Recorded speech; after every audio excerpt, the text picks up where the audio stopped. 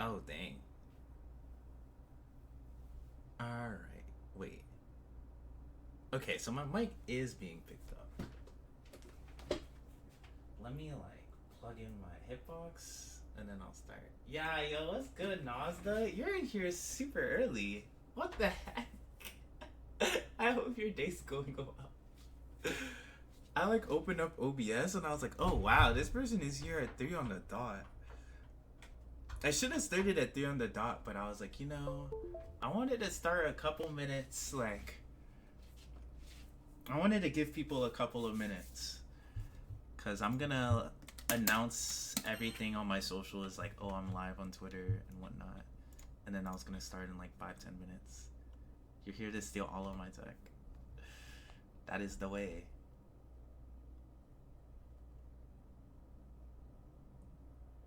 It was a godsend. Yo, thank you, thank you. I think that it was really valuable because, hold on, I'm just pulling this up on. It was really valuable to have other people in the community teach me how to play those characters. Like, there's some characters that I didn't have help on, like Lance, because that's just like my main character, right? But a lot of the cast I've had help from the people who have played the character for a long time since vanilla, because I also played and competed in the game since vanilla too, right? So it was really valuable to have help from a lot of players on what I could be doing differently with certain characters and in specific situations. Especially because I didn't want to rely on my past knowledge and information. I wanted to properly be able to learn how to play the character in Rising, so I then can teach people and help people understand what they should be doing with the respective character. Because I think there's a difference between telling people, oh, I think that you should maybe or maybe not do this with the character. I don't know. Compared to being like, oh, this is what you want to do, and saying it with confidence because I went through the steps and I understand what the character wants to do. So, alright, I'm actually going to start with Ladiva for sure.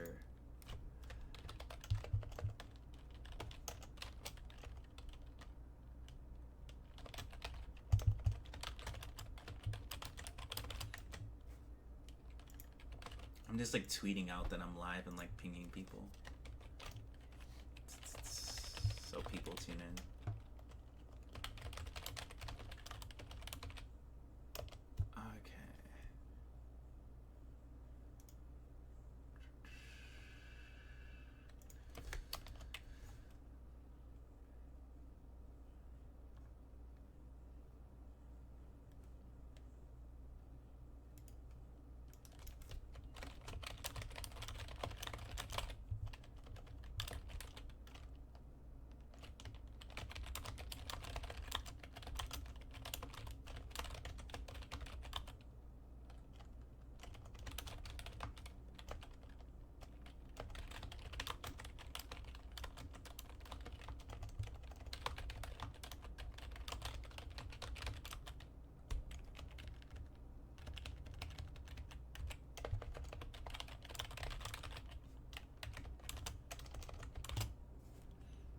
Okay.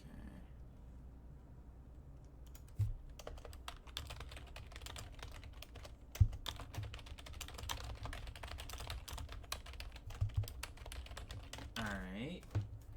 Let me grab like my little stream link and be cute. Okay. Wait, why did it clip that as that? That's weird.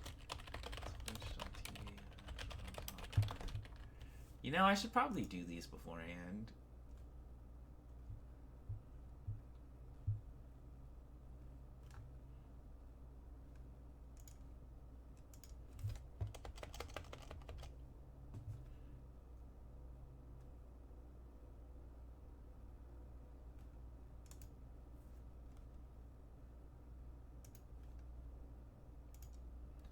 Alright. We up. Okay, now not let me ping people.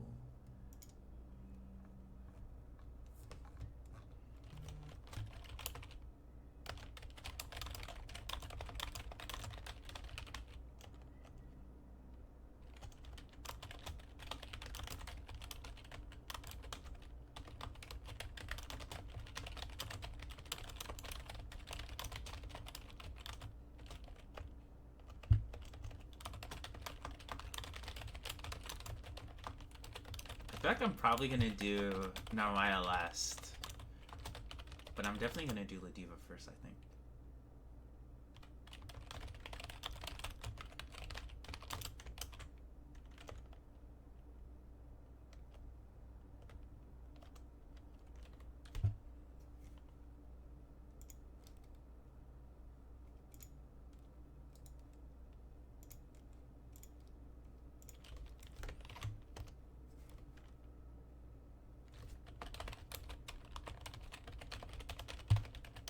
Discord.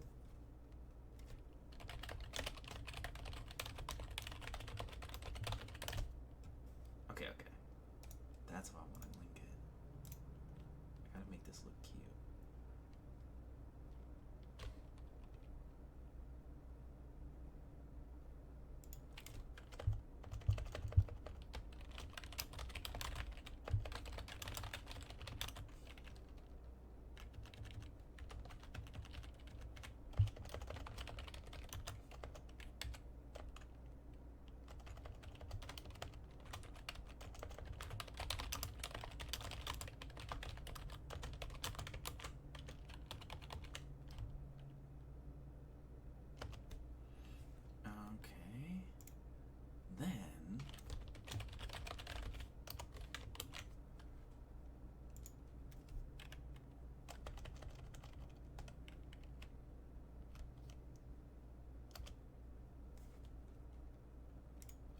Alrighty.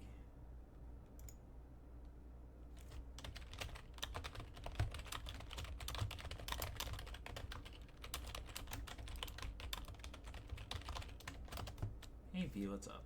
Alright, now we could actually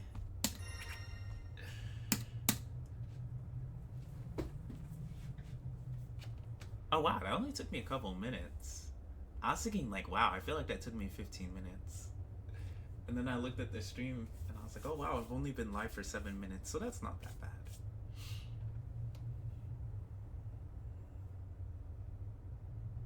If the server's down ever for these, then it doesn't really matter because I can always just do these offline.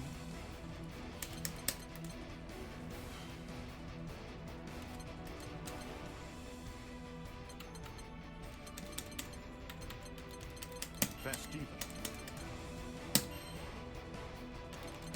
Catalina.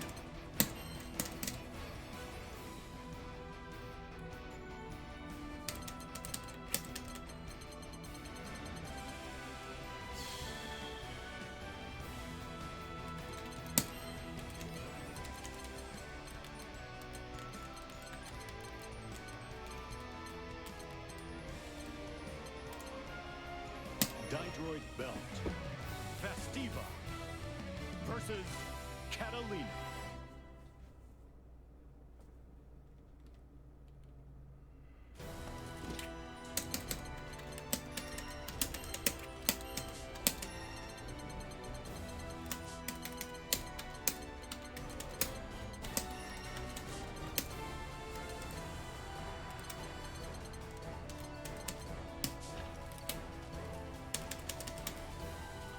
Okay, I am going to be starting in a couple of minutes. Let me make sure I grab some water, and then we'll begin.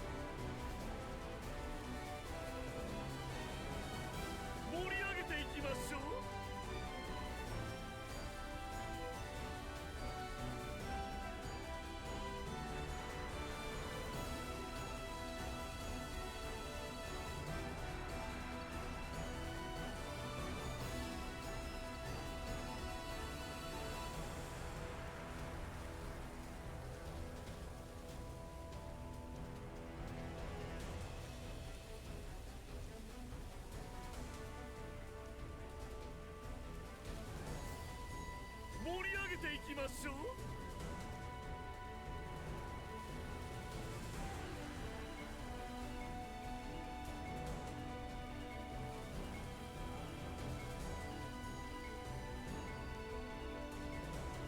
盛り上げていきましょう。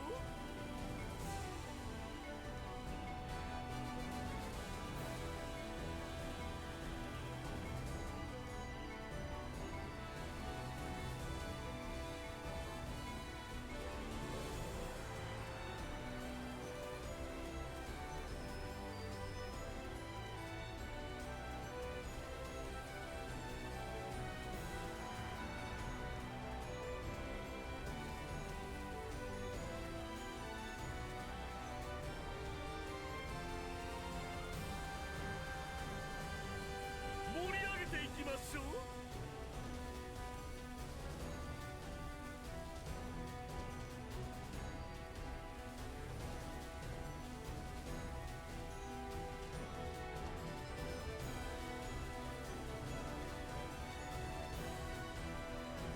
盛り上げていきましょう。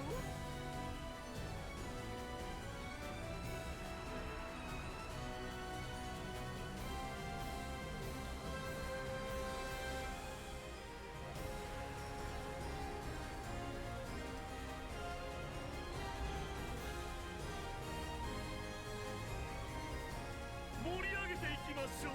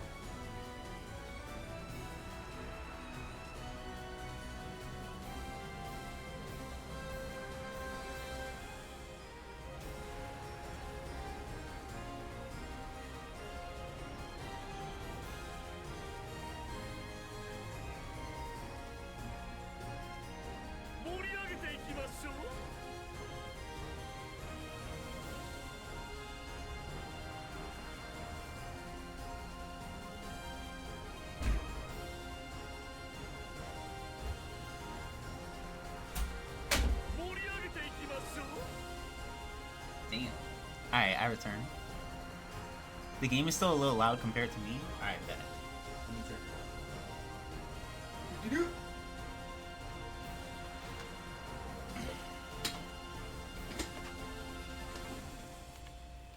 Alright, gang. We are about to get started right after I fix these audio levels.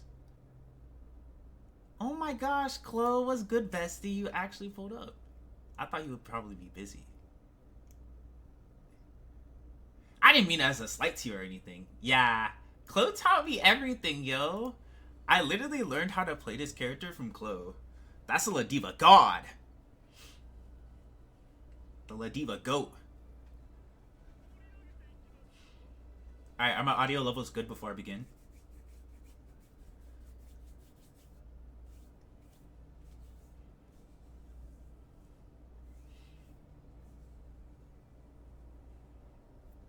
Oh no, Chloe still plays Ladiva. Chloe is ranked #1 in the ranked leaderboards of Ladiva. Or if not, #1 is like top 3. He is very, very strong with the character.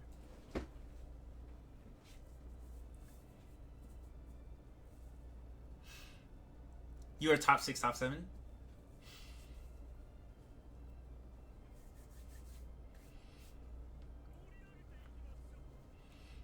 Alright.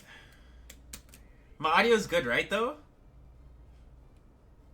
Because I want to make sure, like, YouTube can hear me and shit, too.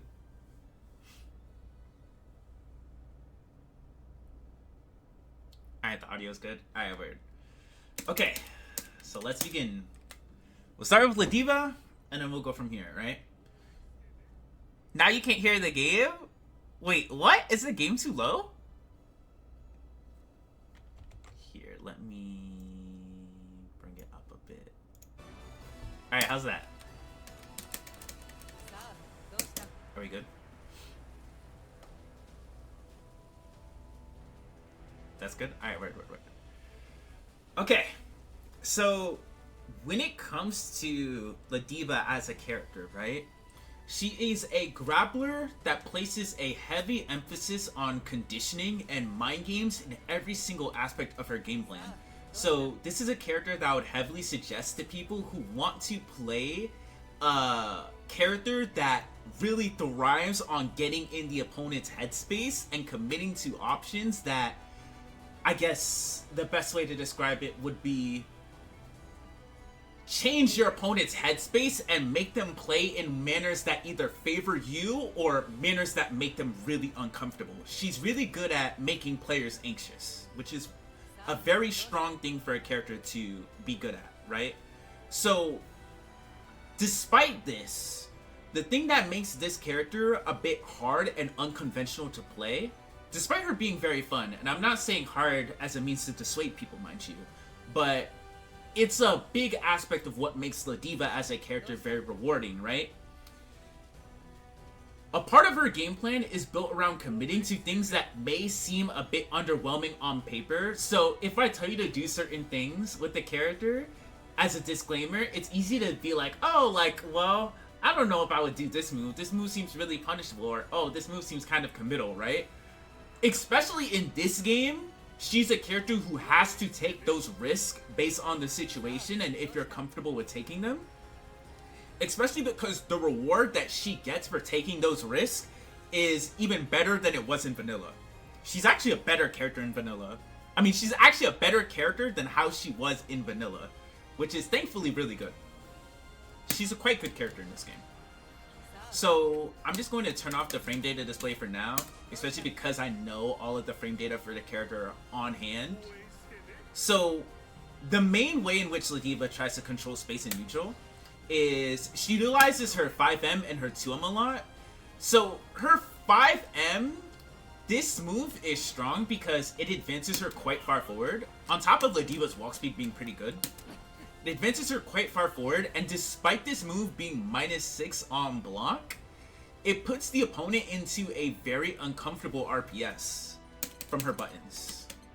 This is mainly because, theoretically speaking, right, Catalina can check her here. What's up, Salt? Catalina can theoretically check Ladiva here with her 2M, but what Ladiva can do She can threaten with the fact that she can cancel into headbutt. Now, her headbutt cancel is very oppressive because, number one, Ladiva canceling into light headbutt works at basically any range from her 5M and 2M. Number two, on counter hit, she is +7. So if they decide to take their turn after any of her buttons, she can threaten with this. And if she's closer, she gets close M. Or she's a bit far out, she can do 5L into Raging Strike, Raging Chain. So the fact that she has really threatening options from headbutt cancel on counter hit is really, really oppressive. So what if they were to jump in this situation, right? This scenario is still really good for Ladiva because she is actually +3 on hit. The headbutt cancel is actually -2 on block here. So this is actually slightly minus. Which may seem underwhelming, but it's actually pretty good because she's still pretty spaced out here. And believe it or not, certain characters, they actually cannot contest this -2 situation after space light headbutt well. Matera really struggles with this, and Fairy struggles with this. This is mainly because they are 8-frame characters. So certain characters, like even Lance, because he doesn't have the best reach on his buttons, certain characters, if this is really spaced out, they can't always check Ladiva easily here. So that's something that, like, it may seem like, oh, it's underwhelming because she ends her turn. Not really. Like, she can still put you in a scenario where she's pretty close to you, and it's a pretty uncomfortable spot for you to be in, even though she's slightly minus. So on hit here, as I mentioned, she's +3. But she is also in the range of, generally speaking, her light SPD. So technically speaking, if she lands a light headbutt from one of her buttons to catch you moving or committing to something after her buttons, she puts you in a 50-50. If you get hit by the light headbutt, you get put into a 50-50. And if you get counter hit by it, as I mentioned earlier, she straight up just gets a combo. Which is what makes this move really, really good. And it always forces crouch. So you notice how Cat pressed the 2M after the headbutt and I was able to get the 2U? The light headbutt always forces crouch, so you'll always get the 2U on counter hit. Or you'll always get the 5L or the close M based on this range and the spacing that you're at. So that's what makes her frame traps from her light headbutt from 5M or 2M really good. 2M is different from 5M in that despite the fact that it covers slightly less range, I think this move is a bit more obnoxious for the opponent to deal with because her 5M has 28 total frames and her 2M has 24 total frames, so number one just has less total duration and less recovery. Number two, her 2M actually hits low. Like as you can see, Cat is stand blocking here. This hits low, which is pretty annoying for your opponent to deal with because even though on crouch, if you do 2M into Lariat, as you can see this doesn't combo because the Lariat only combos on standing opponents, she can still do 2M into Alt Lariat, which is really, really strong. So, especially if you have the meter for Alt Lariat, and even in general, if you don't cancel this into anything besides Headbutt, it's still really frustrating for your opponent to deal with. And it kind of makes it hard for them to walk. So, her 2M is really good at conditioning people to down back. Another strong aspect of this move is probably her best poke by far, by the way. It's really good because the fact that it's -2 on block, right? And that might seem like kind of underwhelming, but she can actually create a lot of spacing trap situations here. She can do things like 2M. I'm a bit further out. Press it too early. I think generally speaking versus like Cat 2M or certain normals, you kind of have to whip punish them with Ladiva 2M like this. So sometimes like it can depend. So certain normals she wants to whip punish with 5M. Certain normals she wants to whip punish with 2M. But the fact that she can threaten with spacing traps from this button is what makes it very, very oppressive. Especially if the opponent is trying to react to her canceling into headbutt, or is trying to look for her canceling into headbutt to interact. The fact that she can just do this, or things like summon into 6XL, is what makes this move really, really oppressive. Like, this move may seem really underwhelming at a glance, but this is probably the most frustrating move she has. In terms of frustrating for the opponent to deal with, that is, right? So, Ladiva's 5M and 2M, as I showcased, they combo into light headbutt on normal hit, and they're really oppressive, especially if the opponent is trying to take her turn, because she can easily whiff punish them or spacing trap them after the 2M, and the 5M in general moves her forward and creates scenarios that are kind of difficult for the opponent to deal with in mid-range. So, her 5H is another key mid-range poke that Ladiva utilizes a lot. It does have notably more recovery than her 5M and 2M, but it's a strong button because it moves her forward, right? So she can easily use this to put herself in ranges where she can threaten with her command grab. Especially if the opponent isn't looking to whiff punish this.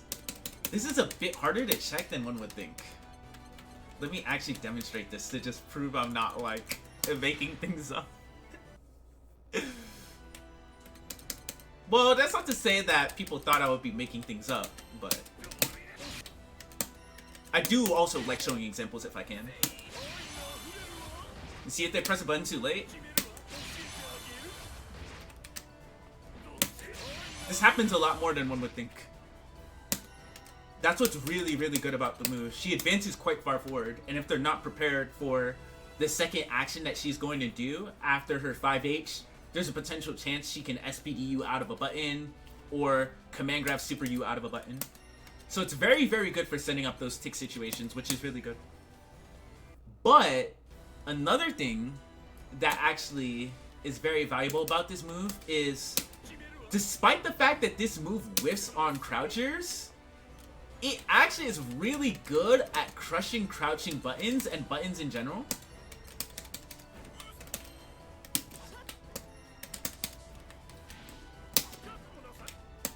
Hold on, that gave me a super jump. That's weird. Okay.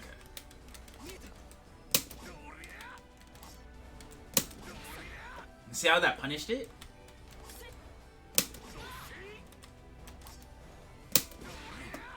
So there's a potential chance that she can counter hit or crush your crouching button as well. And if she generally gets the counter hit crush, that's usually when she can convert. She'll generally be around +7 to +8 on counter hit. So the confirm summit can be a bit more specific in that regard, but it's still a really great counter poke for this reason, despite the fact that it whiffs on crouchers. Another thing, though, that this leads into, with regards to how I was saying that she's a character who's built around conditioning and mind games, though, is the opponent has to show you that they can crouch this button. Or that they will be willing to crouch this button. And if they are willing to crouch this button, though, this means that they are sitting still, which gives you more luxury to poke at them with 2M, 5M, or other neutral options, such as even 6XL. So that's what I more so mean by how her conditioning leads into itself. Because there will be situations too where the opponent will be trying to walk back and forth in mid-range, especially when they think the Ladiva player is going to try to commit to something risky, where you can just poke at them with 5H to discourage them from walking back and forth, and it'll make them want to crouch more. That's how her neutral dynamics are a lot more built around conditioning than other characters. She's less straightforward in when it comes to how she approaches certain neutral situations for this reason. So when it comes to Ladiva's RPS from her 5M and 2M as well, she can cancel into EX Headbutt. So for those who do not know and did not play this game since vanilla, they actually nerfed this move pretty heavily, in that if she cancels her 5M or her 2M into EX Headbutt, generally speaking, she'll usually be outside of EX Headbutt range. As you can see, the move is generally whipping at these spacings. They nerfed how far she goes when she cancels into EX Headbutt, but the light headbutt goes really, really far. So this, generally speaking, will always combo, but she won't always be in SPD range from light headbutt. She usually will, but if you're like really, really far out like this, then you won't be. But generally speaking, like here, you are. You're able to threaten with light SPD at those ranges. But the EX headbutt, it's a bit more finicky in that regard. So it's something that you can do at these ranges if they're closer up. So how her EX headbutt RPS works from her buttons is she has 3 follow-ups that she can do from her EX headbutt, where she's +3 on the first EX headbutt. As you can see, she's 0 on block on the second EX headbutt. And the third EX headbutt is -2. So, how you want to play this mind game is, generally speaking, when your opponent blocks EX headbutt of Ladiva, they're forced to guess. So, usually, you can threaten with a command grab, right? But, generally speaking, in this game, Ladiva's kind of weird in that her command grab is pretty good, but overall, the amount of damage that she does, especially if she doesn't have a taunt up, it isn't the highest. Like, this is 2.3k, but that's because I did the simple input. But with technical, it only does 2.5k. What she can do, though, is if she actually buffs her command grab damage output via taunt, by holding L or M after the command grab, it'll actually do notably more damage. Holy shit. I can't SPD! Okay. So that did 3k compared to 2.5k, which is pretty good damage, all things considered. And it leads into hard knockdown, which is very strong for this kind of character and her archetype, right? So the fact that she can threaten with a command grab that they cannot tech, and it leads into hard knockdown, is really, really strong. The fact that she still has that, all things considered, is very, very good. The Oki is very different from her command grabs in this game, but she still has threats that the opponent has to be mindful of, in terms of they can't just be like, oh, this command grab is just whatever now. It's still pretty good. So, an important reason as to why Ladiva EX Headbutt being +3 lets her also set up a situation where she can threaten with strike 2. So, generally speaking, the strike that she's usually going to threaten with here, it depends on the range that she's at. She'll usually do close M, or at certain spacings, she can threaten with far L. And her far L being plus in this game is actually still pretty good, because despite the fact that this whiffs on crouchers at like very, very far out ranges like this, her 5L is +2 on block, which is really, really strong, because generally speaking, a lot of characters in the cast, they have a far L that is only +1 on block. So her being able to threaten with far L into 5M or far L into 2M is really, really strong, because she crushes 6-frame buttons here. So the frame traps that she gets in these situations are still really good, because she can choose to cancel to headbutt, she can choose to not cancel to headbutt, as we mentioned earlier, right? So even if you do EX headbutt at these far out ranges, but you're not in range of close M, but you're in range of far L, the RPS that you still get here is really, really good. So that's something that's very, very important to be mindful of.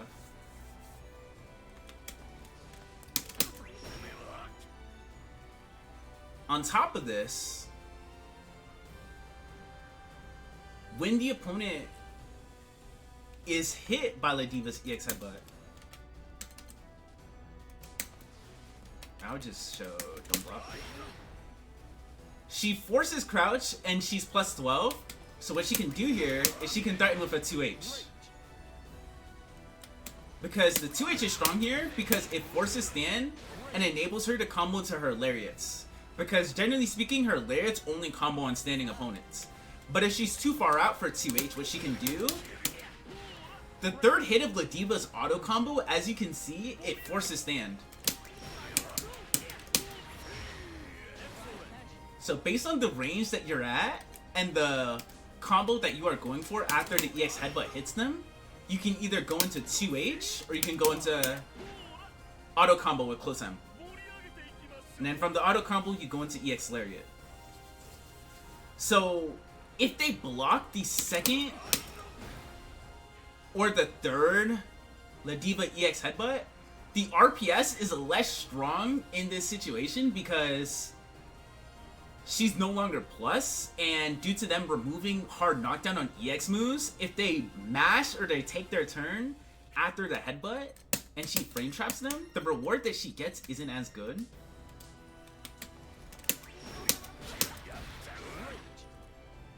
As you can see.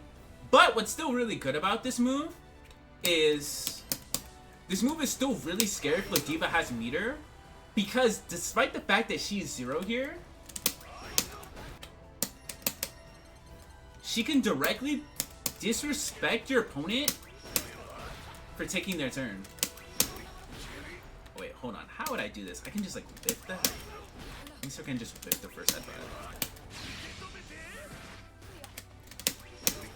Because she has invincible command grab supers, which is a really, really big privilege to have.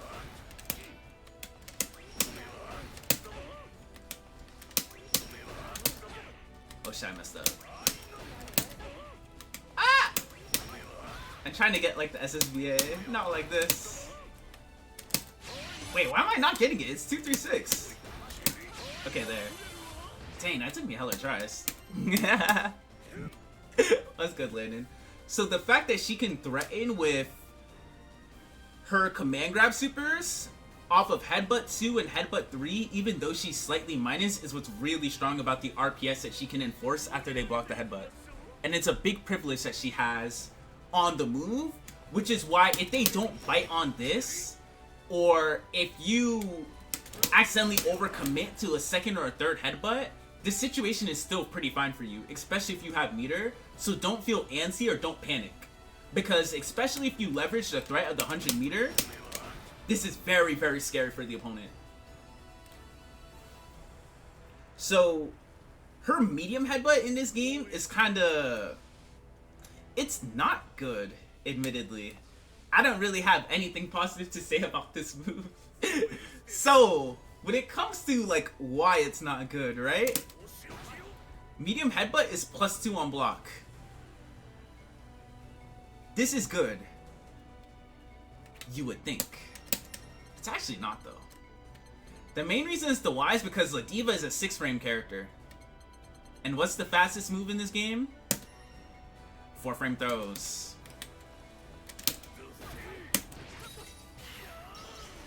She literally cannot take her turn after they block the medium headbutt up close.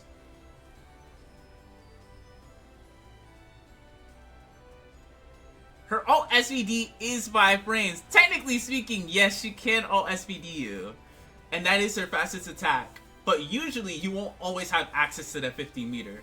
She can alt SVD though. That is very, very true. She now has a 5 frame, technically speaking. But she also can't walk out of throw range here. She has to like backdash to try to bait their throw, which is something that she can do. But what I think is valuable to threaten with in this scenario though, despite this, if you do this up close and they throw, you can still threaten with your own normal throw too and force them to tech the throw. You just have to like time it. Oh shit. If you do it too early, they can throw you like that. As you can see, right? So you have to wait and then force them to tech your throw. So you can still make like uncomfortable RPS, but this move is definitely a lot better if you space it out like this.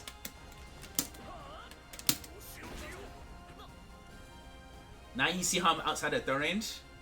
But point blank, the move is no longer as oppressive as it used to be.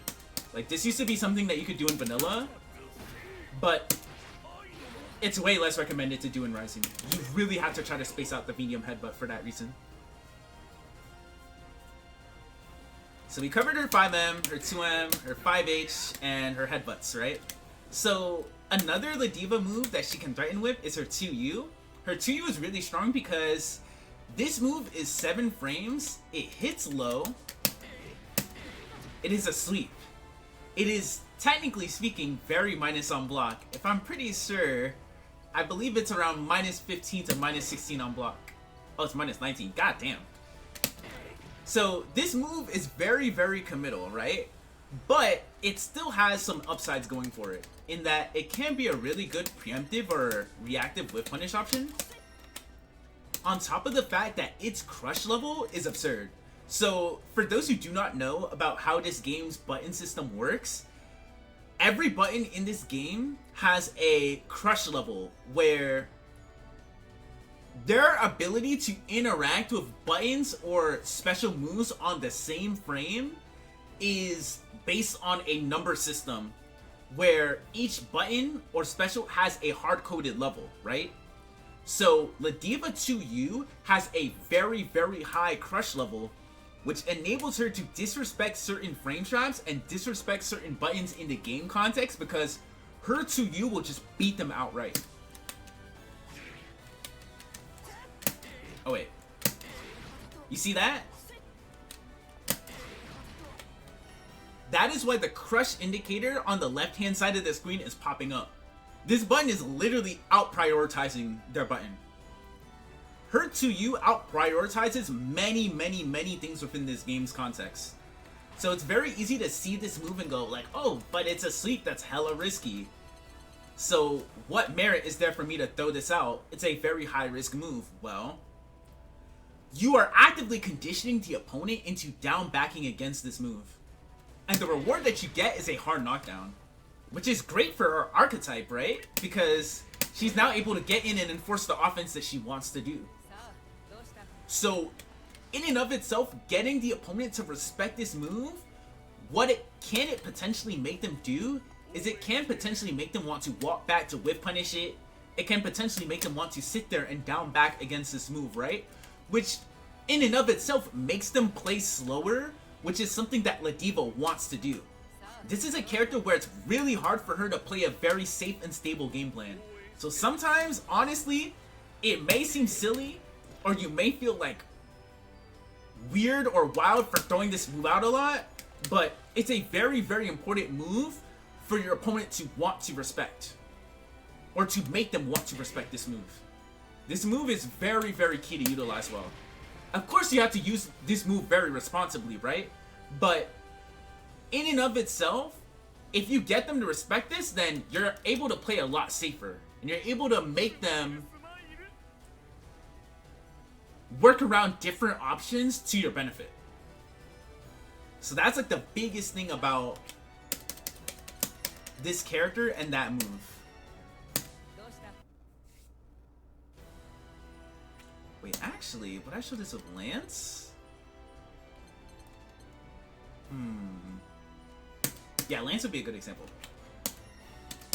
So, when it comes to Ladiva 2U2, because I wanted to demonstrate like its defensive use cases as well.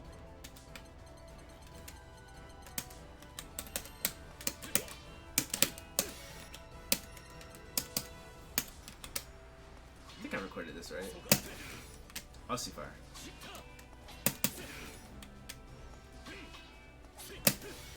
Yeah, I think I'm too far. Pain. I know what to record.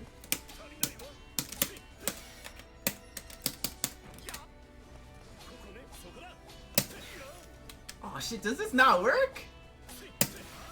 Damn, I'm pretty sure it does. Shit! I was sitting here like this Ladiva tutorial is way more scatterbrained than the other ones. Holy cow.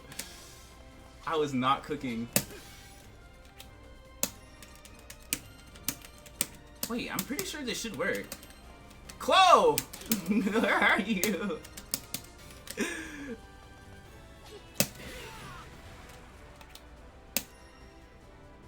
Yeah, I can go find a Lance Flare.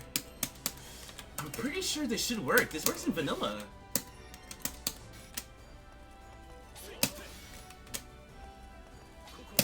Because I'm trying to... Okay, let me actually try. Because I'm trying to show the defensive utility of her 2U. Oh, I think I know it actually easier way. Alright, damn.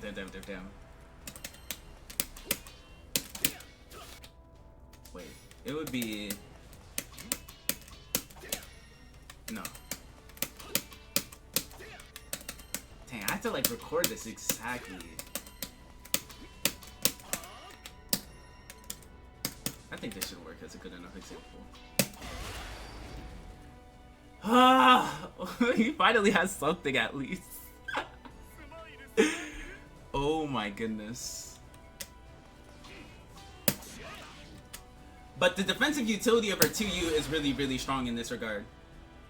Her 2U is strong at forcing clashes or just outright beating certain spacing traps and certain frame traps. But it's very character specific and varied in terms of how it works. I thought I knew the Lancelot ones offhand, but I don't know. I think they might have changed how those interactions work. So that's something I need to test a little closer. That being said though, this move is very, very important to get comfortable with using and embracing the risk of. You're not always going to be right when you press this move, but you should press it anyways. So when it comes to her 5U, in this game, it's a really great option that she can cancel into versus opponents who try to Brave counter against Ladiva canceling it into headbutts or Brave countering against a lot of her offense in general. It's a bit of a hard call out in that they can react to the 5U via jumping or just mashing her out of the startup. But generally speaking, you'll usually see people try to mash her out of it because sometimes jumping out can be a bit scary versus Ladiva on a read. So it definitely depends on the player and the context in terms of how they deal with this move. Ideally, you want to use this move sparingly, but if you get a read on them committing to the Brave counter, it's a great move to represent. But you can use it in situations even if you think they won't Brave counter, if you think their mental stack is really, really overwhelmed. This is more of a mental stack option that you want to use very sparingly, or you can also do it raw.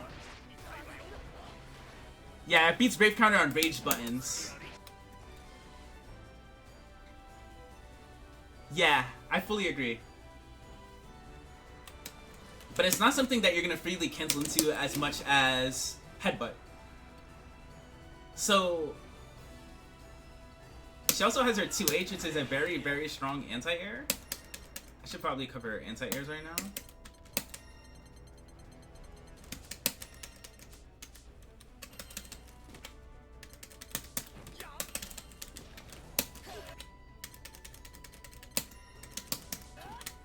Her 2H is a really strong anti-air because the confirms in the corner carry that she gets from it are super strong. So generally speaking, it's pretty bad for your opponent to jump at you, and if the opponent is jumping carelessly against Ladiva, you really want to blow them up hard for it with 2H. She can also anti-air them with her 63H, but I think that utilizing 63U is a bit better because 63H is 10 frames. All of her anti-air grabs are 10 frames, but her 63U has probably the best hitbox out of all of them, and it's 6 frames. And it leads to 3k into hard knockdown. So it's by far the one that you want to use the most in anti-air situations. She can also air-to-air with her air SPD, but that's not something that you see that much. And the main usage for air SPD is something that's a lot more reserved to combos, in my opinion. So when it comes to her SPDs in general too, her light SPD is the one that has the most range, and it's 7 frames to startup. All SPDs basically have the same Oki for the most part, besides the alt one. The medium SPD, 9 frames, but it does more damage. The heavy SPD, in my opinion, there's not much reason to use it in this game. It used to have more merit to being done in vanilla compared to Rising. So you generally just want to threaten with her L or M SPD. She has combos that she can do where she can combo into her alt SPD, but admittedly they're a bit more specific where she can link into it from options like this. Because if they block her light lariat, she's +5. So she can link it into her 5-frame alt SPD. Like this. And the damage that you get from that link is really, really good. Especially if you have the taunt up. But it's something that's a bit more niche overall, comboing into alt SPD. It's not something that you're going to do very regularly. So I think that just mainly thinking about only really utilizing L and M SPD is perfectly fine. I think that's just an okay thing to default to currently. L SPD for the range, M SPD when you want more damage, but the range is slightly less. So when it comes to, I mentioned SPD, I mentioned headbutt.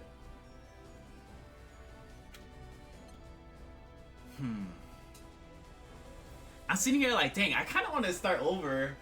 This is not good. Ah! I might have to do a do-over, chat.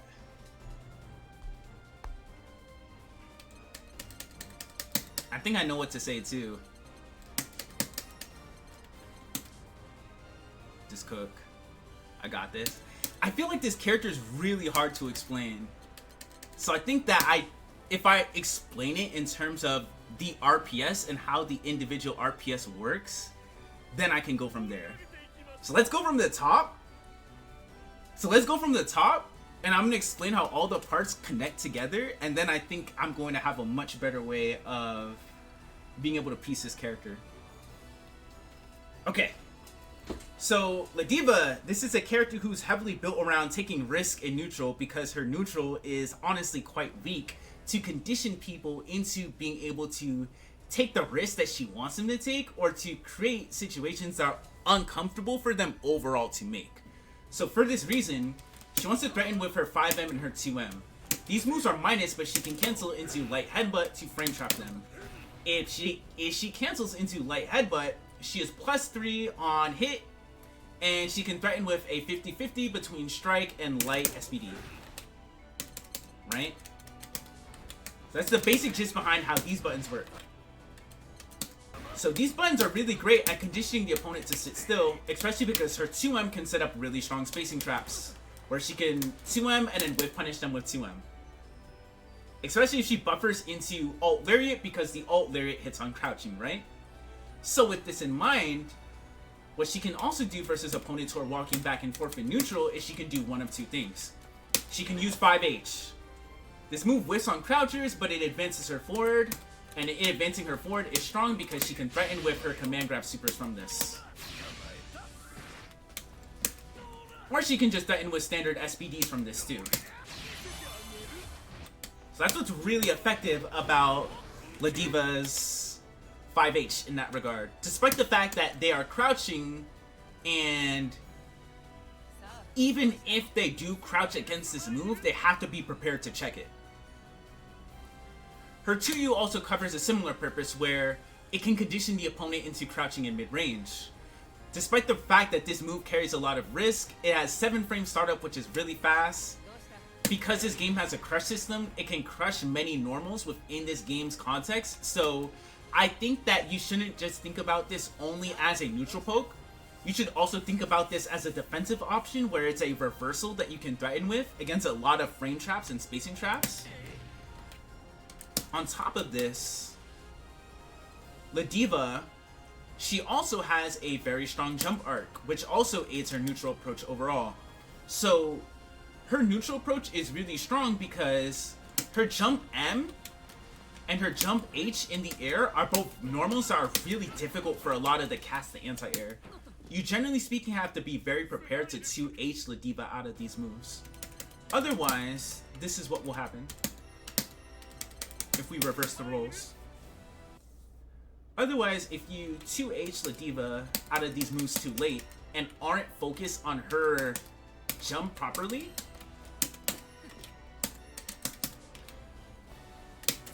you'll get stuffed. It is very, very hard to anti-air this character if you are A, not focused on her jumping in that moment, or B, you are not utilizing something that is invincible. It is hard otherwise. Her jump H serves a very similar purpose in also being a move that's disjointed and hard to anti-air. Both of these moves. Her jump L is nice in that it is a cross-up too.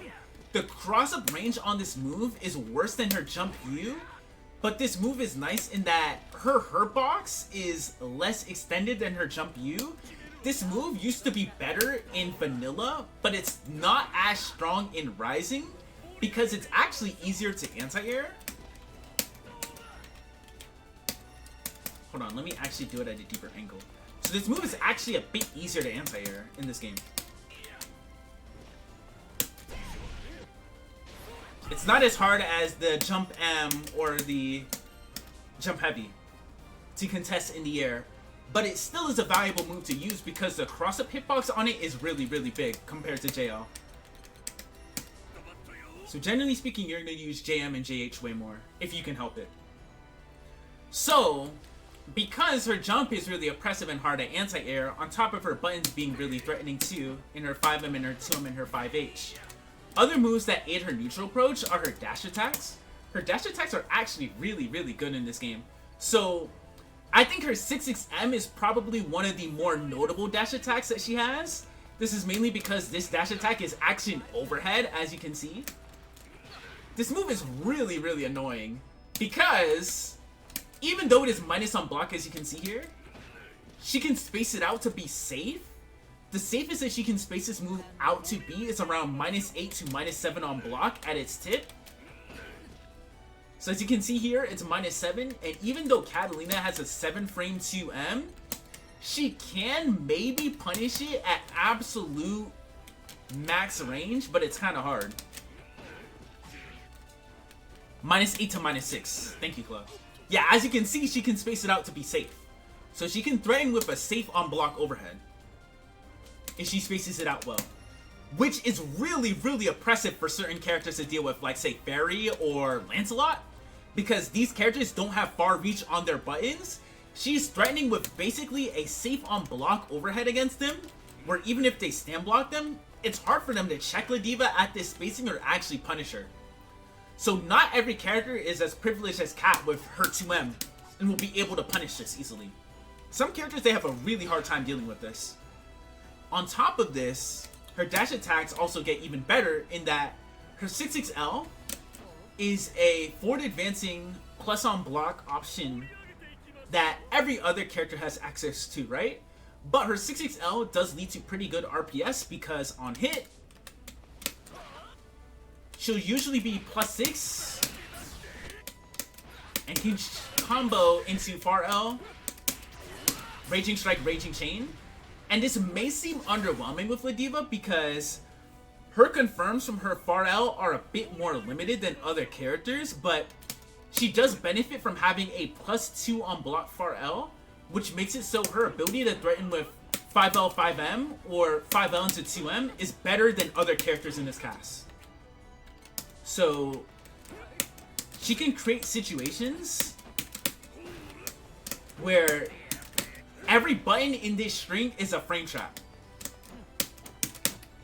Especially if you threaten with 2M after 5L to catch them walking back here, it makes it hard for them to move against Ladiva's offense in this situation. And if she conditions them to sit still here, she can also threaten with LSBD after 6XL. So she can kind of put you in a 50-50 mind game of sorts that is hard for the opponent to deal with, especially because she has so many options that she can vary up in this scenario and in this outcome overall.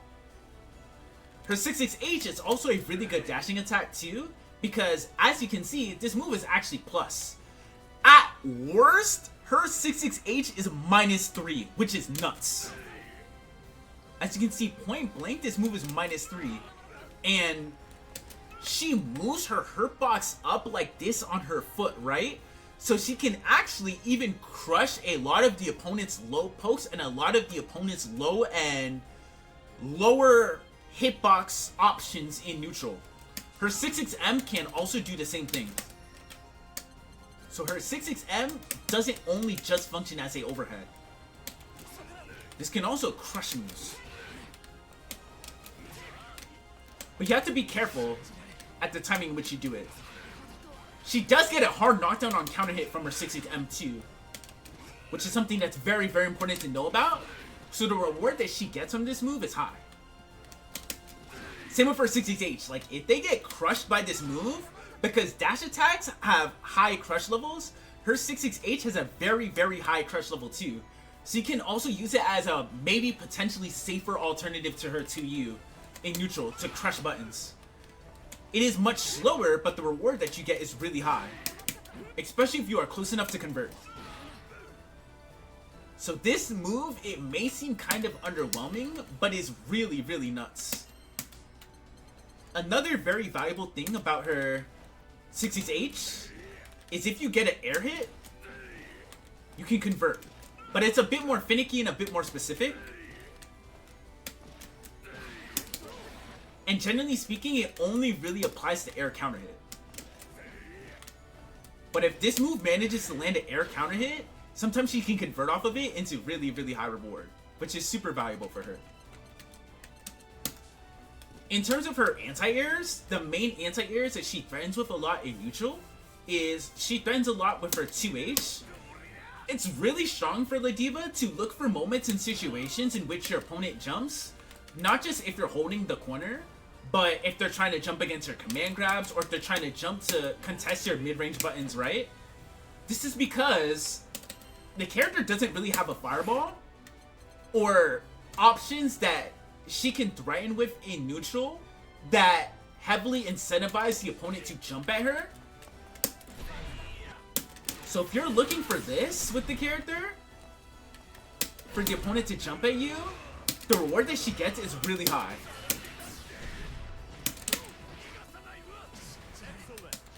Ideally, what you want to do is you want to go into M Lariat on counter hit 2H.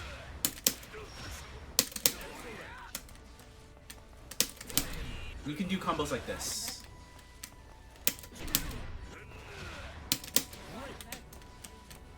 He's yelling. So the reward that she can get based on the range that she's at from her counter hit 2Hs is very, very, very high. She can even convert off of this on non-counter hit 2 based on how the opponent jumps versus the character. Usually if the later active frames hit, she can do things like this. So you don't even have to use Raging Strike, Raging Chain.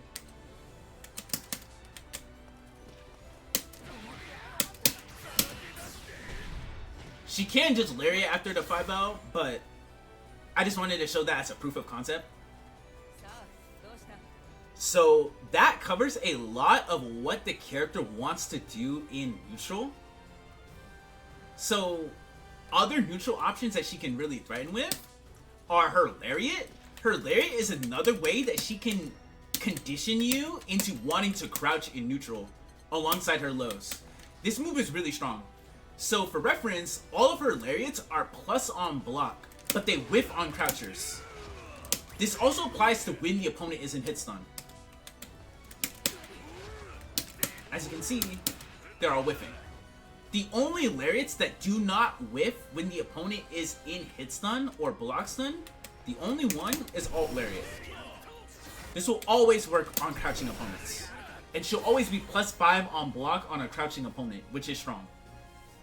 So when it comes to how you want to use this move, right? Because it seems really underwhelming due to, oh, they can just crouch it, right?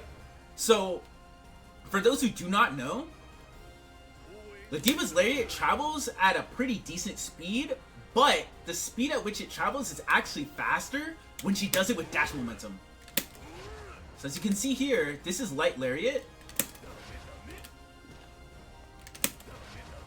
But watch what happens when I do it out of dash. You see how it's faster even? It's faster and she goes further. So it becomes a bit harder for them to look out for and it becomes a bit harder for them to check. So generally speaking, right? The opponent can crouch or duck under Ladiva's Lariat in neutral and punish the Ladiva player for doing it. Because why the Ladiva player would want to do it is if they stand block this, she is +5 on block if they stand block the light Lariat. What is good about this is she is +5, meaning that she can link into her alt SPD. This is guaranteed. And this is 4K, which is really, really strong, right? Now, if she does the medium lariat, she is actually +6, and because Ladiva is a 6-frame character outside of her 5-frame alt SPD, she actually gets a combo. Like, as you can see, Cat is set to block. So this is an actual combo. So the fact that she gets a combo here from them stand blocking her medium lariat is really, really good. Her EX lariat is also +5 on stand block too, and it's not +6. But what is notable about her EX lariat though is its soft knockdowns, which makes it so the reward that you get on hit, it isn't great to use as a raw neutral option. It's something that you really want to reserve for combos. You want to save L and M lariat as your main neutral options when you're wanting to threaten with a lariat in neutral. So, what is scary about this move is, as I showed, right? She's super plus on block if they stand block it, and if they stand block the medium lariat, it leads into a combo, right? Well,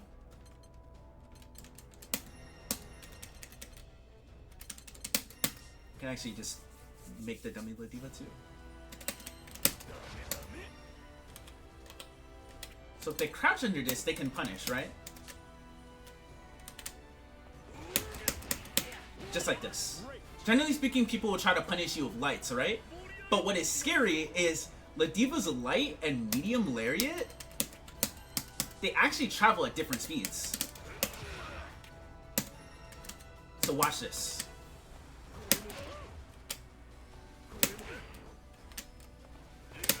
If the opponent misreacts to the lariat timing, they get counter hit.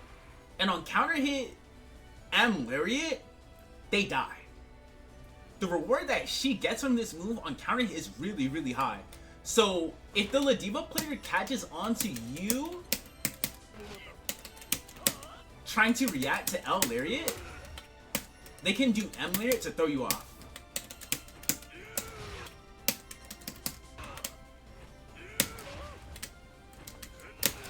You see that time? I actually got counter hit there because I reacted at the timing of L lariat. So that's why you really want to mix between the strengths of the lariat that you do. And what is really, really effective about her L and M lariat in neutral. They ultimately condition the opponent into crouching and not committing. And if they're crouching and not committing, then it becomes way easier for Ladiva to play neutral. This character is so heavily built around conditioning people, and that's why she's a pretty hard character to understand, and she's a pretty hard character to get better with for that reason. She's very fun and rewarding to do well with though, but that's like the biggest hurdle when it comes to approaching a lot of neutral interactions as her. So, now that we covered a lot of her neutral options, I actually want to talk about alt lariat, her ults in general, and then I'm going to go into her specials, and then we're going to go into her pressure. So when it comes to her alt lariat, this move is kind of fucked up. This move is fucked up because if they stand block her alt lariat, she gets a hard knockdown, which is really good as a grappler because it enables her to be in a range where she can effectively be close and pressure the opponent, right? It has 17 frames of startup, her alt lariat. It does not travel full screen if they are like walking back or if they're moving at a full screen distance. But generally speaking, this move will actually hit full screen. Like it'll usually hit like near full screen, if not full screen. But there can be instances where the opponent may be walking back or moving backwards where they can make it whiff. But generally speaking, the opponent is forced to spot dodge the alt lariat to try to punish it. Because if they stand block it, hard knockdown. If they crouch block it, she is +5. Just like her L lariat. And they cannot crouch this one. Because she is +5, if she really wants to, she can do an alt SPD after. She can link this. So this is guaranteed. Now, this move seems like, oh, well, it's pretty good on block, right? She's able to get it on block, right? If you get hit by this move, God help you.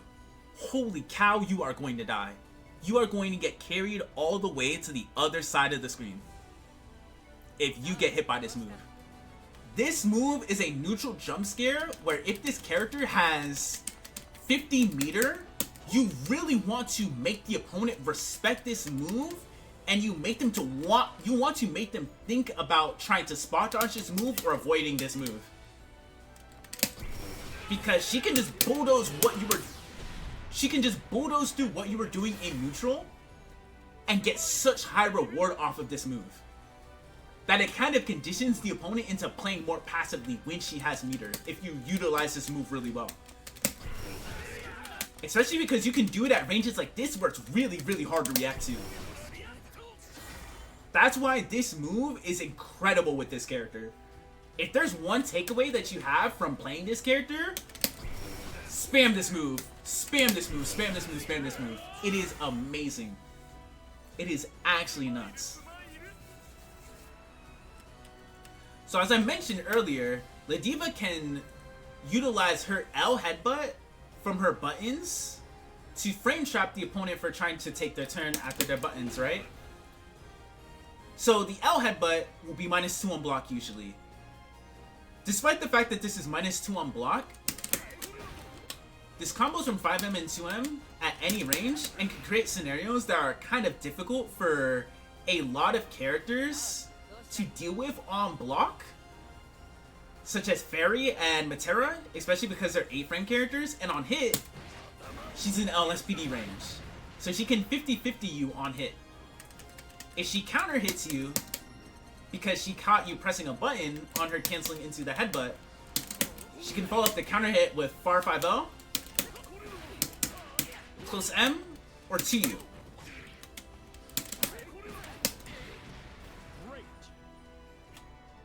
Generally speaking, you usually want to do close M if you are close enough on the counter hit.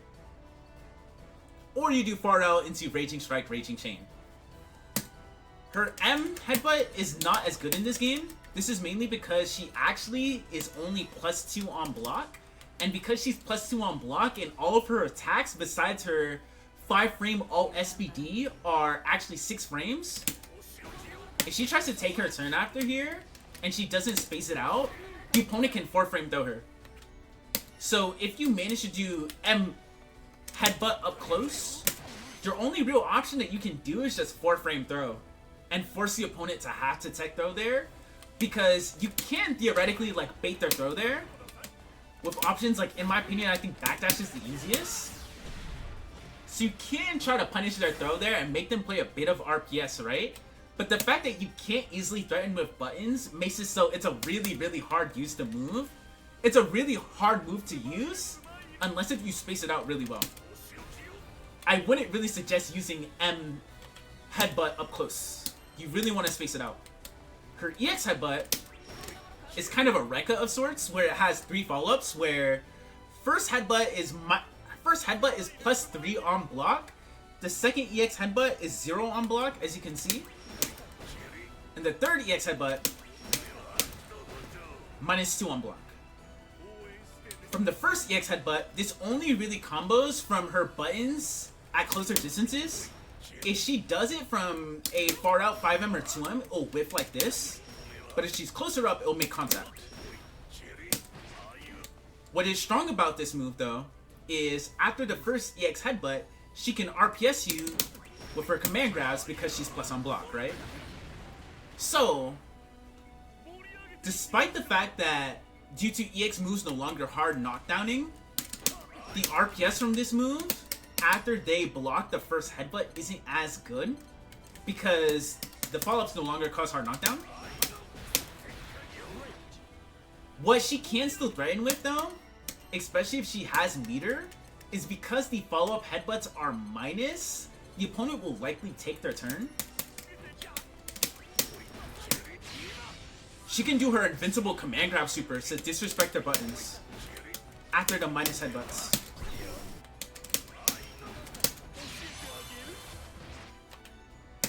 So if you have 100 meter, you shouldn't be afraid to commit to headbutt 2 or headbutt 3 from EX headbutt and threaten with her command grab supers. It is really, really strong. A lot of players will autopilot taking their turn. Especially because it's hard to keep track of how much meter your opponent has in this game. So when it comes to her SBD is interesting in that she doesn't gain safe jumps from her SBDs anymore in this game. The only SBD that really gets her a safe jump is her alt SBD. But despite this, there is actually something that you can do. This is actually a technique I learned from Chloe. So, a really strong quality of Ladiva's air SBD, her air alt SBD is invulnerable. So if you have 50 meter and you jump at them, you can still condition people to not want to DP there, even though it's not a safe jump. Because you can threaten with the air alt SBD versus their DP and invuln through their DP. The startup on this move is also fast as heck. The startup is, I believe, 4 frames on her air alt SBD. So it's a very, very strong move that she can utilize to make people want to respect her ability to disrespect the reversals. Honestly, you don't really want to use EX SBD in this game because having the SBD cooldown is very valuable and the damage difference is kind of negligible. So the main SBDs that you really want to be using are her L SBD, which has the most range and is 7 frames, and her M SBD, which does slightly more damage, but it has less range than the L, and it's 9 frames. Her SBD damage output in this game, it isn't that high compared to her strike, which is a very, very important thing to be mindful of. If you're coming to this character with the mindset of wanting to command grab the opponent a lot, you don't really have to, because her reward from frame trapping and striking you is really, really high. She kills you. Especially if you mash on her. So doing the technical inputs does help out her command grab damage output. But what helps it out more than anything is if you hold L or M after she does the SBD, she taunts. So you don't have to do the technical SBD, but the technical damage does help a little bit. Honestly, I would suggest doing easy input in a lot of situations, because I think the taunt helps circumvent the easy input damage, because the taunt actually buffs Ladiva's next SPD damage. So normally, bear with me here, doing SPDs is hard. That does 2.5k, right? So if I taunt,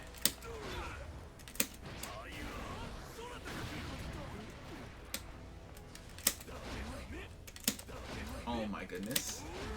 Ah! I'm trying to do the technical, but not like this. I'm a cheat. Wait. I'm super bad at doing SPDs on hitbox. Okay, that does 3k. So as you can see, that did 500 more damage. So, the fact that she can threaten with a SPD that has notably more damage with her taunt, especially in the corner, is what makes it a very, very scary and terrifying move. You want to think about using the SPD enough to a point where it's easy to make the opponent want to take risk, which is what enables you to go for the strike, and the strike is what really kills them in this game with this character. So I covered her SPDs and her headbutts, but I think the alt headbutt and the alt SPD are worthwhile to mention. Her alt headbutt is kind of weird in that it functions like 6's parry, where you are actually kind of locked out from doing anything when you interact with this move. So for starters, it is her main 50 meter reversal now, which is really, really strong for this character to have access to a 50 meter reversal. that makes it so opponents have to respect her more. If they try to spot dodge here, as you can see, they're locked out. So they're actually forced to interact with this move. There is things that you can do though. Like for example, if you knock them down,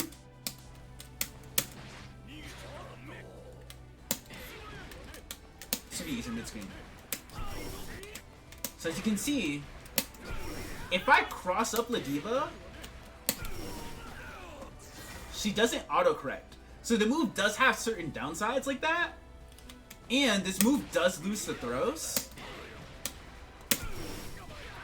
But it does beat strike outright for the most part, which is really, really good. And it can beat fireballs, but it doesn't beat multi-hit fireballs. So armor one hit of the fireball, which is good against a lot of fireball Oki, but if you do a multi-hit one, based on the fireball that they committed to, you can get hit. So that's something that you really have to be careful of.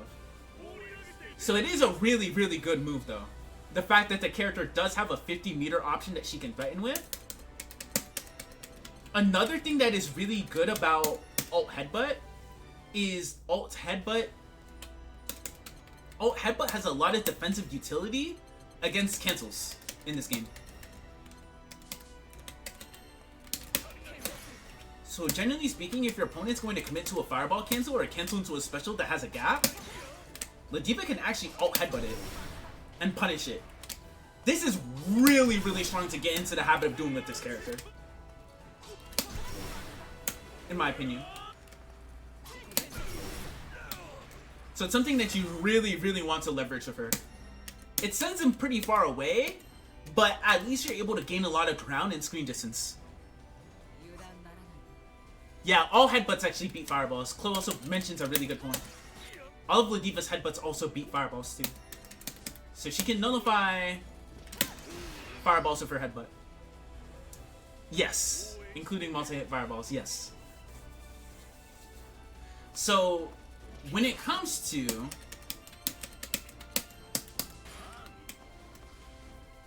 cover Ladiva all SPD, I think her air grabs is probably like the last thing to mention.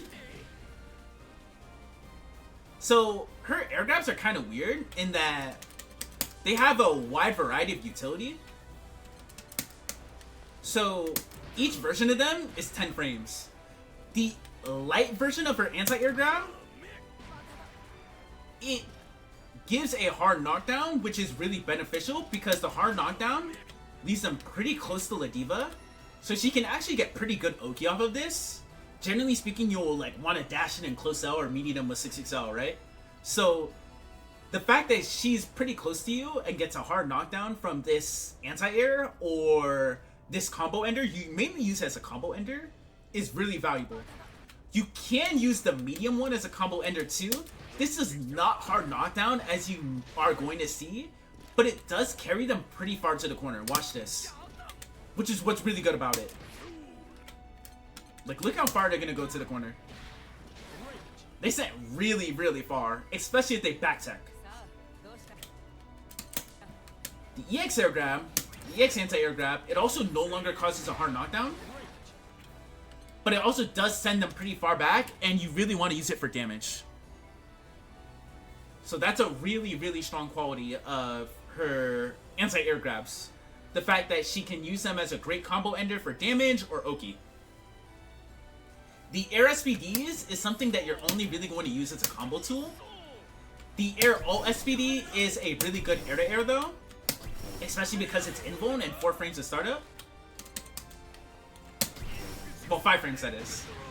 So it can be used as a really strong air-to-air option, but outside of that, you're not really going to be using like her air SPD in neutral or in a fair amount of situations. I think the only real thing to cover outside of this is Ladiva's supers, and I want to say that is it. I don't think I forgot anything else. Her supers and her 5U. Oh, her 63U. Her supers, her 5U, and her 63U. Okay. So when it comes to her 63U, this is also the alt version of her anti-air grab. This one is easily the best one. The hitbox on this move, for starters, this move is not invuln. As you can see, the invincible indicator didn't pop up. It's not invuln, but the hitbox on this move is massive. It will catch jumps from very, very far out. It is 6 frame startup, and it leads into, generally speaking, a lot of damage. Like, it'll usually do 3k into hard knockdown. And the hard knockdown leaves Ladiva really, really close to the opponent, which is really, really strong. So this move is a very phenomenal anti-air, especially against a lot of air stall characters. Her 5U, honestly, the main usage of this move, it's a leaping command grab. The opponent can't interrupt her out of this via mashing or by jumping against the move. She mainly will try to use this as a means of trying to beat the opponent for trying to brave counter against her, because they can brave counter her canceling into headbutt from far out pokes. So this is one means that she can try to contest it. She can also, of course, threaten with stagger pressure and 6XL pressure to try to beat their brave counter, which is usually speaking a safer option to go for. But this is a hard call out against the brave counter that she can utilize for really good reward. So when it comes to her supers, right? Ladiva, her main supers that she's going to threaten with are her 9 frame command grab super. This is invuln, and this cannot be jumped after the flash.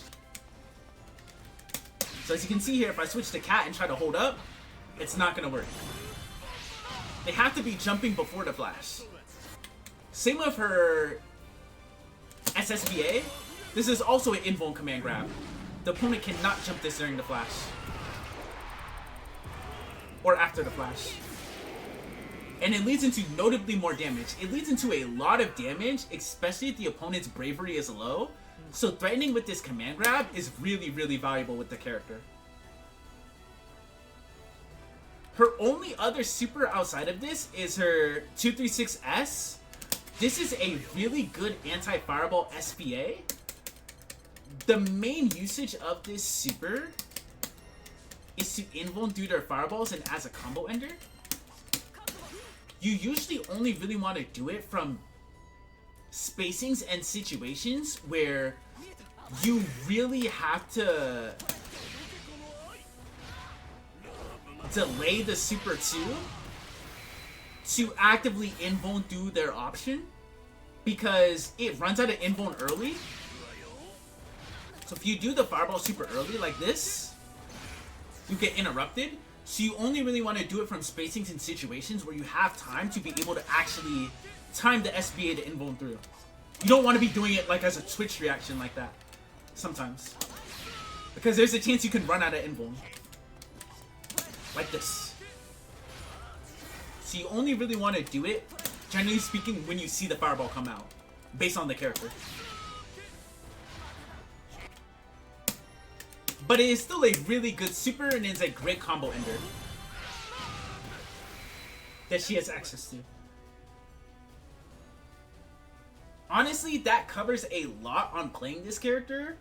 The only real main other tidbits that I would mention outside of this when it comes to her pressure, I think it's very important to know the main ticks that you want to do when you're ticking into SPD from a lot of common situations, such as from her close L. It sets up a really strong tick into LSPD due to it being 9 frame startup.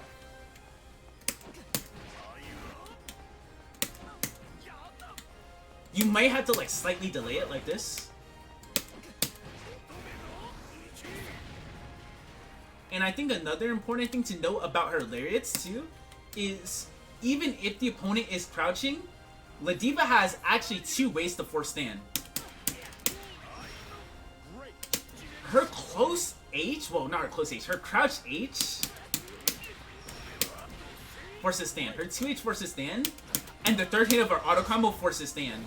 So that enables her to have 2 ways to combo into Lariat on crouching opponents. So these are important moves that you're going to be using with her from a combo fodder standpoint.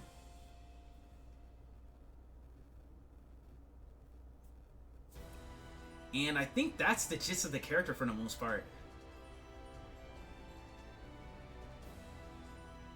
Does anyone have any Ladiva questions? I did this one way better. Holy cow!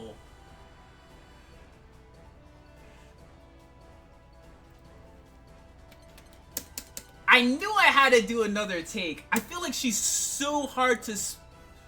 Yo, what's good, Chloe? Good morning. I feel like the character is really hard to explain relative to other characters because you have to explain it from the lens of, well, this character is built around taking risk.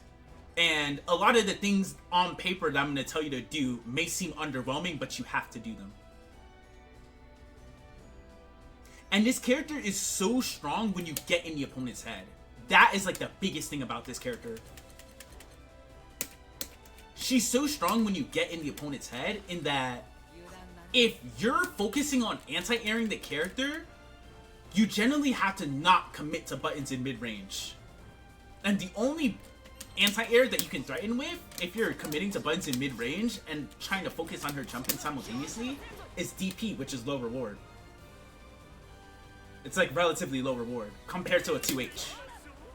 If you want a 2H against the character, you kind of just have to sit there sometimes.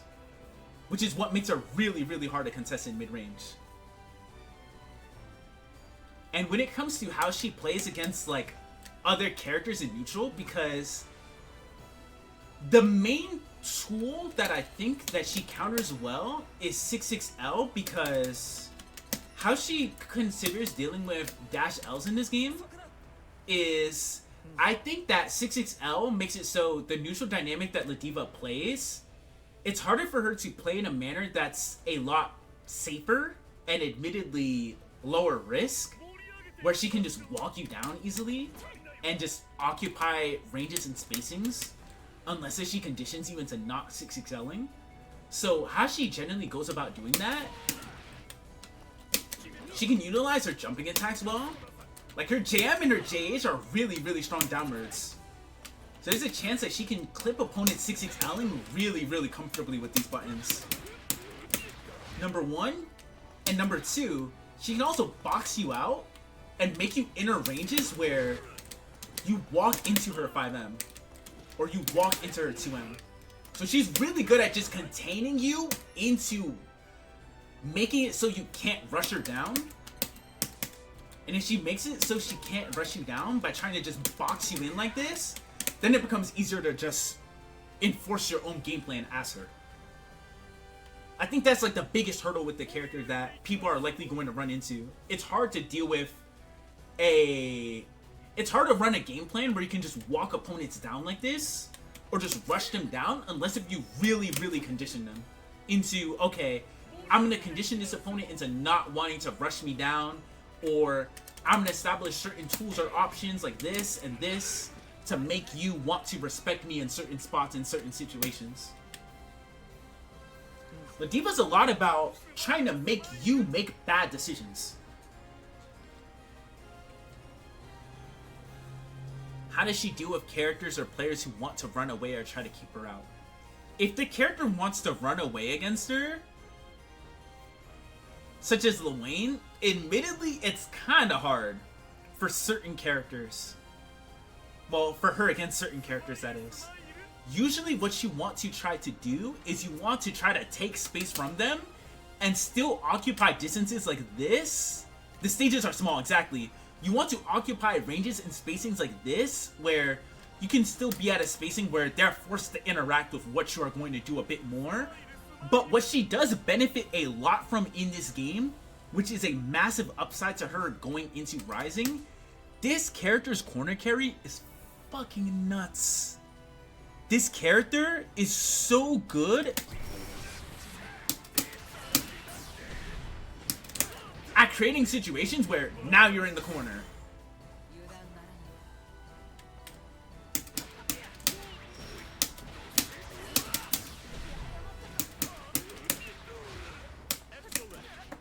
Now you're so close to the corner. Her corner carry in this game compared to vanilla is phenomenal. Especially if you know the optimal combos and routing that Chloe does with this character, you will literally carry the other opponent coast to coast off of nearly any decision that you do. Especially with the threat of Alt Lariat. that is like a big thing about the character too. Like, alt Lariat really does buffer corner carry substantially. The character is so good at carrying you coast to coast off of basically any touch that she makes. So I think that against more defensive characters and more keep out characters, she deals with them better. I also think Brave Counter is something that benefits her a lot against keep out characters. So as a small example, Matera for instance, right? Matera and Fairy, I think like Matera versus Ladiva is really, really bad. I think it's really, really bad for Matera. Like, she struggles against very specific types of keep out characters in my opinion, but like Matera and Fairy, she fights those characters really, really well. But say if like Matera's hopping at you, and you Brave Counter, hard knockdown. GG's. So based on what they commit to, you can put them in a scenario where you can Brave Counter to gain momentum, or if they're Brave Countering you, like if they're choosing to Brave Counter Ladiva to try to get Ladiva off of them, they're actively putting themselves in a situation where they may potentially die due to being at a low bravery spot against the character. Like, it's really, really scary to Brave Counter against Ladiva. Because you basically had to have a backup plan where you're going, okay, I have a way to get my bravery back through SBA or SSBA to make it so I'm not in an awful spot against the character where she can do really high damage against me. So it's like, it may seem like it's irksome, but she actually deals with a lot of archetypes and a lot of characters better than one may think. She is susceptible to bad matchups still, but the bad matchups are mainly due to the fact that the characters have options that are annoying for her to contest in neutral, but the risk-reward dynamics that she operates from in this game evens it out. Like, her offense is better than it was ever in this game, and her risk-reward is even better. Yeah, good play from the pilot can overcome bad matchups. That's the thing about this character now. Like, Zeta, for instance, is probably one of her worst matchups, but if you see Pax and Chloe play this matchup, they are really, really amazing against this character. Like, Ladiva has more tools than ever to conquer her bad matchups in this game. And the main reason as to why she is lower on the tier list as a character is because she has bad matchups, not because she is a bad character. That is the main message I want to convey. It is because she has bad matchups, not because she is a bad character. She's a really good character in this game.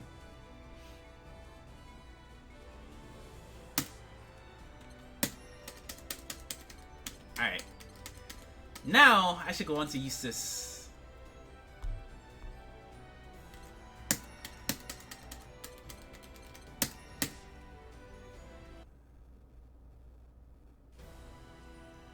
Dang, I actually covered that on a second go a lot better. Holy cow, yo.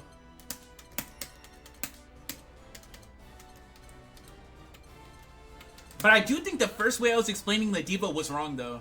I do think that I had to explain her from the context of her risk reward and how she conditions people.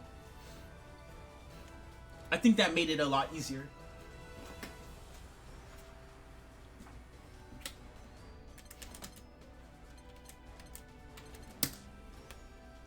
Whew. Eustace. So I'm actually gonna grab some water real fast. If anyone doesn't have, because anyone doesn't have any Ladiva questions.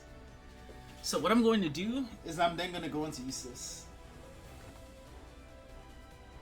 I think Eustace is definitely gonna be a lot easier to explain because he's more about like just having a lot of options compared to Ladiva, where in my opinion Ladiva is heavily built around mind games, so she's kind of hard to explain for that reason.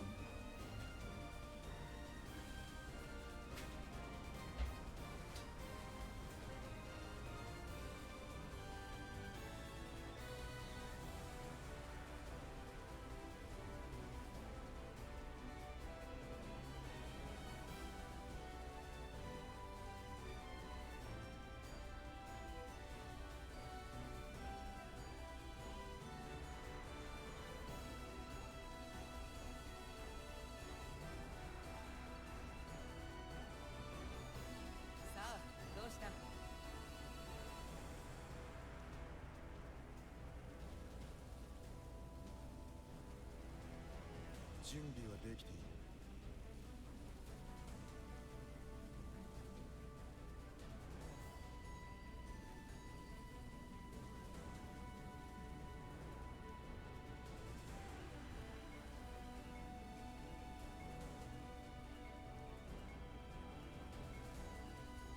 準備はできている。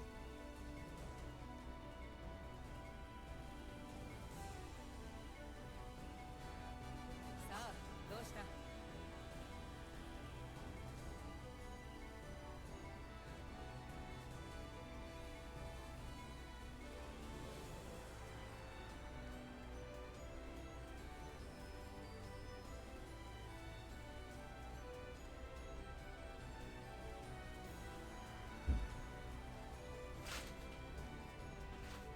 ？Whew, alright.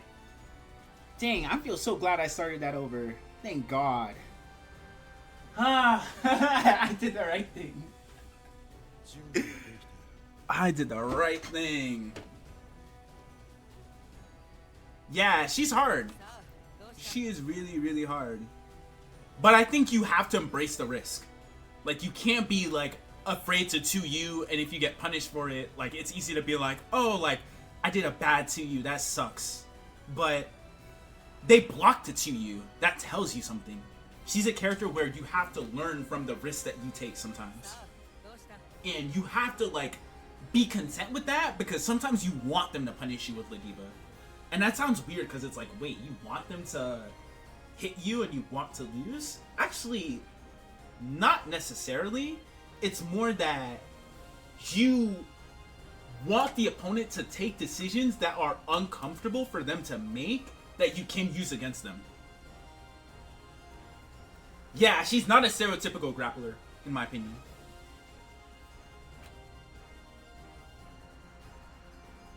Whee! Alright, Eustace. This character's so cool. Okay. So when it comes to Eustace, the biggest thing to note about this character is his mid-range buttons are actually just pretty good. The main standouts, though, that I think are actually nuts relative to the other ones are his 5M. His 5M is 8-frame startup and is a really strong anti-6XL option that he can threaten with in mid-range, as well as his 5HH, which is...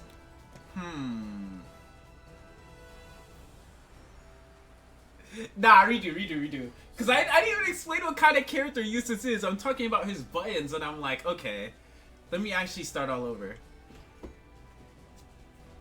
So Eustace is a charged character who is heavily built around utilizing his myriad of projectiles to control space and set up situations in which he can secure offense and rush the opponent down.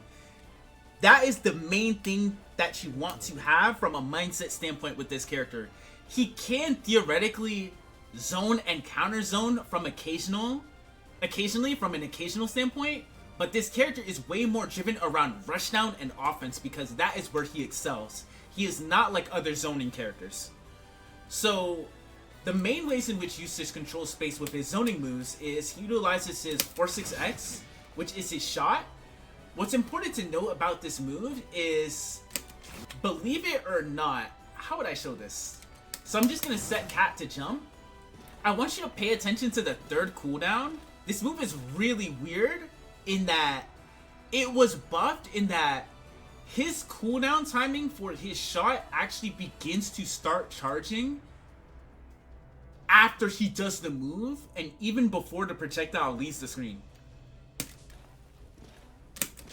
So he can basically fire another shot once this fireball travels the screen. As you can see. Once it leaves the screen, he can fire another shot. So there's no delay on him being able to fire another shot as long as a shot isn't on the screen. Which is what makes his zoning really, really potent. If we use Cat, for instance, right? And we spot dodge Cat's fireball here. For frame of reference. You notice how there's a delay on her cooldown before she can do another fireball. Eustace does not have that.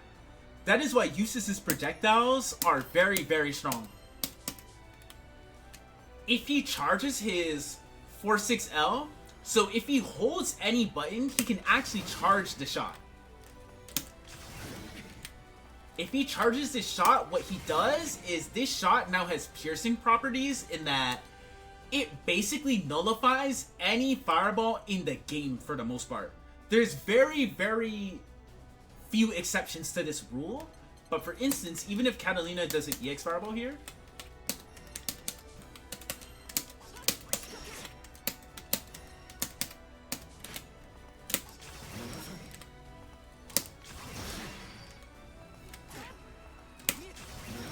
let me see if I can get it like earlier. You see, Eustace's shot just pierces it. So that's what's really, really strong about the charged pierce shot. This is really, really good against a lot of characters like Siegfried, Drimner, Cat, the Shotos. The pierce shot is really, really strong. What is useful to note too is Eustace actually benefits a lot from easy input. So you don't always have to, and you shouldn't always be trying to utilize his actual charge input for his shots. Sometimes you want to do the 6S, the 6M plus S for the medium version, or the 6H plus S for the heavy version, based on the situation. So threatening with the easy input shots with Eustace is really, really strong. Another shot that Eustace can threaten with is his 28X. This is called slow kill. What is really good about his slow kill is this is a projectile that's very similar to Venom's Carcass Raid in Guilty Gear. He can actually charge this move for more plus frames and more block stun. But generally speaking, at ranges such as this, it is very strong to threaten with this move because it is plus on block. At point blank, this move will be minus. As you can see, it's -7. Same with his shot, right? But what he can do is if he spaces this move out at these mid-range distances, he is plus on block. So he's able to essentially get guaranteed pressure. After they block this move, he can throw a grenade, he can 6XL in. So the amount of options that this move grants him in neutral if they block it is phenomenal. You really, really, really want to abuse the light slow kill in neutral. You don't have to be in the habit of charging this move. Just getting used to doing 5S, as in standing in neutral and hitting the skill button like this, is really, really strong with this move. You can do it from charge if you choose to do so, but 5S is really, really, really good with Eustace.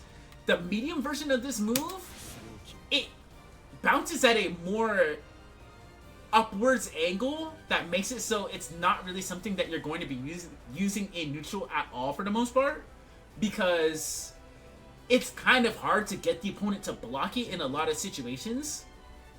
You can sometimes use this to catch jumps, but its use case for that is a bit more fringe. In my opinion, EX Balls is better at catching jumps too. And EX Balls, which is his 5H and S, or down, up, and H, it serves more purpose than the medium version, because at least you have a ball on the ground too. So the fact that you can utilize this move to transition from neutral to offensive uses is really, really strong. But I think the light version, especially if you're charged, is the main version that you're going to be using if anything. You can also charge the EX though too. So another way that Eustace transitions from neutral to offense is he can approach behind his shots like this, right? And try to gain some ground. But what he can also do is he can threaten with grenades. If you're very familiar with the KOF series, his grenade is very, very similar to Leona's earring. So his light grenade actually is -4 on block point blank, but based on the distance in which he does it, if its later active frames are blocked, he'll be plus. See? If he basically throws it at these further out distances, especially if he cancels into the grenade from his buttons, which is strong to do, he'll be plus. So it's really good to use in neutral and pressure for him to cancel into his grenade or do it raw. To just transition from neutral to offense.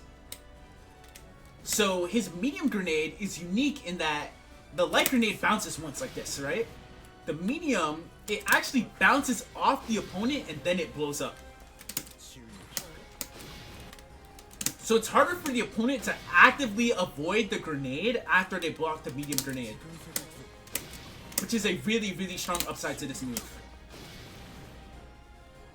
So you can also utilize it for pressure and neutral just like the light one. His EX grenade, this move is godlike. As you can see, his EX grenade actually sticks a grenade on you. What is very valuable about this move is his EX grenade is always plus on block. It is always at least +2 on block. He can stick it from either a cancelled normal or do it wrong. What is very convenient about this move is because the EX grenade is stuck onto the opponent, it becomes harder for the opponent to work around it in neutral compared to the other grenades. Like say for instance if you throw the M grenade or the L grenade at certain spacings, the opponent may try to just walk back or move away from it, right? But the EX grenade, once you stick it onto them, it's stuck. The only way that this move disappears is if they actually hit Eustace. If Eustace blocks, the grenade is still on them. So what is very valuable about this EX grenade is in terms of its neutral applications, it directly gives Eustace so many ways to transition from neutral to offense because, I kid you not, literally half of this character's toolkit blows up his EX grenade. Basically any projectile that he does will blow it up. And the detonation is plus. And due to the detonation being plus, it enables Eustace to transition from neutral to offense. He basically wins neutral if he blows this up.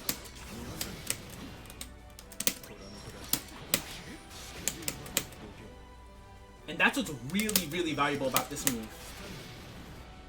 So to cover the main ways in which you would blow it up, because I think that helps a lot, you can blow it up with 28X.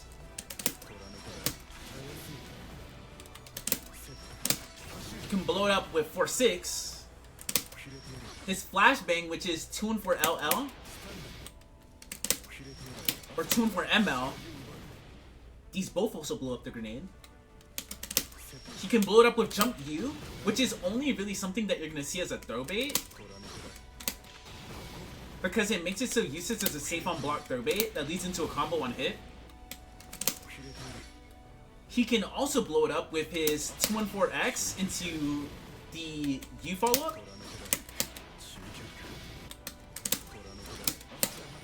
where he backs up. This is plus on block even without the grenade set, but the grenade set does make it so it's more plus, which is nice. So he has a myriad of ways in which he can blow up the grenade. He can even do it with his 5HH, like this, and his 5UU.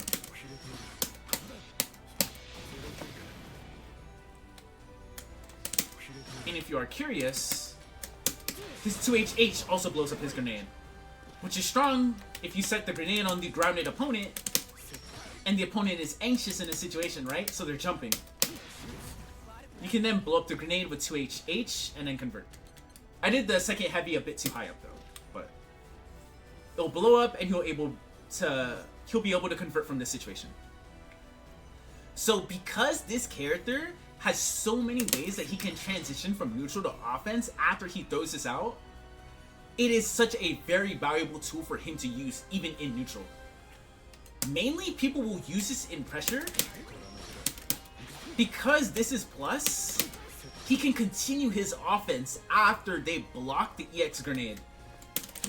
So he can do things like this. And then get the plus frames, right? But if they respect the fact that he can detonate the grenade for the plus frames, what he then can do is he can also even 6XL here. I'm mistiming it. He can 6XL here. Or he can Dynamo throw, because his throw actually blows up the grenade too.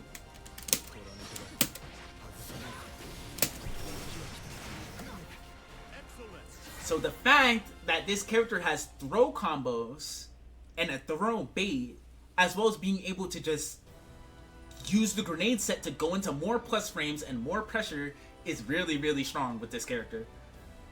準備はできている Mainly because this character has a myriad of ways to be plus. He has his charge to a X, which is plus on block, or if it's spaced out, also plus. If he like slightly charges it, he barely has to charge it much, like that's plus. He has the grenades, which are plus, right? And he even has his EX shot, which is also plus on block. But this is more of a combo fodder tool than anything. But the main thing about Eustace though is the fact that he has so many specials that enable him to be plus on top of the EX grenade. So that is what makes his offense really, really strong overall. And his ability to transition from neutral to offense with his options very, very good. Because he has his shots and he has his grenades. So something that you want to do from a mindset standpoint when you set the EX grenade on them is, even though he can convert off of this EX grenade set with throw, you don't want to be too greedy for the throw. You want to condition the opponent into respecting your plus frames here enough for you to be able to throw them. Or what you can do is, honestly, you can set up the EX grenade and see what the opponent does here. Some opponents, they may get antsy or anxious and they may try to DP, they may try to jump out the corner, or they may try to commit to something committal or risky and neutral. So you can honestly use this move as a implicit threat option that can condition the opponent into making a bad decision that Eustace can use against them. Which is what makes his EX grenade a really valuable move for him to use in neutral, as well as in pressure. So Eustace also has close combat, which is his command dash. Honestly, this is a move that you're mainly really going to be utilizing in pressure rather than a neutral move. You can use it in neutral, but the use case of it is a bit more specific and, I wouldn't say finicky, but it's harder to get the most benefit from. So the main reason as to why is this. So from this command dash, he can do his M follow-up, which is a low in neutral. He can space this out to be safe on block. But the main thing to know about this move is it's really, really hard to space to be safe on block. Generally speaking, even at a range like this, Eustace is -7 or -9. He's -9 at worst. But like at this spacing, he's probably going to be like -6 or -7. Oh, I'm actually -9 still too. So as you can see, it's really, really hard for him to space it out to be safe. The later active frames of it really, really have to connect, which is kind of hard. So it's good if you know like the absolute max range, which is around like right here. But it's hard to use from a practical standpoint.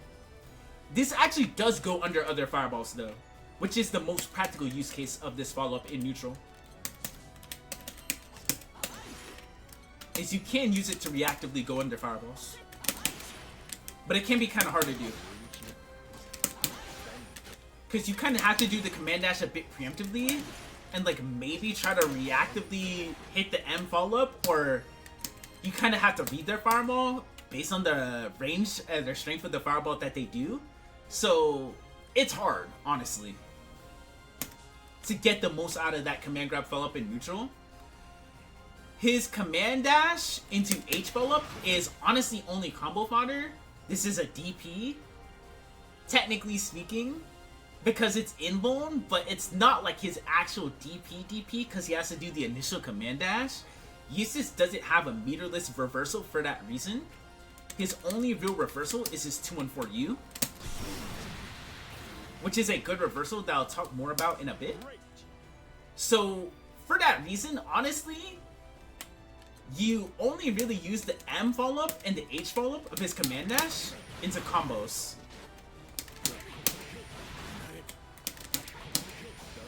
Because the M version gives really good corner carry and Oki, where you can dash up in 6XL,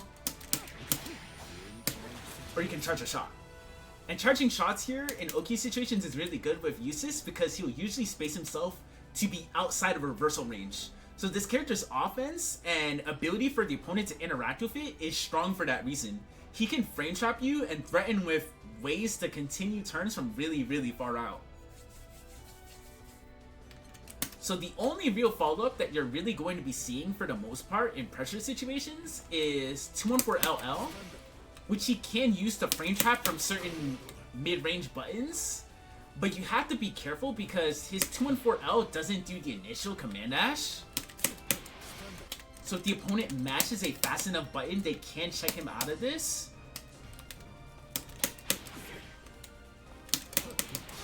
Like, you see how this beat Cat 5M at that spacing? But it'll lose to Cat 5L here. But what he can do is because his M follow-up of his command dash, well, not his M follow-up, his 214M from his command dash is an initial swipe like this, which he can use to frame trap opponents trying to take their turn after his buttons. But his 214LL and 214ML are nice to use, especially the 214M, because the 214M basically enables Eustace to convert off of all of his buttons. Like, he can confirm the 214M hit, and then go into the M follow-up on hit, and if they block it,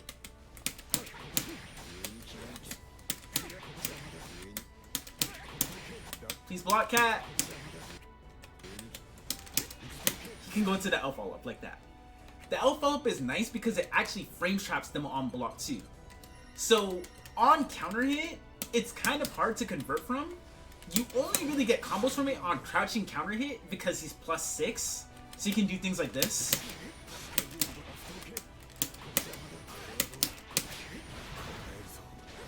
But on standing counter he's only +5, and on standing normal hit he's only +2. So generally speaking, if they get hit by this flashbang, he usually is able to continue offense, which is good, but he's outside of throw range. And he's safe on block, which is an upside, the fact that he's safe on block, but it's kind of hard for him to actually confirm off of the frame trap or confirm if it's not a crouching counter hit. So it's an option that you mainly use out of the command dash to like keep them in check. Especially because if he commits to the 214M, this is -7 on block, and same with his 214H. This is also -7 on block. So he usually has to go into the flashbang follow-up like this to be safe.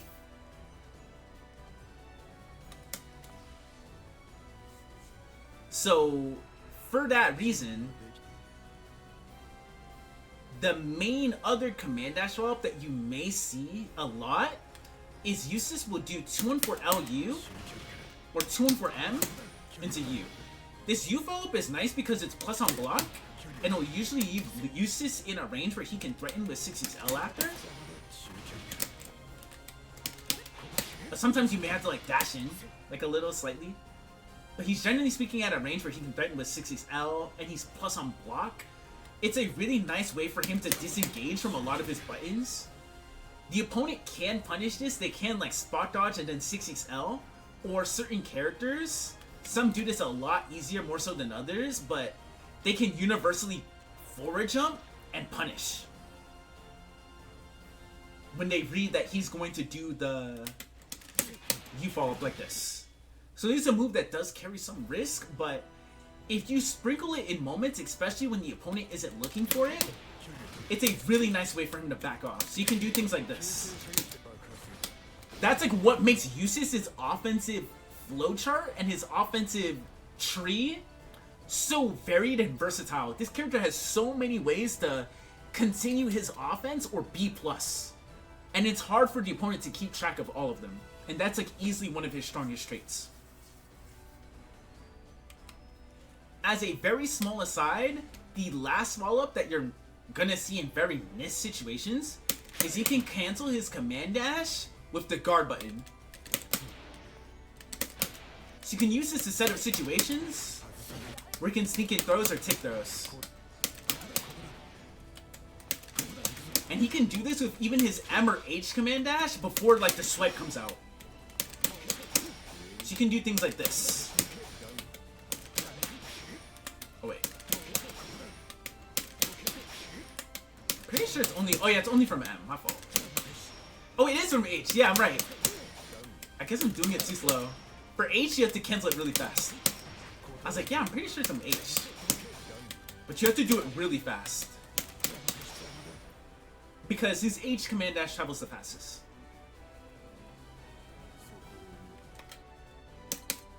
I think the only other moves I'm forgetting are his mid-range buttons, right? Yeah, okay, so his 5M, his 5H, and his 5U. So when it comes to Eustace's mid-range pokes, his buttons aren't the best in terms of he's not a mid-range poking character like other characters in this game, but he makes up for it by being able to control space well with his projectiles, right? As well as his grenades. But he does have some really good standout mid-range buttons, all things considered. His 5M is really, really good in my opinion. This is a very great anti-6XL option to use preemptively. And it's a nice poke because he can cancel this into his 2-1-4M follow-up. And if the opponent blocks a 2-1-4M follow-up, he can do the L follow-up to be safe. And if they get hit by this, he can confirm into 2-1-4MM, which gives him a knockdown and Oki. So the fact that he can threaten with a safe cancel option is really, really privileged from his buttons. His 5H is godlike. This move is 9 frames, very, very far reaching, right? He can only cancel it if he doesn't press another button after it, but its reach is really, really good. So, even though his 5H is very good, the main downside to this move, though, is it does have a bit of recovery attached to it. So you mainly want to cancel into it, or do it at ranges where you can potentially cancel into it. So you can buffer it into options like that, or cancel into it. But, I think a move that is very worthwhile to mention too, is his 5HH. So his 5H has a follow-up that works on block, on hit, or on whiff. So as you can see, his 5H, its total duration is 34 frames, but 5HH actually makes it so it's 29 frames. So he recovers a full 5 frames faster, which is nuts, number 1. Number 2, this button is also super good because it's actually disjointed. As you can see, this blast is disjointed. And it has slightly more reach. It has slightly more reach, it's safe on block, and it's really disjointed. So, if you think the opponent's going to try to aggressively approach Eustace in neutral, sometimes this move is a really, really nice move to throw out for that reason. You can also threaten with 5H and buffer it into a special, but you do have to be more mindful of the recovery. So, it helps a lot to think about moments when you would want to use Eustace 5H, and moments when you would want to use Eustace 5HH, because both are really, really good for different reasons. So, the only other things to cover with Eustace are his SBA, his SSBA, and his ults. So, his SBA, Eustace actually has an amazing anti-fireball SBA. This is because the range on Eustace SBA is really, really far. And it has a lot of in-game. So as you can see, he can punish fireballs with this SBA from very, very far out. And the damage is really good as well. His SSBA, in all honesty, this is only really something that you use as either a anti-air in certain situations, but you have to be careful because his SSBA can be air blocked if it's done too low.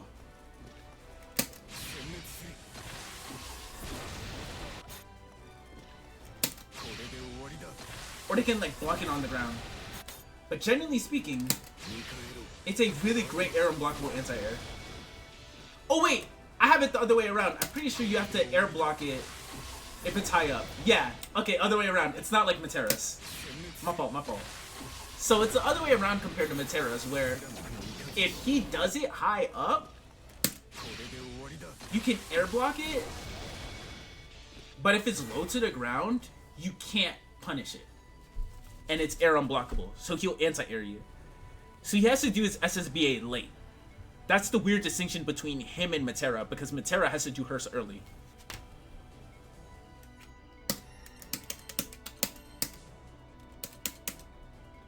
So before I cover Eustace's ult, something I actually wanted to mention with regards to this character.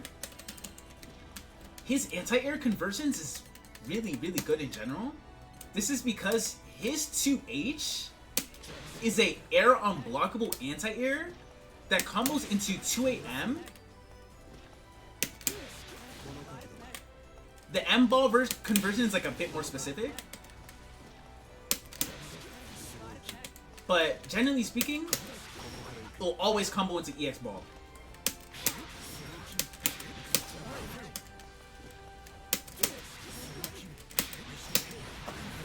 So the fact that he gets anti-air conversions on non-counter hit is really strong. And you do not have to have charge to do this because, as I said before, EX balls can be done with 5 H and S. So if Eustace is just standing around in neutral, his reward for catching you jumping is really, really high. This leads into really strong damage and great corner carry. So that's like the main anti-air combo that you're going to be using a huge amount of the time, because it even works on non-counter hit, which is extremely, extremely privileged. So when it comes to his ults, I am not going to sugarcoat it. They're actually really nuts. His ults are very, very, very strong. I think really, really highly of Eustace's ultimate skills. So for starters, let's start off with his DP, right? Because DPs are always fun. Eustace's ult DP is his 214U. What is important to note about his ult DP is that it's 8 frames like every other ult DP, but the input for this, technical wise, is a 214U, and the skill input is a 4S and U. This means that Eustace can do a DP from back, which is really, really privileged in this game, because a lot of characters like Hatt, for instance, when she does that, she gets EX Droid. She gets alt Droid. Her DP, she has to do it from forward. So the fact that Eustace has a DP that he can do from back is really, really privileged, in my opinion. It's a great quality to have. On top of this, he gets a very easy safe jump from his alt DP. All he has to do is super jump forward, JL. And that is a auto time safe jump. You can also do forward jump, I believe, if you maybe walk forward or delay it, but I do know the super jump is auto timed. So that's like the main one that I do. When it comes to his other ults are kind of bananas too.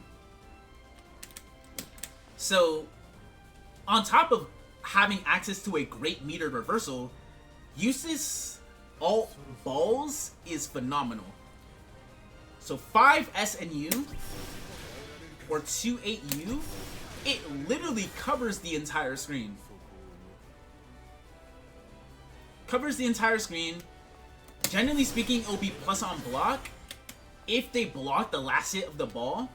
At certain ranges, you'll maybe be slightly minus for that reason, but generally speaking, you'll usually be plus, because they'll, generally speaking, block all of the balls. So, a reason as to why this ult is strong is I have to actually make the dummy Eustace to show you why. Not only does this clear the entire screen and it's plus on block, right, which is really, really strong, the rabbit hole for Eustace ult balls actually gets deeper. They can air block this, right?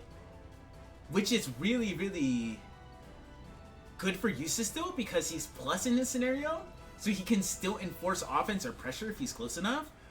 But they actually can't really spot dodge this move.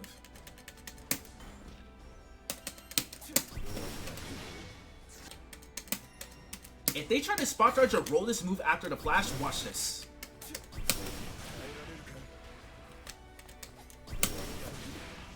It counter hits the recovery. Isn't that nuts? On top of this, the move does incredible shit. Look at my life bar. Let me set my life bar to none. HP recovery. Look at that chip. That is a lot of chip. So the move is really, really nuts. It's amazing to throw out. Shuts down a lot of other projectiles too, and is really, really hard to contest. It's so hard to meaningfully punish this move. You can't really do it, in my opinion. It's really, really difficult to punish the move outright. So, this move also works very well in conjunction with Eustace's Alt Flamek, which is his 6S and U, or his 4-6U. 4-6U is nice because this move has very, very fast startup. To be exact, it has 11 frames of startup up close, but around distances like this, it will be around 16, 17 frames. So it's really, really difficult to react to Eustace doing this move in neutral at ranges like this. So it fires 2 shots and then the 3rd shot. The 3rd shot is unique in that the 3rd shot, based on when the opponent jumps, it will generally speaking anti-air them. They can't jump versus this move reactively usually. They have to preemptively jump to punish it. Generally speaking. Because the 3rd shot will usually anti-air them. They can sometimes super jump versus it, but it's kind of tricky. Because you have to be at like the exact range. But your best bet is to usually super jump against it. That being said, the opponent can spot dodge or roll versus this move. So what they do is they do this.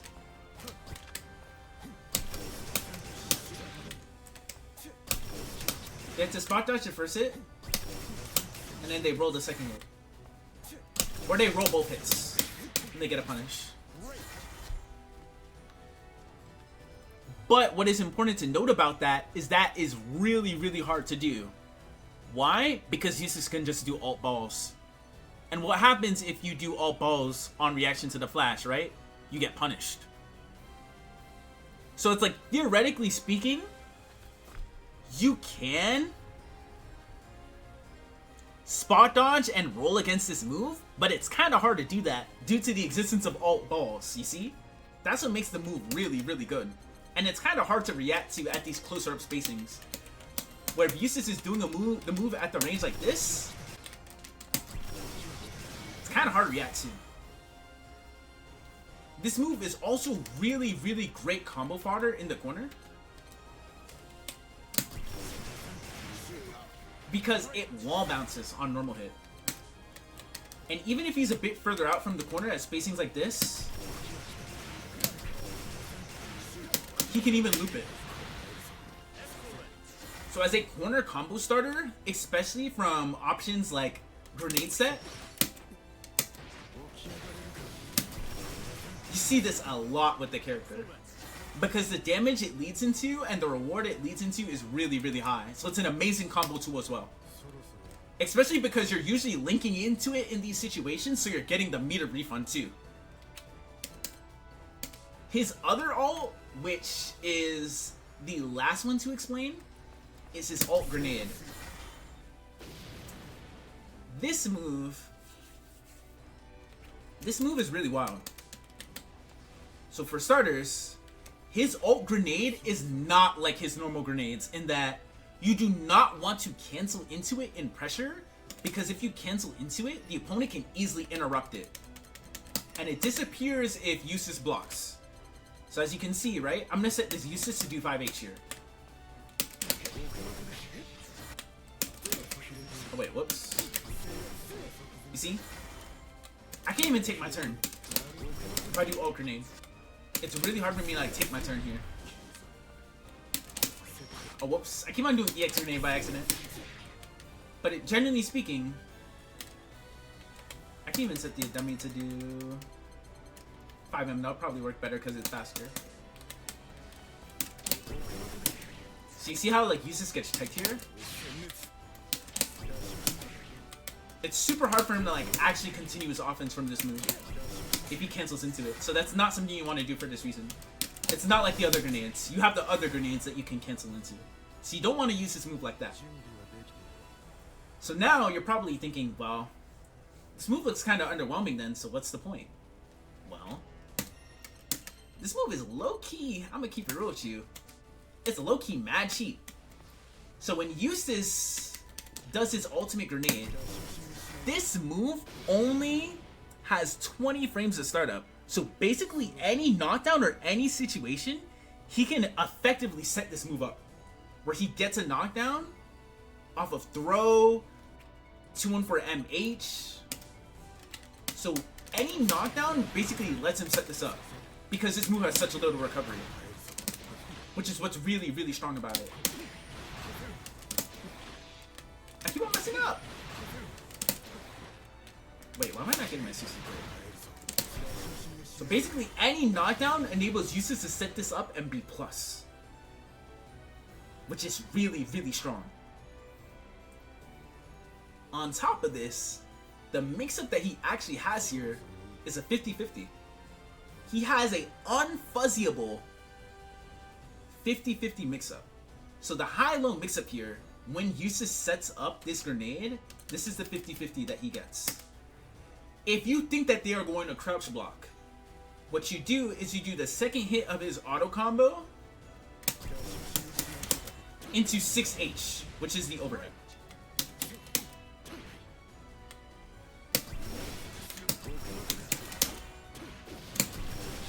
And then if this hits, he basically gets anything. He is extremely plus on hit here. He can do 2H, he can do 4-6U. He basically can combo into anything if they get hit by the ult grenade 50-50. Which is what's really, really nuts about this, right? Now on top of this, right, he can also go low here.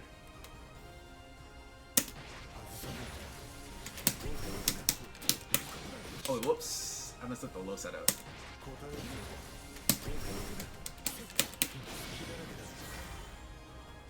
This time I did it to be even on block, right? But actually, if you time this well, he'll usually be plus on block. Let me like actually showcase this perfectly. Whoops.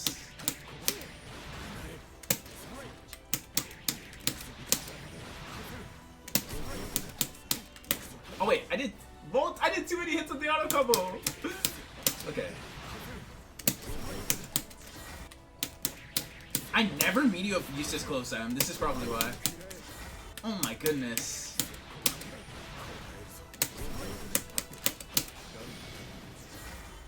As you can see, that was plus 15 on block. In general, I much prefer meeting with Eustace's close L. I never really use his close L in my meaty. But the mix-up is cheap because both of these hit on frame 18. So he has fuzzy overhead setups that are something that you may see with the character, but they're really impractical. But this 50-50 is very, very practical with the character. Because their only option versus this is a Brave counter. But if he thinks of Brave counter, he does this.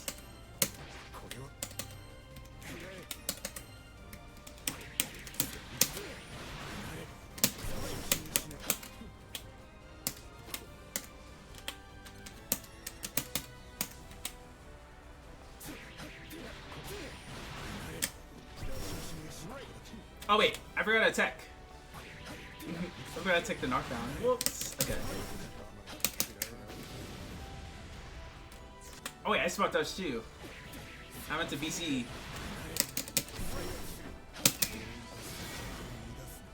The BC will either A, make Eustace plus, or based on their timing, get punished.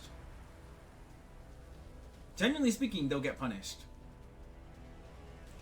On top of this, what he can also do with this ult grenade, these setups are actually like kind of tricky to demonstrate.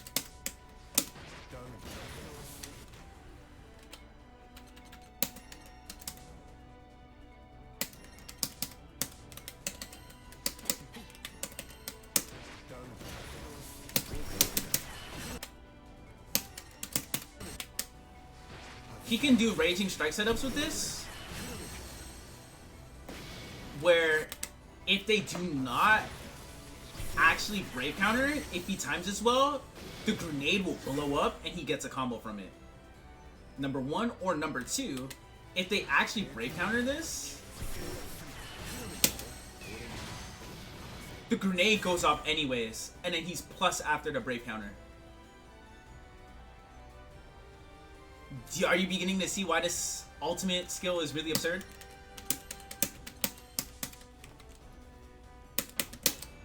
Overhead. 214 LM for the low.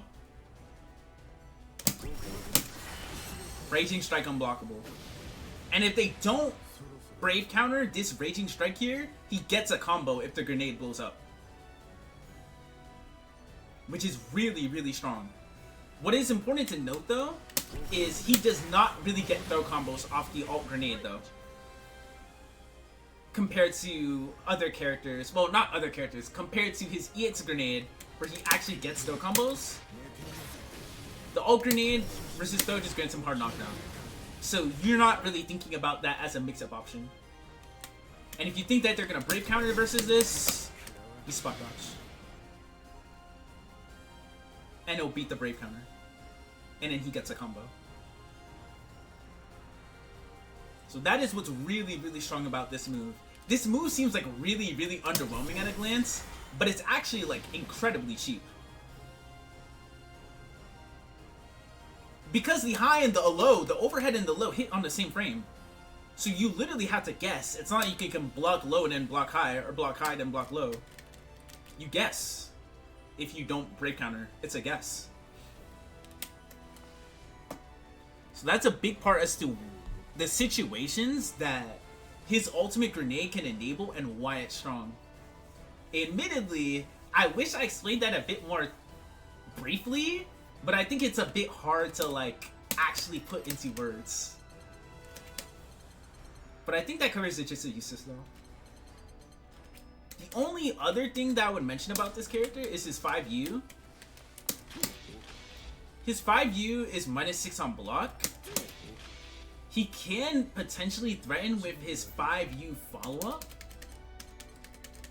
which will usually beat any non-invincible mash option your opponent does, and it can frame trap from a lot of his buttons. So like this. It'll frame trap from his mediums, and it'll combo from 5H on normal hit. And it's also a really nice way to combo with Eustace from crouching, auto combo usually, if you want to save your cooldowns or if you don't have your 214X. So it has some combo utility too. But it also is nice because it frame traps from his buttons and it can blow up bombs. Especially because he can threaten with the follow-up. So this move is -6. As you can see, I got punished there.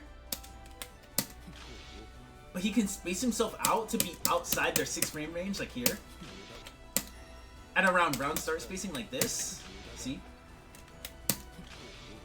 And if he commits to the follow-up, like he can either do 5U immediately like this, or delay the U to frame trap them.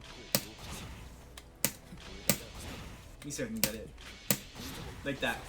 If he frame traps them, on counter hit he gets a soft knockdown, but on normal hit he gets an air reset. So he gets pressure and a knockdown if they contest that frame trap, which is really, really good. And if they do nothing, then he's safe on block. Especially if he spaces himself out. But I think that's the gist of Eustace.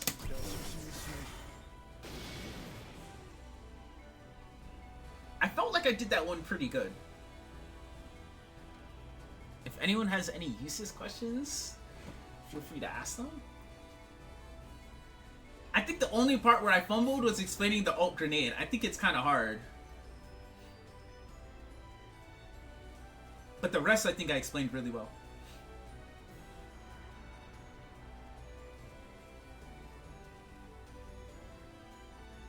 Why do you even say I fumbled it? I think I just showed the things wrong. I don't think I explained it that poorly.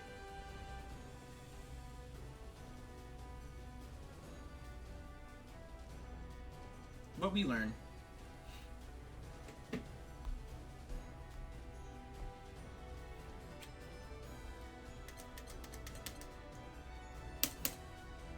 Yeah, I think I did pretty well too. Thanks, B.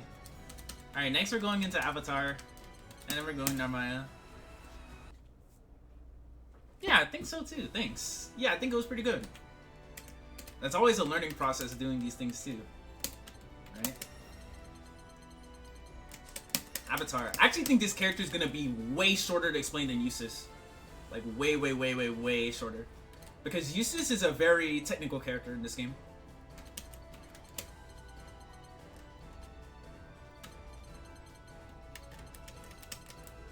I want to actually show health values for this character.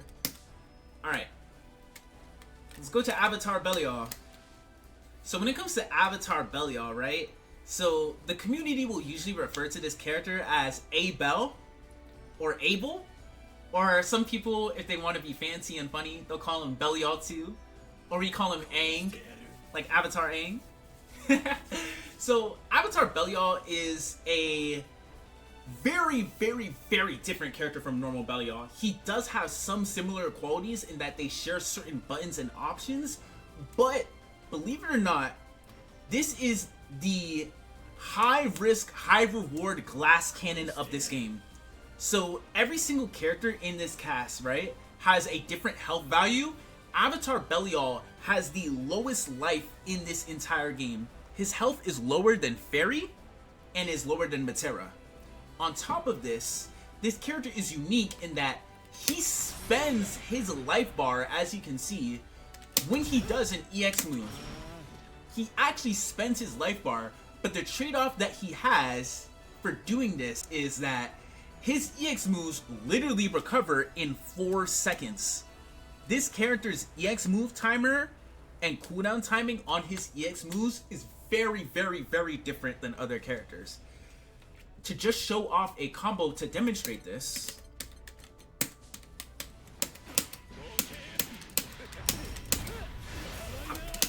so I'm gonna do EX Rekka here to explain real quick. I'm gonna do EX Rekka, EX Fireball, and then EX Rekka. I'm just doing the EX move again that I spent literally 2 seconds ago.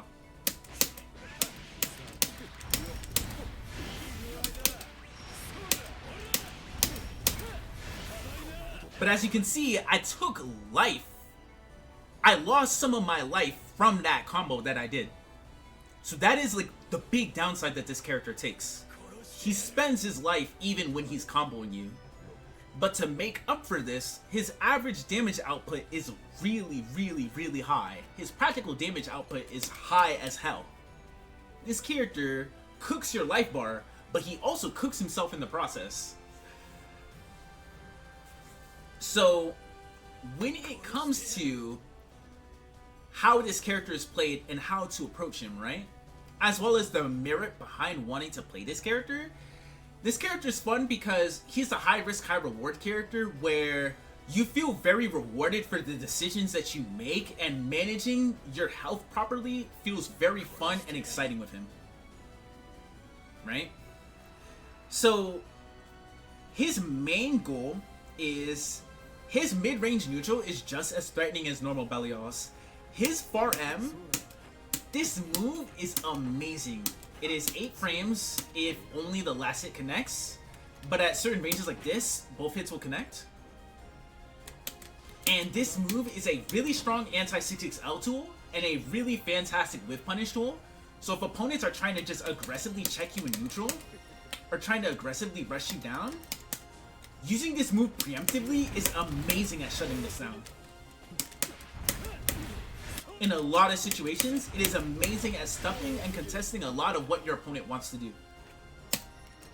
His 2M, his crouching medium, differs from normal Belial's in that normal Belial's is actually plus, but Avatar's is -3 on block. But his is 6 frames, unlike normal Belial's, which is 7 frames. And on top of this, it still hits low, right? And is cancelable, but it's soft knockdowns on normal hit. So Belial's leaves him standing, but Avatar's causes a soft knockdown, even on normal hit. And he can combo from it, which is really good too. So because Avatar has a 6 frame 2M, he can 2M after his dash L, which is a really, really strong quality to have. Because 2Ms also do more damage than 2Ls or 5Ls. So that is a big upside behind his 2M. It's not just a worse Belial 2M. So when it comes to his 5H, he does not advance forward like normal Belial's does, but the reach on this move is nuts. It is 9 frames, reaches really far, is cancelable, and is a great anti-air, especially versus far out jumps. So especially in situations where Avatar 5H will clip the opponent jumping, he can, generally speaking, convert off of it. Even on normal hit, which is really, really strong. The fact that he can do this is a really, really valuable upside to the character. But this move in general is a really effective mid-range poke. He also has access to his 2U. His 2U is just the same as normal Belial's for the most part. He actually doesn't have any notable Avatar quirks to the move, but it is still a phenomenal sweep that hits low and is cancelable. Generally speaking, at every range, it will also combo into Rekka. So that's the big thing about this character. The fact that he can threaten with buttons canceled into Rekka makes its mid-range really threatening, because generally speaking, he can convert this into pressure or Oki from all of his mid-range buttons.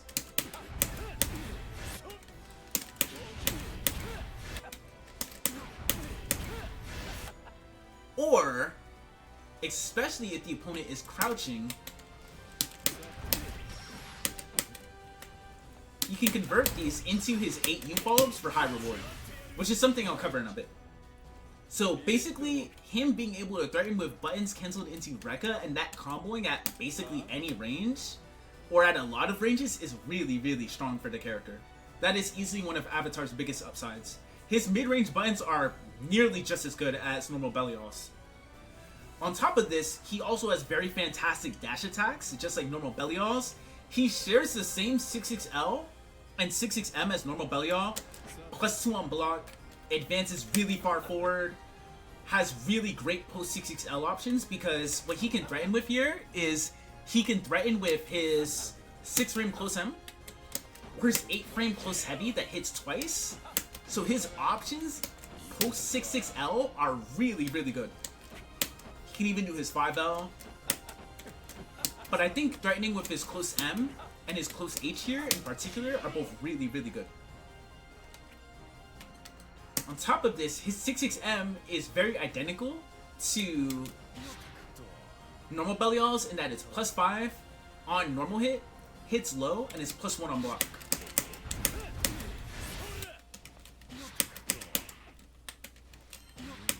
Oh, whoops, I didn't mean to switch Eustace. And just like normal Belial, he also has a 5 frame 2L and a 5 frame close L. But what is unique about this character from a frame data standpoint, though, is their close H's are actually different. So normal Belial's close H is 8 frames of startup. Well, normal Belial's close H is 9 frames, but Avatar's close H is actually 8 frames. Because close L's in this game are plus 8 on hit, this means that Avatar Belial is able to combo into close L, close H on normal hit. This is extremely, extremely privileged, by the way. On top of the fact that his close H has ridiculous proximity. So he's gonna get close H at ranges like this. As you can see, the range on this is kind of nuts. He can get his close H from very, very far. So this move is amazing as a shimmy option when you're punishing the throw whip. It's amazing as a frame trap. It is amazing as a combo tool. His close heavy being 8 frames is very, very, very good for this character. It is a really strong upside to have in this game. So in terms of his jump-ins are a bit worse than normal Belial's. His jump H is probably his best one. You can use his jump U as a more niche dive kick option that you can use to potentially bait 2H's. Like if your opponent has a tendency to anti-air with 2H's, but as you can see, it's minus on block. It's punishable on block, usually. Like it's really, really hard for him to make it save. He has to hit like very, very low to make it save. So it's not the best move overall, but it can be something that you can use to potentially force opponents to vary up their anti-air options a bit. So outside of his really, really strong mid-range buttons, this character also has a myriad of projectiles. So his 236X is a really strong one. His 236L and his 236H are grounded waves. His 236H travels full screen and spends 800 of his life and is plus on block. So it can be nice as an approach option if you really want to just force your way in certain situations. But if you want to use this or not, it's more of a player preference tool rather than something that I would say like, oh, is a must if you have to use.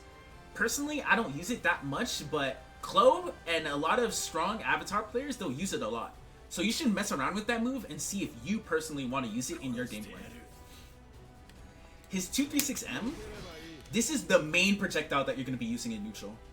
This projectile is really good because it travels at a great upwards angle that is really, really hard to avoid with normal jump. Generally speaking, they have to super jump over this move, which is kind of hard to do. And because they have to super jump over this move, that means that they're in the air for a longer duration, which makes it so it's harder to punish the fireball. Another unique quirk about this fireball, in terms of how it controls space, is so when it comes to this character's specials, a really valuable quality that Avatar has on every single one of his special moves is he essentially has a follow-up. That is another special, and that is done by pressing either 5U or 8U. And the 5U and the 8U do different things.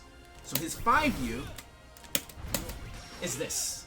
As you can see, is an invincible follow-up to many of his specials.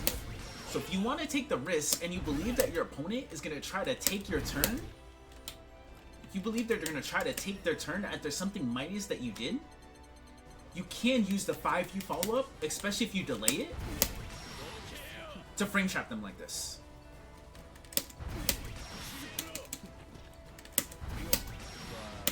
Especially because in certain situations, especially on counter hits, he can actually get combos from this. So it's a very high risk frame trap because it's very, very punishable on block though, as you can see. It is minus 11 on block. It is very, very punishable on block, but what he can do,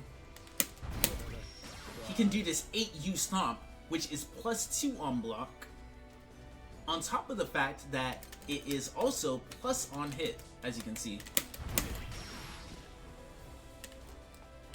Let me try to do this raw, because I want to like demonstrate that it's more plus than that.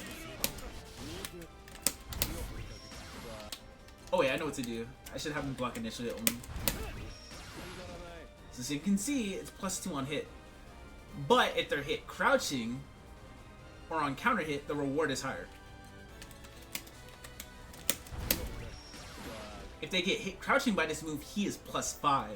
So if you get hit crouching by this character, because he has a 5 frame 2L and a 5 frame close L, he can actually do things like this.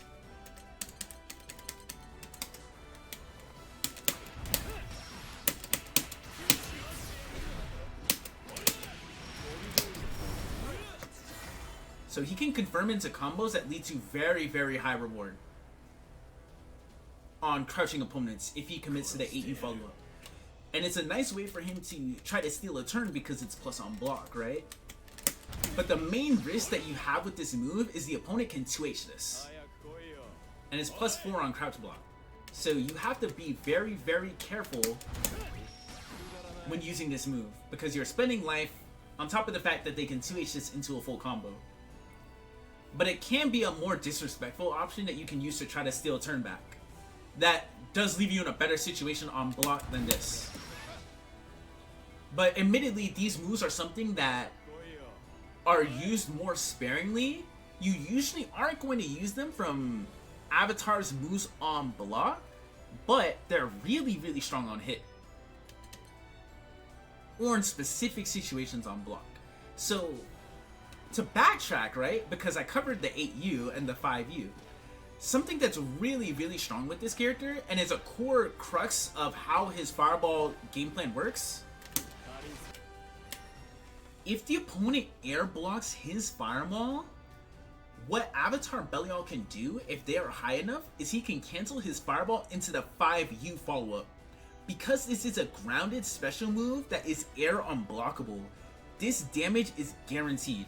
This is an unblockable situation. There's nothing they can do. If this is blocked high enough, that is guaranteed damage. This also applies to Avatar Belial doing his flight into the laser follow-up. If he does the flight into the laser follow-up, and they air block this, this is also unblockable.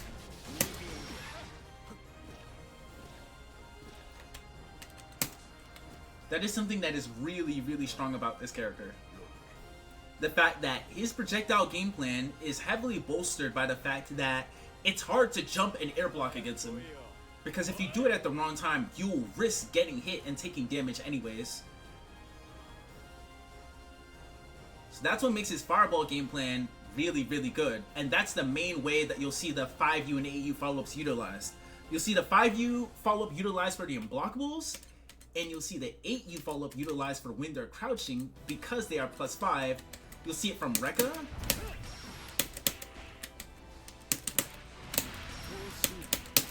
Or in his ground wave.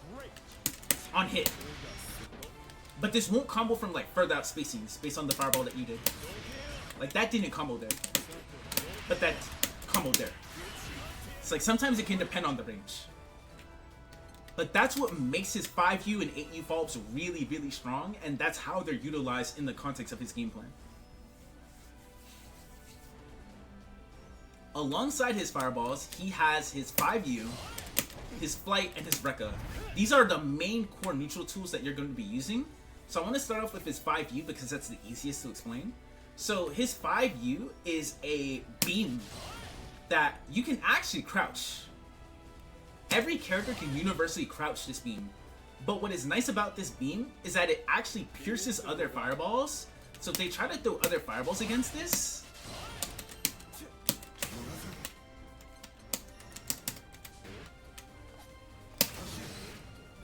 the time blow.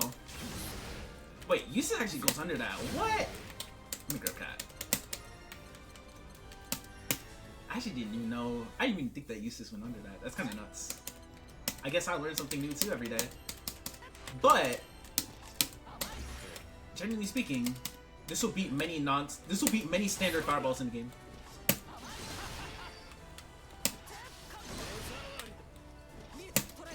Which is really, really strong.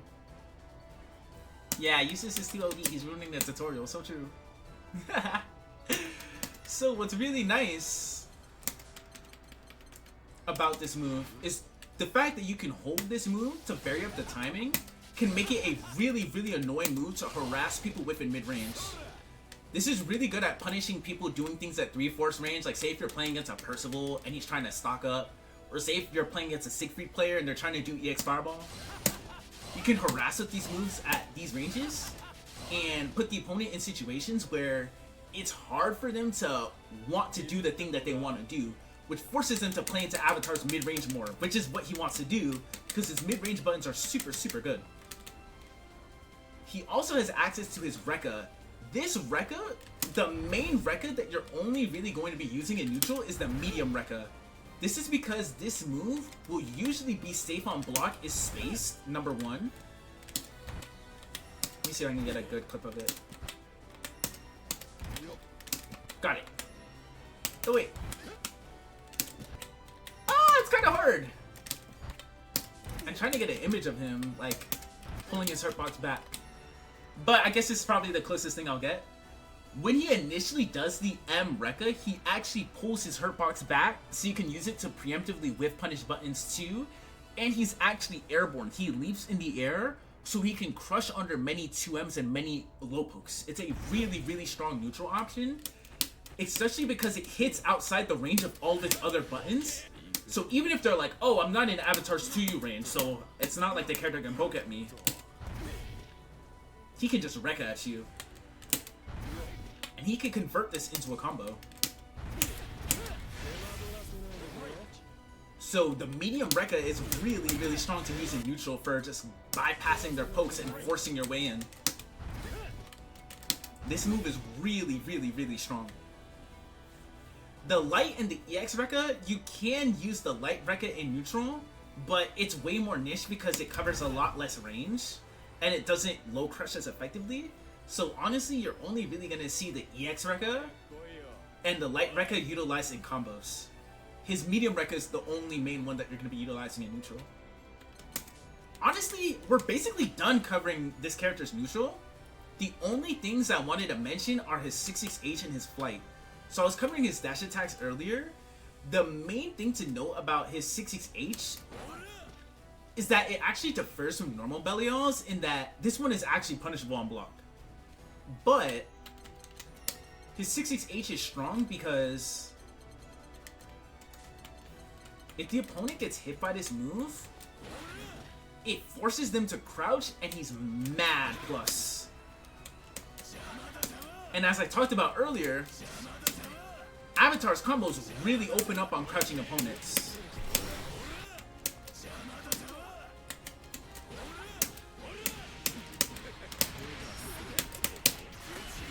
So the reward that you get if they get hit by this move is really, really, really, really high. This move is a phenomenal DP punish starter and is a really great neutral haymaker to throw out if you space this out to be safe. Versus certain characters, it's a bit harder to do than others. But against characters like Fairy, you can find a sweet spot where this moves around -6 like this. Where it's hard for a character like Fairy to punish, or a character like Metera to punish. But generally speaking though, it's something that you mainly reserve for neutral. I mean, it's something that you mainly reserve for punishes, rather than neutral. The neutral cases of it are more niche, but this move is incredible when it lands, even on normal hit. So the last move that we want to cover in terms of his specials is his flight. So Avatar's flight is unique in that this move is what it looks like. It's a flight, but it's not like he can move back and forth during it, right? It's not like he's a Marvel character of flight mode. But his light flight and his medium flight, they both stay at different heights, and the medium flight is out longer than the light flight, as you can see, right? Now, there's multiple things that he can do from flight. So for starters, if he hits L, after any of his flights, he lands down automatically.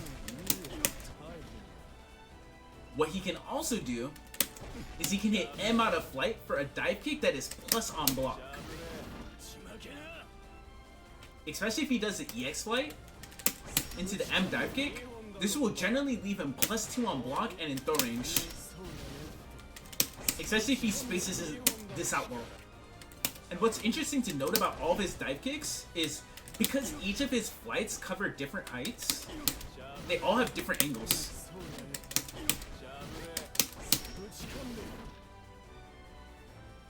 But he can always delay the follow-up that he does from flight, which is what is the strongest part about his flight. You see how I waited forever to do the dive kick? He can delay his follow-ups from his flight. So countering it isn't as trivial as it seems.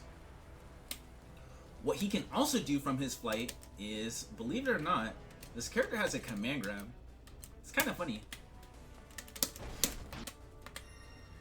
So when it comes to this command grab, before I let the full animation rock, the opponent can react to this because when he does his command grab, there's a red chakra or a red aura forming around his hand that they can use to react to it via jump or committing to another reactive answer. Generally speaking, it'll be jump. So for this reason, it's not a tool that you want to use, say like a Ladiva SPD, where they can't really react to it, right? Because it's reactable. What this tool does beat, though, is based on the option that they commit to against the flight. This also is a hard knockdown on hit. But based on the option that they commit to out of flight, right? Because it leads to higher reward in the corner, when he does the EX flight into the EX command grab, because it wall bounces, right? But based on the option that they commit to out of flight, this is an option that will work because he has a laser that he can do from flight, which is what you just saw me do. The laser from flight is strong because there's two lasers that he can do. He can either tap you and do this one laser, right? But this laser has a fixed distance, as you can see. Or what he can do is he can hold you, and he does a sweeping laser, which of course has a blind spot like this laser too, but the distance is way more generous. Now what's strong about this laser, if they're jumping versus his flight, he can unblockable you if he's high enough, which leads into really good damage, and the fact that he gets momentum and offense from that is really, really good too, right? But the main thing that people will try to do against this move as well is they will also consider trying to spot dodge versus the flight. Actually, this would probably be easier to show if I had Avatar too.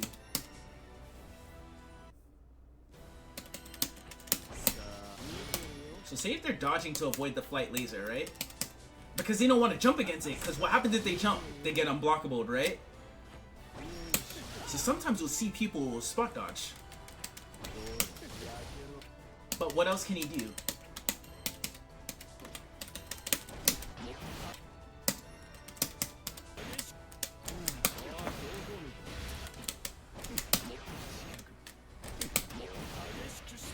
You see how that punishes them for spot dodging?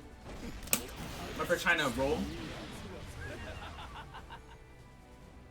So the command grab is a really, really strong call out against that. It can even beat opponents who decide to just down back against flight and just not commit to anything. Because what some people may do sometimes against Avatar is they'll be like, oh, this Avatar player is doing laser from flight, but I don't want to spot dodge or avoid the laser, because if they spot dodge the laser, they can punish after the spot dodge, right? But they can just decide to go, I'm just going to block it because there's not a lot of chip, right? You can't do this to scare them. And it forces them to react to the command grab.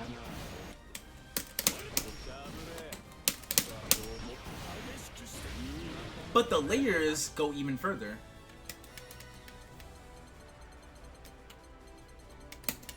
Because what if they try to jump?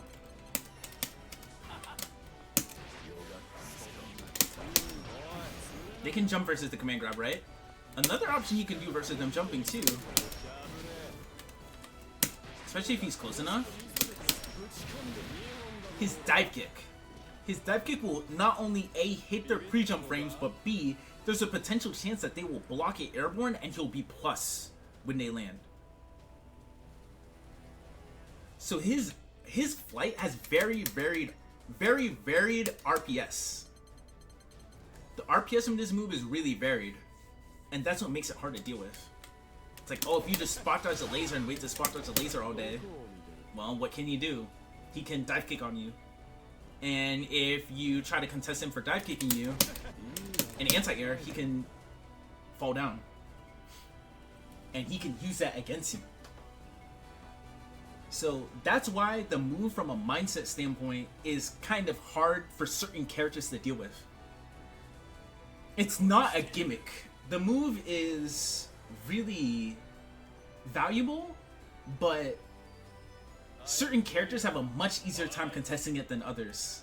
Like Lancelot, for instance, he gets owned by flight. Some characters, they straight up just get owned by flight.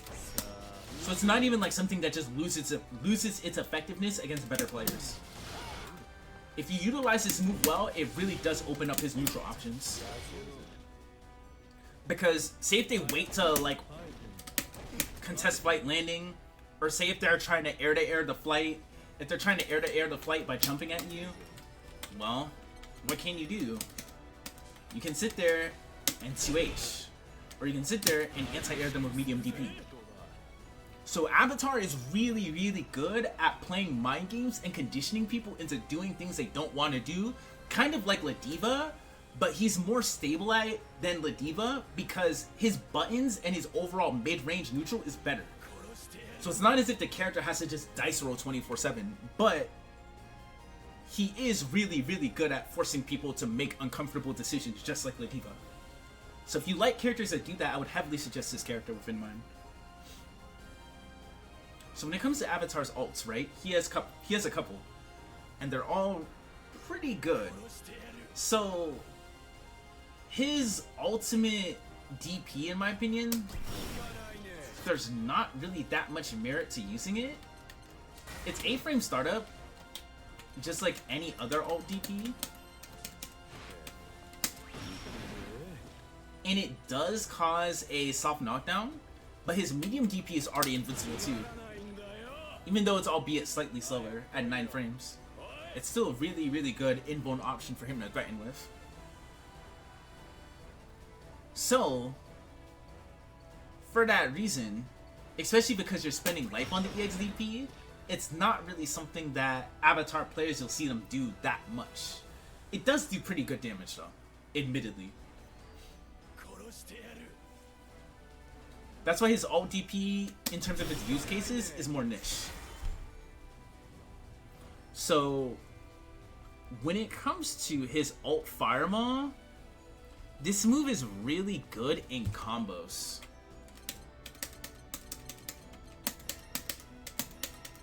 And it's really, really nice in neutral. The main reason as to why it's valuable in neutral is its startup is quite fast. So if you use it at ranges like this, it's kind of difficult for your opponent to react to. On top of it leading into a hard knockdown on hit, it is plus on block. Which is also really convenient about the move too. But it's not something that you're really going to be using outside of trying to use it to contest other fireballs as an anti-fireball move on reaction. Or as a move that you're using in neutral when you're trying to like fish for a knockdown.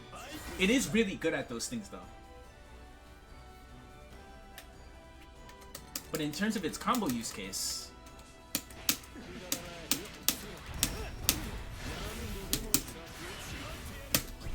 you'll usually see people do combos like this, where they will do the alt fireball after a juggle with Avatar, especially after he does 5M into Raging Strike or close M into Raging Strike, because what this does is because he's linking into the alt fireball, he regains 25 meter and he's actually able to continue the combo after it. So for reference, this is like what his standard alt BNB looks like with this move.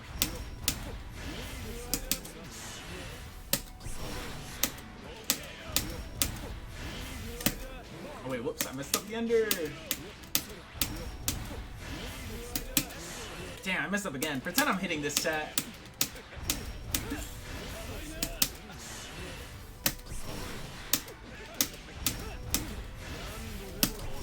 There we go. That did 7.7k. So that did really, really high damage. His practical damage output, as I mentioned earlier, is very high.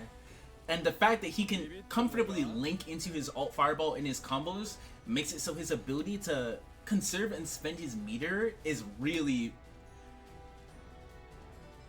better than other characters. So his other alts are his alt Rekka. It's a forward advancing attack, that is plus on block and leaves him in throw range, you can use it as a means to disrespect neutral in a certain amount of situations, because the alt Rekka does enable him to bypass certain things your opponent's committing to, and you can use it as an anti-fireball option, albeit a more preemptive one. And the fact that it's plus on block is really nice as well. But the main use case that you'll see for it too is that it can extend certain combos that the character can do.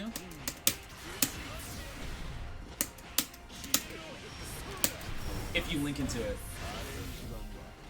Which leads into a lot of damage and corner carry. So his ults are extremely good at enabling his combos. His 2-2U also functions pretty similarly to his 2-1-4U. Another neutral skip ult, a great way for him to preemptively contest fireballs or preemptively contest more committal neutral tools. The opponent can react to this, but it is +4 on block and leaves him in throw range, which is really valuable for a character to have. So his ults, especially if you're struggling in neutral situations, are very important to leverage, because it at least forces your opponent to slow down and think about things, which makes it easier to play safe with the character, right? Which is what you want. We covered alt fireball, alt DP, alt flight, and alt Rekka. Oh wow, that's literally all his alts. So his SBA is something that combos from many of his attacks. Honestly, the only real utility that you'll see his SBA serve is as a combo ender, or as a buffer from a lot of his pokes. There isn't that much more to it than that, in my opinion. It can be useful as an anti-fireball tool in certain matchups, but it's a bit more specific in terms of what it's good against and what it doesn't work against. I think the more hallmark trait of this character's supers is his SSBA. His SSBA is really phenomenal in this game. So his SSBA is strong because it is a super that up close is a command grab. You cannot jump this command grab after the flash, by the way. You can jump it after the flash, and it leads into great damage. On top of the fact that if the opponent is committing to something in neutral, is an amazing anti-fireball ult. They actually buffed this pretty heavily from vanilla.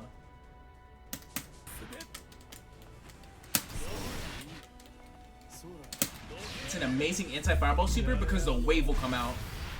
The wave comes out very early and punishes many of the things your opponent will want to do.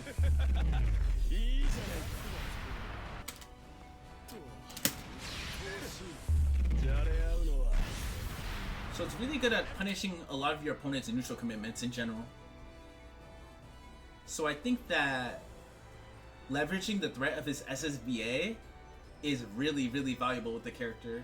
Especially because when you have a 100-meter with Avatar, if the player is really knowledgeable on fighting the character, or has fought the character a decent amount, right?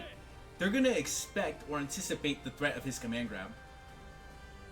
And that's something that you can use against them. You can run pressure or structure pressure around them being scared of his command grab SSBA. And you can use that to get hits against the opponent. Which is really, really valuable for a character to have. It's as if he has an extra layer to his mind games when he has a 100-meter. Just like Ladiva and Beelzebub.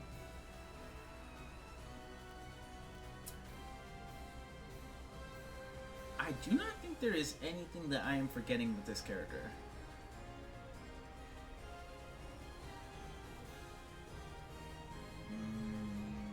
I don't think so. I covered dive kick, Rekka, fireball, flight.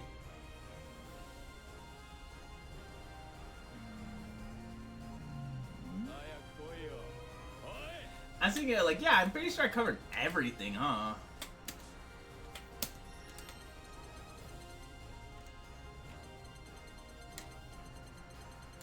Yep. We did it, gamers.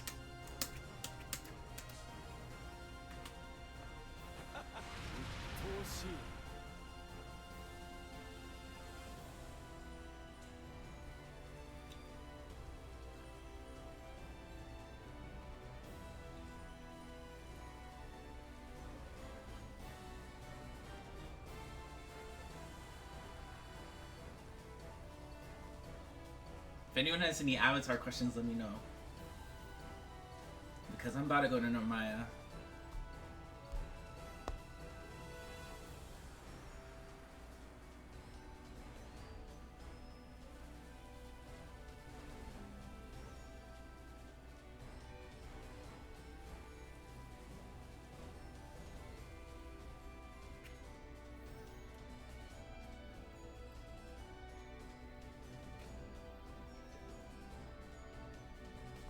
That one went pretty good.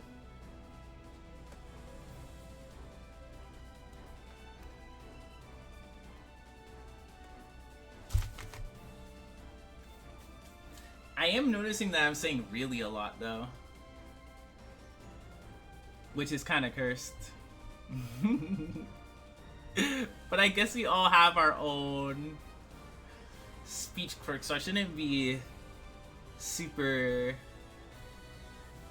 pedantic about myself for saying really a lot. I guess I like saying the word for emphasis, right? I don't know if I say it that much for filler. Yeah. At least, I do think I've done a really good job of purging myself from saying like. I really, really refrain from using that word. Except if I'm expressing similarities. Right? I guess I just like I guess I just enjoy overemphasizing things, right? Also, let's play a different damn song. Holy cow. I was losing my mind. Okay. Alright, Narmaya time. This character is really cool. Let me make sure my settings are right. I actually think I'm going to explain this character well. Eustace was pretty good.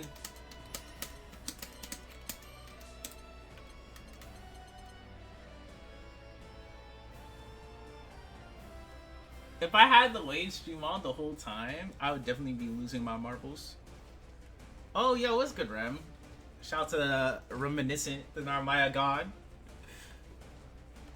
The Narmaya goat. Alright, this one I'm actually going to explain well. I promise you. I think there's no settings I didn't take care of, right? Okay. So without further ado, let's begin our Narmaya. Narmaya is a very versatile character in Granblue Fantasy Versus. She's a character who excels at playing a very mid-range, poking-driven playstyle, as well as running very oppressive offense when she is close to the opponent. She mainly accomplishes that through the utilization of two stances. She has Dawnfly, which is the current stance that she's in. I'm actually going to hide the frame information display so you can better see the colors and her sword. So Dawnfly is commonly referred to in the community in America and overseas as Genji. So if you see the word Genji or if you see the letter G, this is the stance we are referring to when Narmaya has her sword sheathed. Her second stance is called Kagura. The game calls this Free Flutter, but the community in America and overseas, we all call this stance Kagura. So I think it's very useful to get into the habit of calling things Genji and Kagura, because if you use Dawnfly and Free Flutter, then I think a lot of people are just gonna look at you like, huh? I don't know what that means. So for the purpose of this guide and for reference going forward, I'm gonna be referring to Dawnfly stance as Genji and Free Flutter stance as Kagura. So now that we've covered the basis of these stances, right? Let's talk about her toolkit and how she wants to approach playing neutral overall. So her Genji stance, conveniently enough, is very built around neutral. So she has a neutral stance, which is Genji, and an offense stance, which is Kagura. So what she wants to be doing in Genji stance is she wants to be threatening a lot with her really effective pokes in this stance. Her Genji 5M is a mid-range poke with great reach. This move is really nice to buffer in situations where you believe your opponent is going to try to contest you in mid-range. The main thing that you want to buffer this move into is you can buffer it into her 236H from Genji. So you can buffer Genji 5M into Genji 236H, or you can buffer Genji 5M into Genji 214L, which is a command dash, and from this command dash, she can special cancel the Genji command dash into Kagura moves, which sounds like a mouthful, right? But when I do this Genji 214L, if I do a 236L, I will do Kagura 236L. Like this. As you can see, I'm now holding my sword, so I'm in Kagura stance. So this is a really great way for her to check opponents. Especially because this will always combo on normal hit. If she is close enough. The Genji 214L into Kagura 236L from Genji 5M. This will usually generally combo. So, she also controls space well with her Genji 2M and her Genji 5H. I think her Genji 5M generally accomplishes more in neutral than her Genji 2M, so it's something that you want to get used to utilizing a bit more. Her Genji 5H, this move is very good because it has a lot of active frames and a nice amount of hit stun. So, how I mentioned she can do Genji 214L into Kagura 236L like this. She can actually do Genji 5H into Genji 214M, Kagura 236M. Like this. So she can actually convert from this move from further out, and she gets better damage and better Oki from this move. The knockdown that she gets from this move and the damage she gets from it is better. So it's really, really nice to get used to knowing that from mediums in Genji, from Genji 5M or 2M, go into light command dash, light slash. From Genji 5H, medium command dash, medium slash. The reason as to why is because EX moves in this game no longer hard knockdown. So there's a bit less merit in doing EX slashes mid-screen in this game. So Kagura 236H serves less merit mid-screen. So, outside of these moves in Genji, she also controls space utilizing her Setsuna. This move is pretty similar to Mistfighter from the Guilty Gear series, and many other hit scan moves like it, right? So, the main distinction between Mistfighter and Setsuna, though, is the fact that Narmaya Setsuna, number one, the frame data on it is fixed. So, as you can see here, her light Setsuna is minus 12 on block. But even if I space this move out at its very tip range, it is still minus 12 on block. Ideally, what you want to do is you want to space it out at its tip though, because if you space this move out at its tip, then you have more luxury with being harder for your opponent to pressure afterwards, because if you do it at point blank spacings like this, number one, they can outright punish you. But number two, even if at this spacing they can't outright punish you, they can 6XL, which either A, may or may not punish you, or B, puts you at a distance where you're holding pressure. So you ideally want to try to do her light Setsuna at ranges where it's hard for them to 6XL you afterwards, right? Her medium Setsuna, this move is actually plus. The startup is 32 frames, and it's plus 10 on block. So basically, she always gets a 6XL after it, which is really, really good. But what she can actually do too is she can also hold the move by holding M. And if she holds M, it delays the timing on the medium Setsuna, but it's still plus 10. What is unique about her medium Setsuna though is on hit, this move will always soft knock down the opponent. Her light Setsuna doesn't. I mean, wait, her light Setsuna does now, but that's only on the up close hit. Because this move basically like hits twice. It has a clean spot. From a far out hit like this, as you can see, it doesn't knock down. So there's a distinction to make with her Setsunas in that regard. But on counter hit, from further out, from her medium Setsuna, it will crumple like this. And she can convert from this crumple. So she gets a full combo here. Which is what's really, really strong about the medium Setsuna.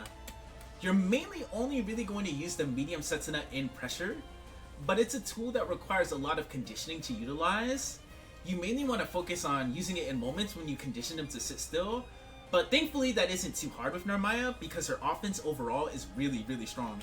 And she has a lot of ways to steal turns and B+, even outside of this move. Her EX Setsuna, this move is amazing because it is always +2 on block no matter what. At any range, this move is +2 on block. Just like the other Setsunas, soft knockdown on hit. So it's a really nice move that you want to use in situations where, because as you can see here, the light Setsuna, the reward is less because it doesn't knock them down. So sometimes when you're trying to fish for a knockdown aggressively, or you want to stop a more aggressive opponent from approaching you, I mentioned that you can use Genji 5M in these situations. You can also use her Setsuna well too. Especially the EX version. To stop approaches. It is really, really good at stopping approaches. Especially because it knocks him down on hit, which enables Narmaya to gain some ground and get closer to be able to pressure the opponent, right? So, outside of her Setsunas, the only real 2 other special moves that she has in this stance are, number 1, her DP. Her DP in this stance is mixed bag because her Genji DP is very vertical.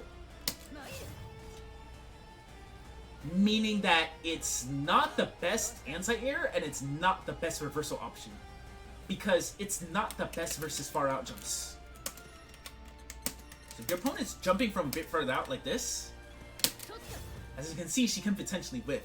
So if you're trying to anti-air for medium DP, you also have to do it really late too, because the early portion of it is the only part that's air unblockable. But the later part, they can air block it like this. So if you want a fully air blockable one, you really want to use the EX.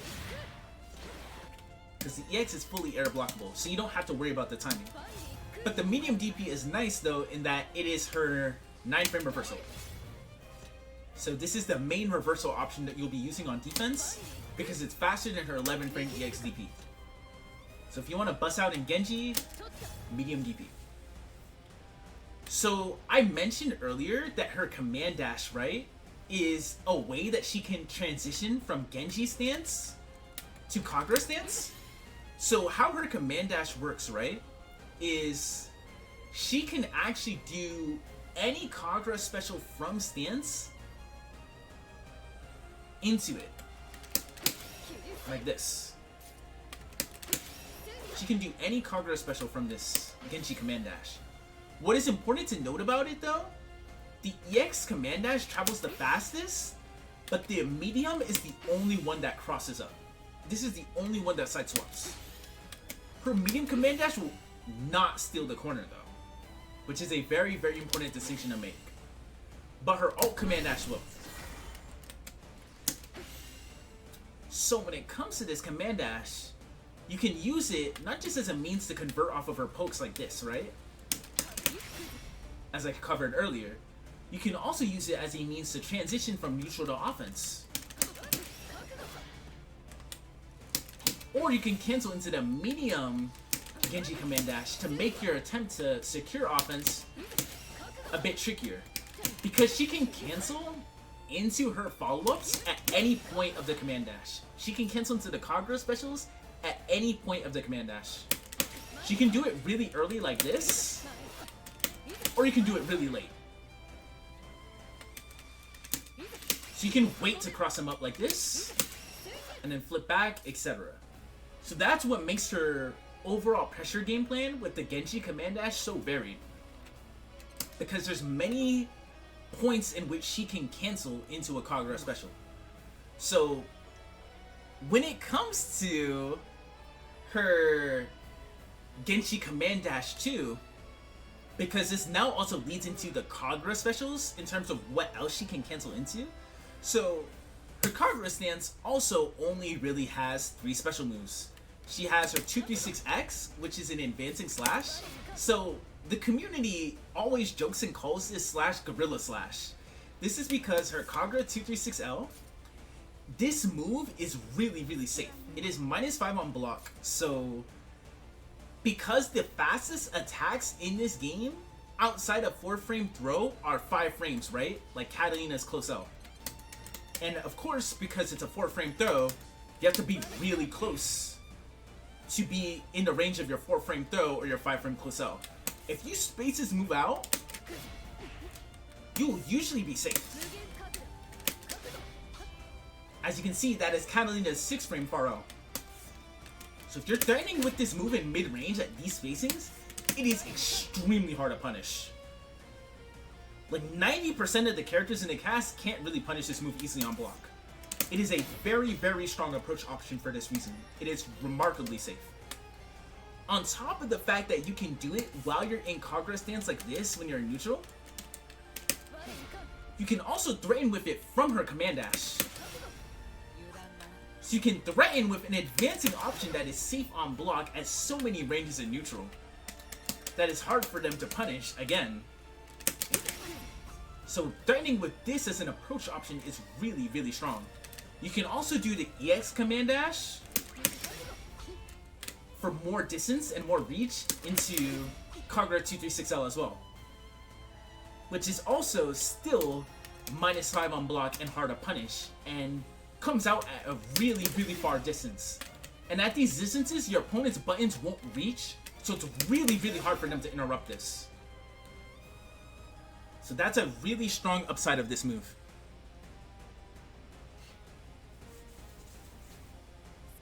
So when it comes to her other Kagura slashes, right? The medium version of her Kagura slash and the heavy version, these are only versions that you only want to be using in combos. Because as you can see, this is -8 on block, and the EX version is also -8 on block.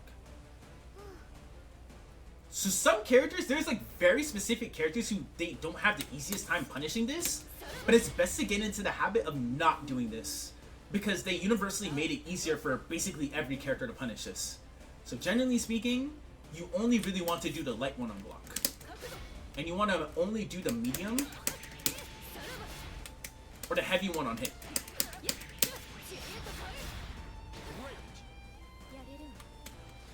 Her other Kagura special is her Mugen Kagura, which is her Kagura DP. The medium one is a DP.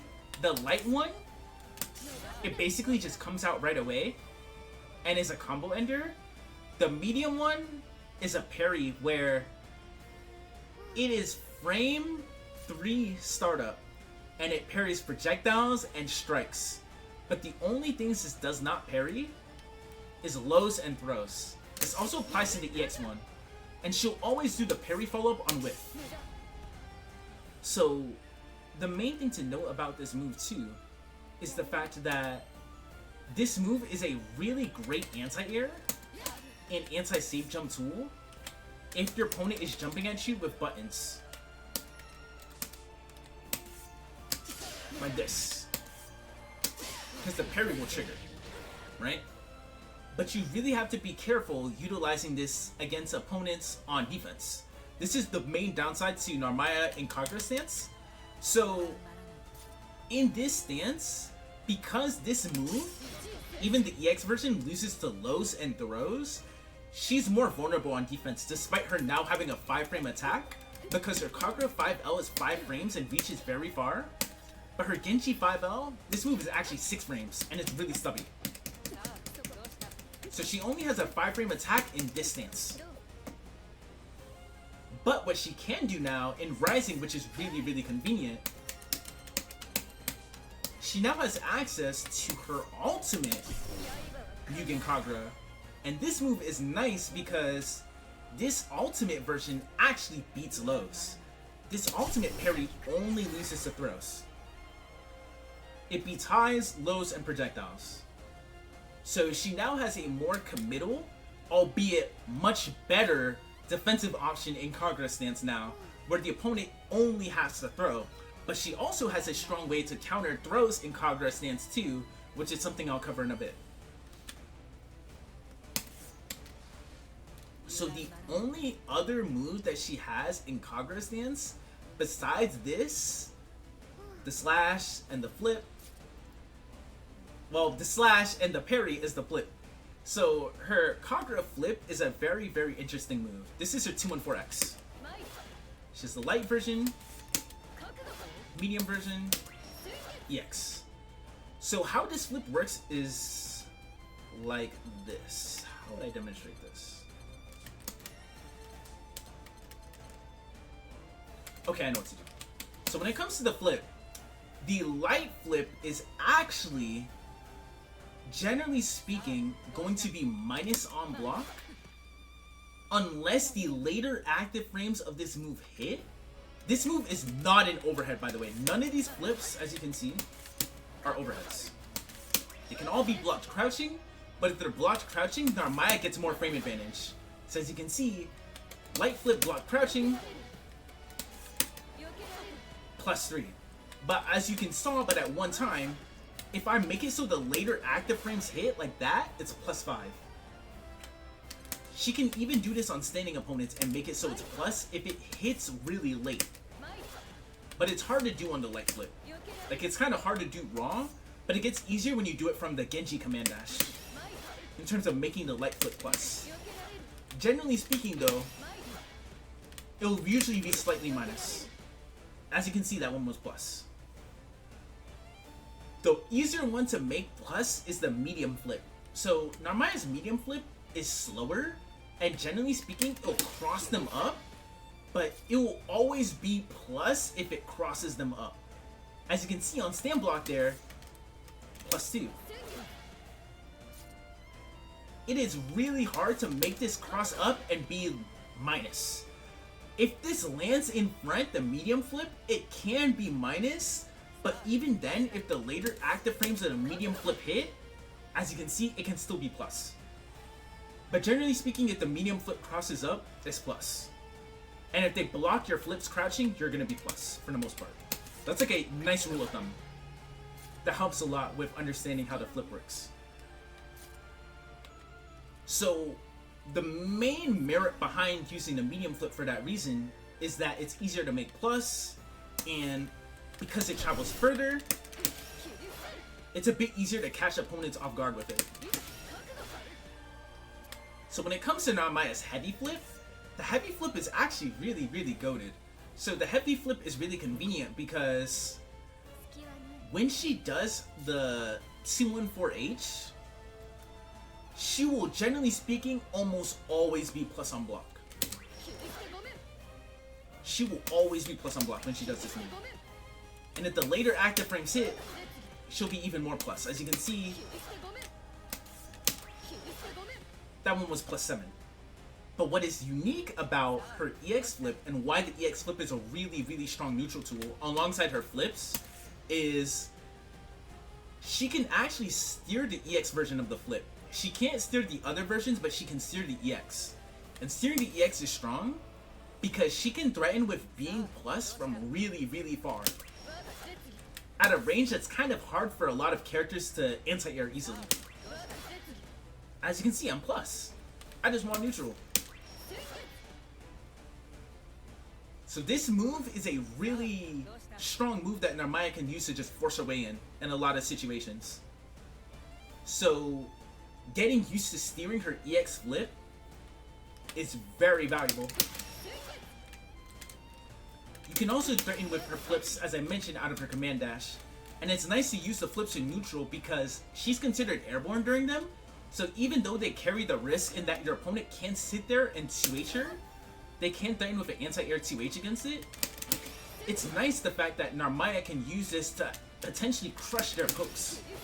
She can go over their pokes and a lot of their options with these in neutral. Especially if you use the EX flip, in my opinion, which is the best one. Because you're always guaranteed plus frames. Which is what's super nice to have, right? But getting used to the spacing of the light and the medium flip is super good because you're able to save access to your EX cooldowns too, right? So it's something that you want to get in the habit of too.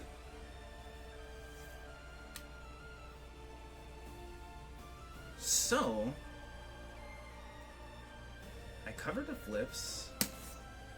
I think the only things I didn't cover are her Genji anti-air and her Kagura anti-air. So, another important distinction to make between her Genji and Kagura moves is the differences between her normals outside of her 5L. So, I should actually talk about the normals in general between them. So, when Narmaya is in Kagura stance, her 5L is now 5 frames instead of 6 frames, and it is +4 on block. Her close M in Kagura stance is easier to convert from than her Genji close M, because even though these are both 6 frames, her Genji close M leaves her in a situation where it's harder for her to convert off of the plus frames on hit. So Kagura close M has better plus frames on hit than Genji close M, which is this. Her Kagura close H is 9 frames, but her Genji close H is 8 frames, and it has amazing proximity. The proximity on this move is phenomenal. So because Narmaya has a 8 frame close heavy, and her Kagura 5L, this is not the case with Genji 5L because Genji 5L is +7 on hit. Her Kagura 5L is +8 on hit. So what she can do is she can do Kagura 5L into stance exit like this, and she'll still be +8 as you can see, into Genji close H. This is a very strong frame trap, very strong combo starter, and a useful tool that has so many use cases in her offense and her combos and her pressure. So for that reason, you really want to get used to Genji close H being 8 frames and getting a feel for Kagura 5L into 5U Genji close H. This is one of the main stance cancels that you really want to prioritize with the character. It is very, very strong. Outside of this, her Kagura 2M, this move is actually plus on block. This move is +1 on block. So the frame trap options that she has from this move are really good. Because she can deck with Kagura 2M into Kagura 2M, and this will beat many of the 6 frame options that your opponent wants to commit to, especially if you space yourself out well. Like this. Because of how the crush system works. And from this Kagura 2M, you can stance cancel by hitting 5U and then go into Genji 5M. So knowing how to convert off of this frame trap is really, really valuable. Just get used to practicing this. 2M, 2M, Kagura 2M, Kagura 2M into exit, Genji 5M, and then you hit confirm into Genji 214H, Kagura 236H. That sounds like a mouthful, but basically it should look something like this. Whoops. Ah, I messed up. Just like that. This is a sequence that you really want to practice with Narmaya. And if you have it down, it really helps open up her frame traps. It's weird because it's like her pressure and her confirms on hit are better in Kagura stance when the sword is out, but when the sword isn't out, she has more reach on her buttons. So it can be a bit easier for her to convert off of those far out plus frames on hit in the Genji stance, even though it's not an offense stance. you also have the Genji close H, which is like the main offensive threat in that stance, in my opinion. For that reason. That being said, though, her Genji close H is actually -7 on block, so you really want to get into the habit of canceling this into EX Setsuna, in my opinion. Especially because if you do auto combo 2 into EX Setsuna, this frame traps in the corner and causes a wall bounce. And from auto combo 3, this is gapless and plus on block. So you can create really strong plus on block sequences with Narmaya like this.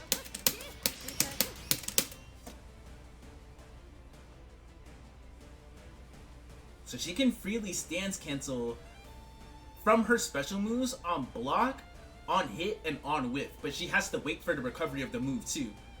So that's why she can use the EX Setsuna in Genji, B+, and then swap to Kagura. And then use the plus frames that she got from Genji in Kagura, which is really, really convenient. So,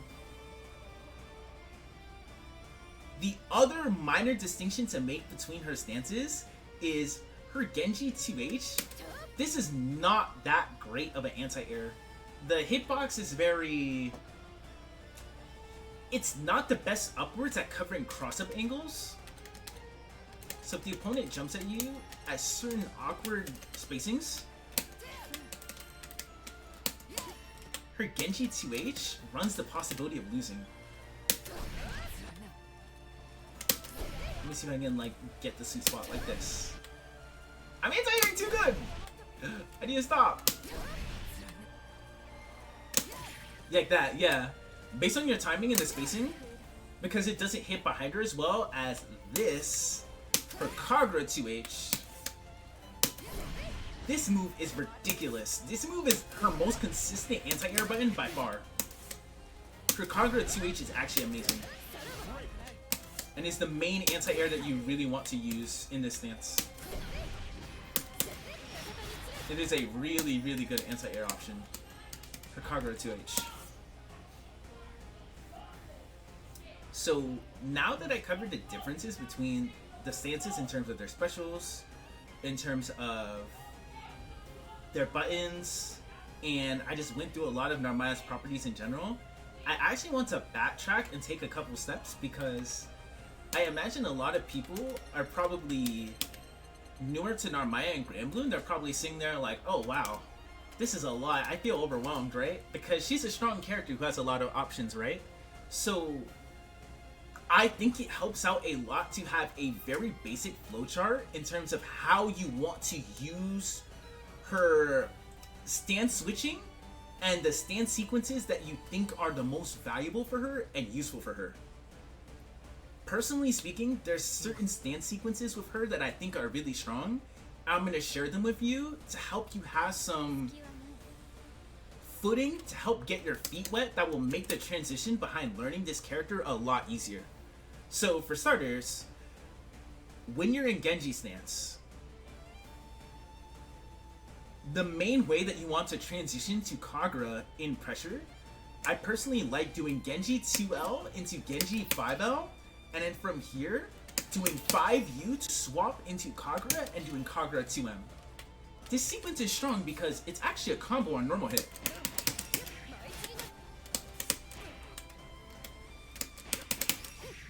As you can see. Because her Genji 5L is 7 plus 7 on hit, and her Kagura 2M is 7 frame startup. This is a really, really strong sequence that you want to get into the habit of getting a feel for. Another sequence that I think is really good is when you're in Kagura stance, as I mentioned earlier, Kagura 5L into exit, Genji close H. And this is a combo on block.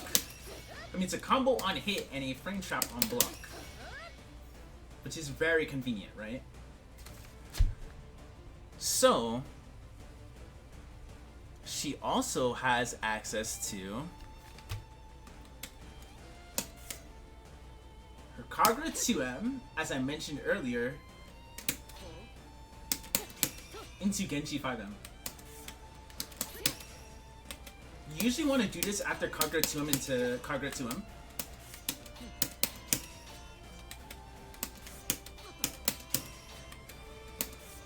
You can also do sequences like Kagura 5L into Kagura 2M, which frame traps even more options than Kagura 2M into Kagura 2M. Doing Kagura 5L into Kagura 5L and Kagura 5L 2M is really good as well. Or if you're in Kagura stance, you can do Kagura 2L into Kagura 5L and then do Kagura 2M, because this is all a combo on normal hit. Kagura 2L, 5L, 2M. From here, if they block this sequence, because this is plus, you can actually do a Genji 5M here. So you can do 4 buttons here, which is strong. Watch. And that's in reach. And then now you're in Genji stance. In terms of getting plus frames with her, outside of her Kagura 5L and her Kagura 2M and stance switching, I heavily suggest being an EX Setsuna spammer. This move being +2 on block is really, really valuable for saving yourself in pressure sequences, as well as getting used to doing EX flip, which is also plus on block, as well as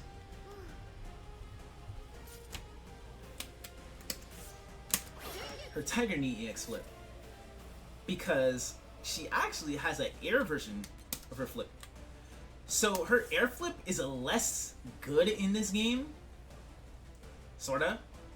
So the reason why I say that is her jump 214L is the main version of the air flip that you're using. Honestly, just ignore the 214M.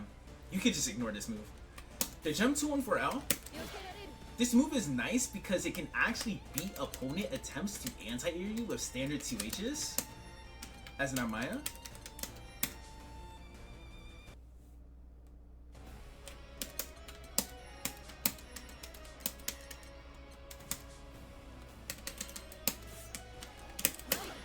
So based on their timing, because you have to read their timing too.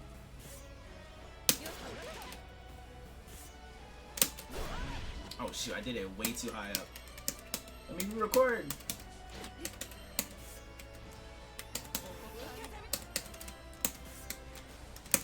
Okay, there we go, there we go. Watch, this is gonna be Cat 2H. As you can see, it is a very strong move at crushing the opponent's anti-air normals. But of course, they can anti-air DP it or punish the recovery, so you have to mix up the options that you do in the air. But it does help Narmaya be a bit more difficult to anti-air. Generally speaking though, this flip really shines when Tiger Need the air flip. So the air flip is godlike, to be frank with you. This move is +1 on block if you do it at like a decent-ish Tiger Knee height, like this. But if you do it as low as possible, it's actually +2. If you get it at the complete lowest height. +2 on block. This is strong because Narmaya is also considered airborne during this move. If the opponent tries to throw you, this move cooks them for throwing you.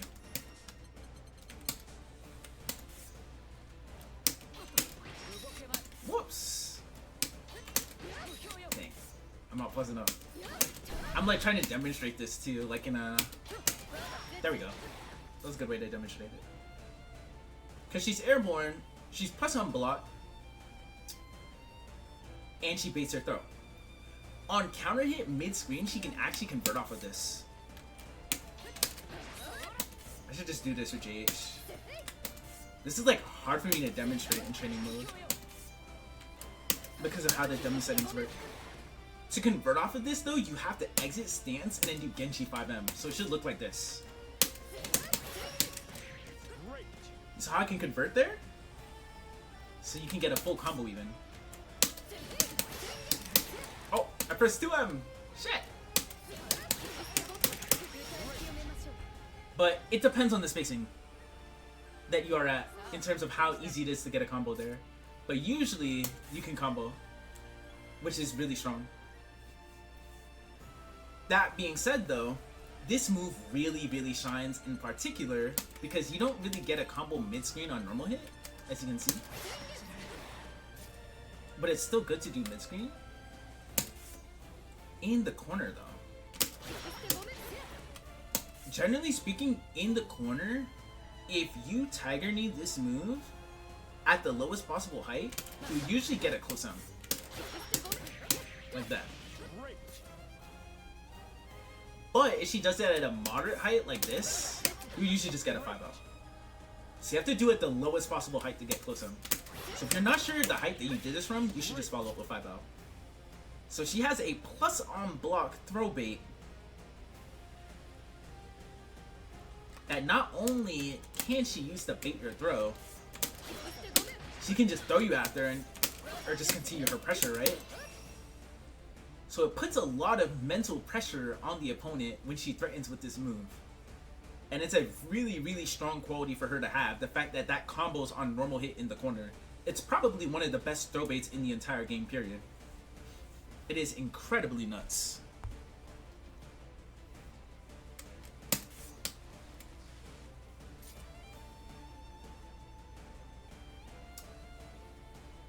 I'm not thinking that I'm forgetting any other stance cancel options here. I would probably go into her corner combo structure a little bit because I actually wanted to cover that before I covered her ults, just to make sure I get that out of the way. So when it comes to her corner combos, this is less about the optimal corner combos you want to be doing, but more so just the idea behind it. So she basically has two corner combo starters. Her Genji 236H wall bounces no matter what. And her Kagura 236H launches them in the air and she can follow up from this. Generally speaking, the main combos that you're going to be doing after you launch them with the Genji 236H is you can pick up off this, right? Usually you want to combo into her other EX moves. And whether or not you combo into other EX moves depends on how many cooldowns you have. But thankfully Narmaya is really flexible because she has 6 cooldowns. But as an example, if I'm in Genji here and I do 236H, right? If I want to continue this combo, I can actually do another Genji close H because she can get a close heavy after this move into Genji 214H, Kagura 236H. To transition between Genji and Kagura. So basically it looks like this. And then I could finish the combo. Or if I'm in Kagura stance, and I just comboed into Kagura 236H, which is her Kagura corner combo starter, one of the easiest ways to combo after this move is you want to do Kagura 5L into 5U Genji close H, just like we talked about earlier. So you want to stay in Kagura stance after you do the 236H, and then do Kagura 5L exit Genji close H.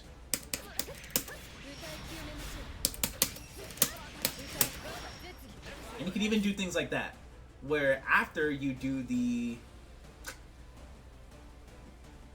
Genji 236H, you can even stance up there and do a Tiger Knee jump 214H. But a little word of advice too on the Tiger Knee too is you want to make sure you're doing the easy input. You don't want to be a pro gamer and do the actual 2149. You don't have to do that. You can just do jump 5 H and S or jump 6 H and S. That's usually what a lot of people would do. A lot of people would just easy input the Tiger Knee, and that's what you should do as well. You don't have to do the technical for this. I just wanted to make sure I actually left that in there in case someone was doing that. So the last thing is with this character is honestly her ults. And her ults are actually really strong in my opinion. So when it comes to Narmaya's alts,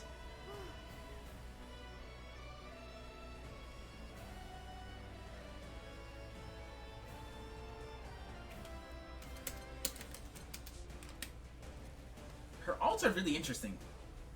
Her ultimate Setsuna functions like her Setsuna used to in vanilla, where this is actually a move that pierces other fireballs, so it will beat other fireballs outright, number one. Number two, it is always plus on block. It will always be +4 on block, just like her other Setsunas always having set frame data. It crumbles on hit. It is really hard for her to combo off the crumble mid-screen. I'm not going to sugarcoat it, it's really, really hard. どうした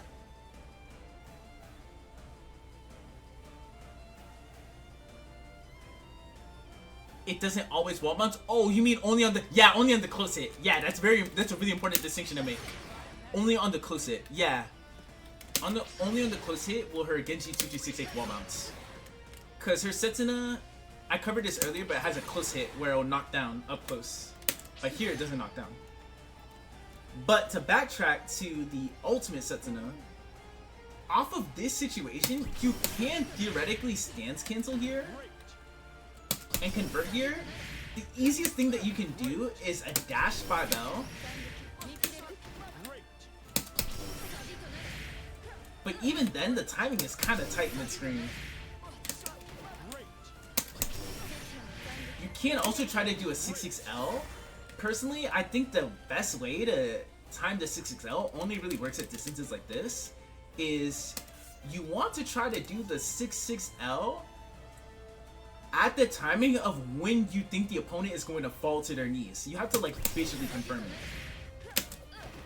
Let me see if I can actually like hit it once. I'm gonna try a couple times. It's really, really hard in my opinion. Oh my god. Hey, I got it! I find it easier to 60L than dash 5L. Yeah, I haven't tried out the dash 5L. But, personally speaking though, it is definitely a lot easier in general to combo off of it in the corner. Especially if you're up close, because you can just follow up with whatever. Oh dang. You can just mash even. Because you're way closer to them after the crumple. Or what some Narmaya players will do is they'll do the ult Setsuna, and they'll 2U after. Pain. They'll 2U after, which will lead into a hard knockdown, and she can get Oki and offense from it. Or she can even get a safe jump from it too.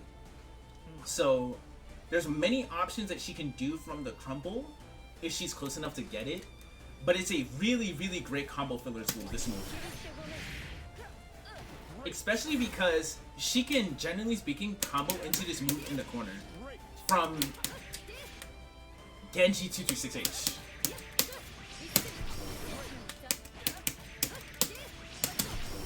Like this. The timing is like kinda tight. It's not like tight as in super difficult, but you have to do it fast. So you have to get a feel for the timing. But this basically always works. Which is really, really nice. But of course the 226H has to hit close, right?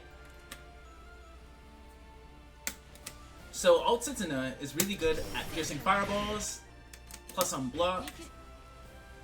Up close it crumples. Well, it crumples anywhere, but up close you can actually combo off of the crumple. What is really nice about this move from a neutral standpoint... Oh, it won't show the numbers if I do that. Okay. So, this move actually has a duration of 35 total frames. So if your opponent decides to jump, which is normally a good answer against Narmaya Setsuna, which it can punish her well, right?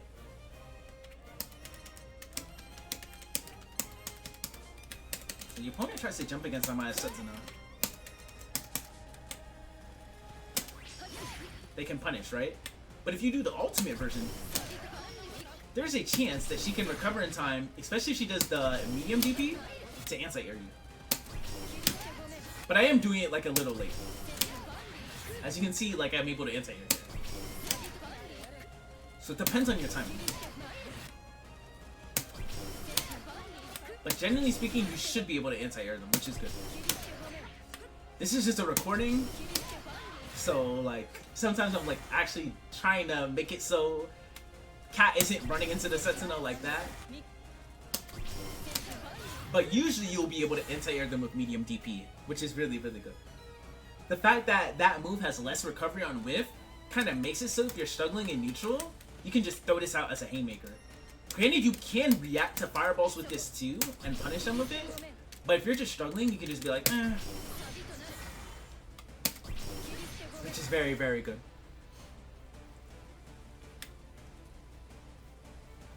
She has an ultimate DP. It's an ultimate DP. It's 8 frames. There's not much that's really noteworthy about it. She has her ultimate command dash. She actually can't cancel this command dash into Kagura moves. Like, you see how I can do this? If I try to cancel into Kagura moves, it doesn't work like that. But what is nice about her ultimate command dash from Genji, the Genji 214U, it tracks to where the opponent is, and it's a really good anti-fireball to it. So if you think the opponent's going to throw a fireball,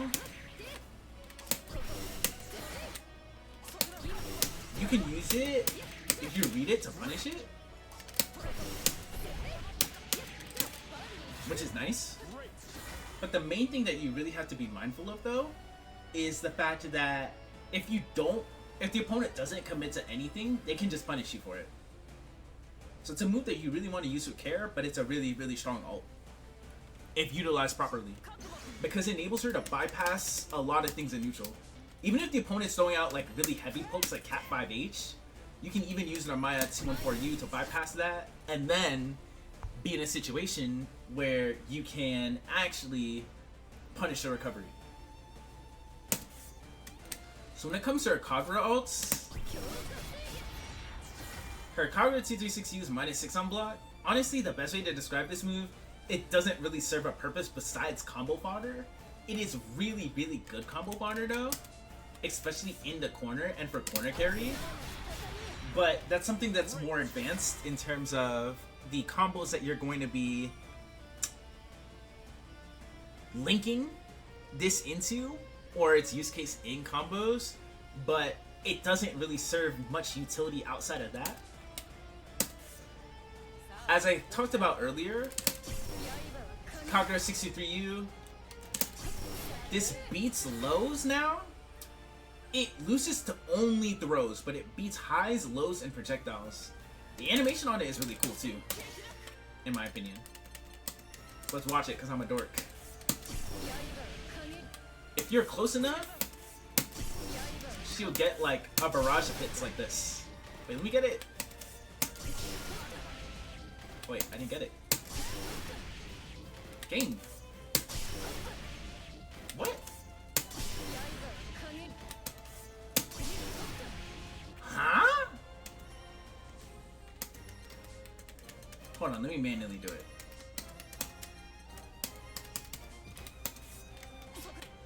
I'm sorry, I'm just humoring myself.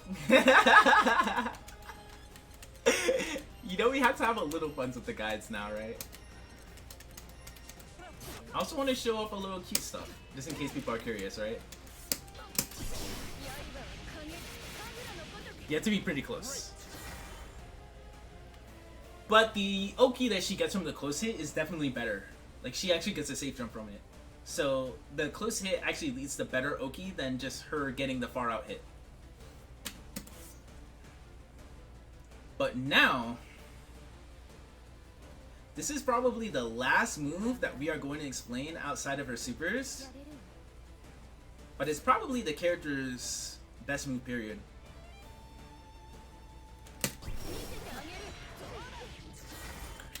Narmaya's ultimate flip. This move is bananas. So for starters, Kagura 214U ultimate flip. The grounded version, it tracks to where the opponent is at. Number 1. Number 2, this move is +4 on block. Narmaya is not in throw range, but she's pretty close to it. She can just walk into it, right? And she is actually a whopping +8 on hit. So what you can do here is you can combo with Kagura close M, Or you can do Kagura 2-1-4U, stand swap during the ultimate flip, and then do Genji close H like this. The timing's a little tricky to get used to. You saw I enter Genji there? Pretty cool, right? So, the move is really nice. The grounded flip is really nice at punishing opponents for trying to throw out fireballs and as a way to force her way in, because it's an anti-fireball move where Narmaya teleports and she's considered invuln during this move. As you can see, she is invincible.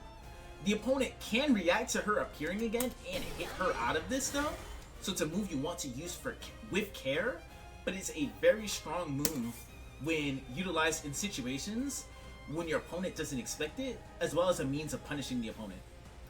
So this move, the grounded version, also has some other utilities.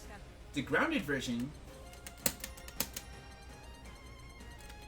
is also really strong as a throw bait. You're in a situation where you believe the opponent's gonna try to throw her. It's a bit easier to do with the air version in my opinion, if you Tegony it. You can use it to punish the opponent's throw. So you remember how I said she only has a plus unblock throw bait in the corner that she can combo off of? Kinda lied. She can... Whee! That's the secret that I wanted to surprise you with. She can use this to bait throws mid-screen, and it's kinda nuts. But the applications for this move are very high, because it doesn't just stop there. If she believes the opponent is going to brave counter, she can cancel her button into alt flip, and it will invuln through the opponent's brave counter and punish their brave counter. I want to show this in case people are curious what it looks like.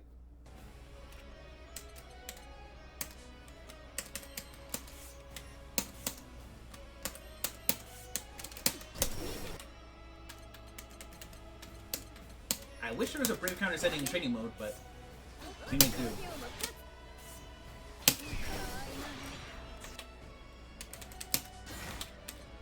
She can also do this when she's jumping and they try to brave counter her airborne attack, which is a really strong point for a lot of characters to want to brave counter. She kind of ignores that.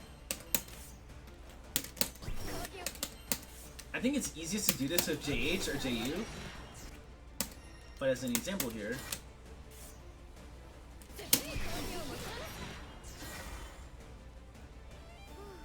as I mentioned, she can use it to bait throws, punish brave counter, anti-fireball tool.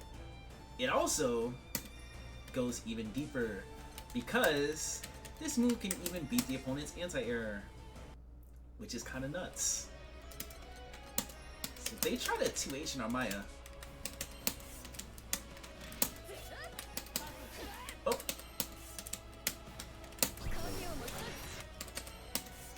I have to like angle it. I'm on hitbox, so bear with me. Oh, I accidentally delayed my 2H, whoops. That's how I 2H at a normal timing. And then I ate dirt for it. So this move is a really strong anti-air move. It is super effective against many anti-air 2Hs in the game, and it makes Narmaya really hard to anti-air with 50 meter. It is quite difficult to contest. Another use case of this move even, she can also use this move defensively. I mentioned earlier that she doesn't have a way to beat throws when she's in Cruxis. But actually, ding ding ding ding ding. Pretty cute, huh?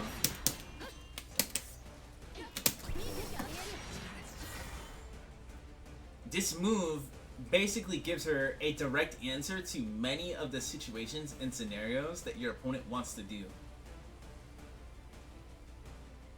it is an anti you wanted to do anything. That's probably the best way to describe it. It's a move that you really want to get comfortable with using because it's probably the character's best move when she has 50 meter. But she also has ultimate Setsuna, and she has also other really good 50 meter options too, right? So her SBA, this move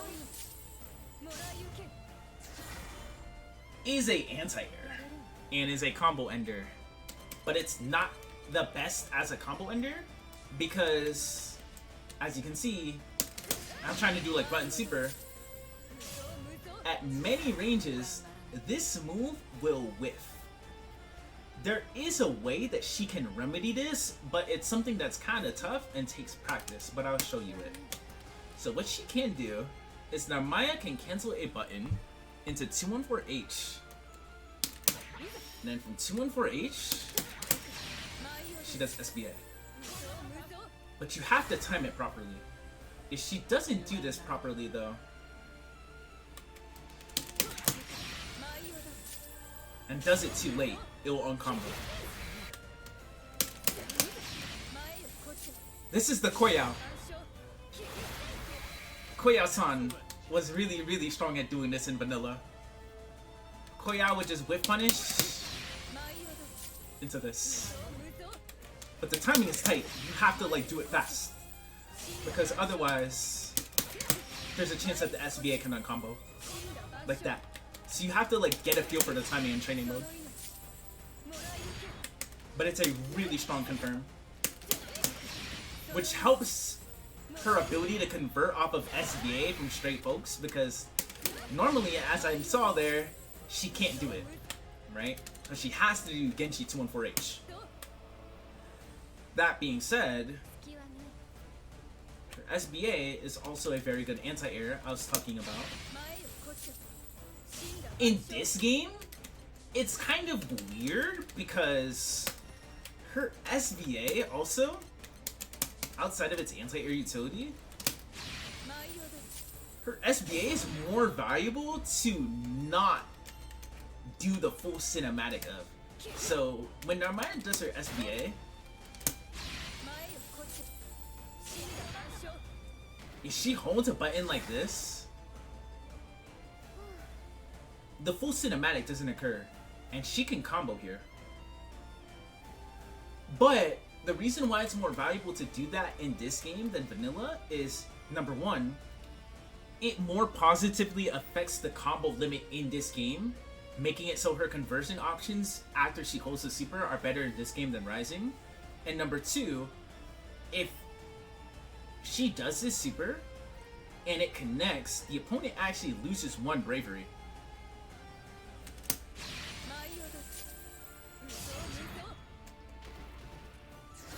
So for this reason, the full super doesn't have to connect for them to lose the bravery, making it so the rest of the combo is going to do more damage, especially if they're at low BP. They have low bravery points.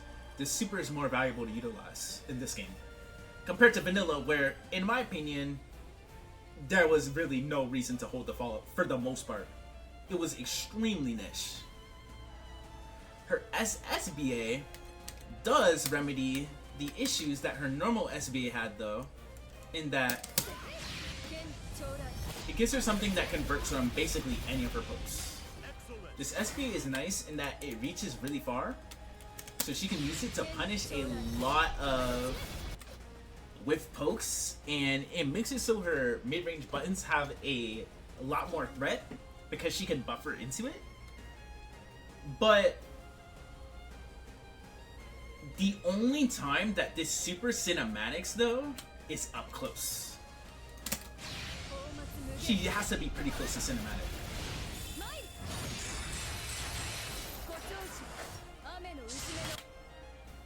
Before I finish this super, if this super hits the opponent close up, believe it or not, Narmaya, she will actually swap positions with the opponent after the super if it's cinematics.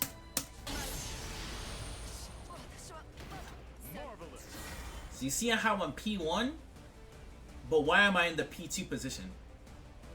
Because I sideswapped. Her SSBA sideswaps.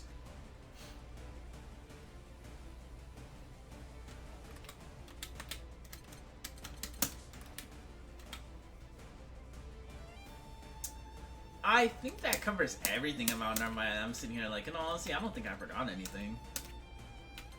I think the main thing that I think is super valuable with this character is it's important to have not just dialed in sequences for what you want to do in each stance, but getting used to how you want to freeform your pressure when she's in stance really opens up your options a lot. You can create really long pressure sequences with this character. Like one I personally like to do a lot, for example, is this. Wait, whoops. Wait, when did I swap there? Huh? Wait. That's weird. Did I do it too early? I wonder why I was getting Genji to him there. That's bizarre. I'll do sequences like that. Sometimes I'll like try to sneak in a space light flip based on the range my opponent's at. You really have to mess around with this character a lot to get a feel for how you want to structure pressure with her.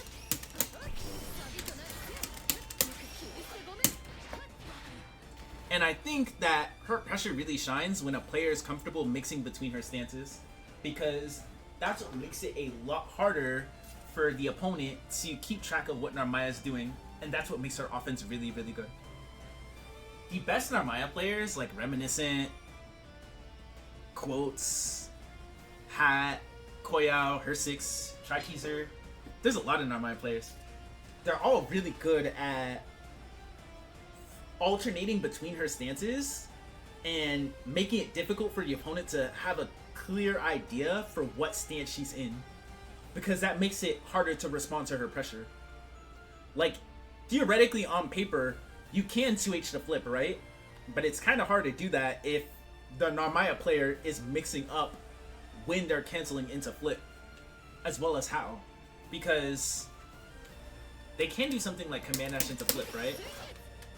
But they can also just do be in Kagura stance, raw flip, or be in Kagura stance, button, flip.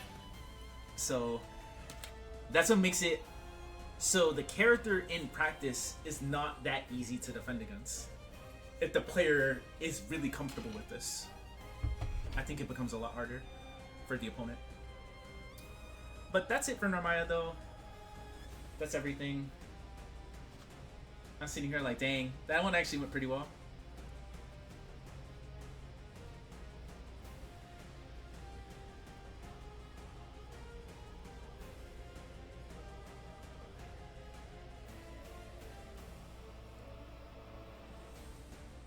Thanks, Rem. I learned a lot from you, yo. I think this character is sick. Like, I definitely have more characters to go through, but I think that she was easily one of my favorite characters to learn in the cast. Like, I would say Fairy, Narmaya, Yule.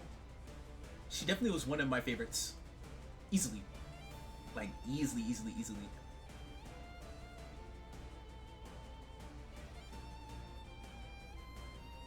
Yeah, I saw the appeal with the character.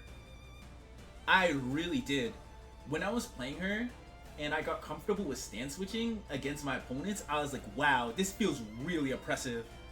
I can just change up my pressure and my neutral intent at a moment's notice, and it's hard for players, especially people who don't have a lot of experience against the character, with keeping up.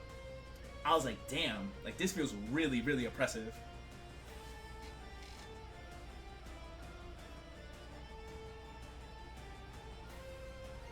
And it made me go, okay, I can see why people stick with Narmaya despite the inconsistencies with her sometimes, in some ways.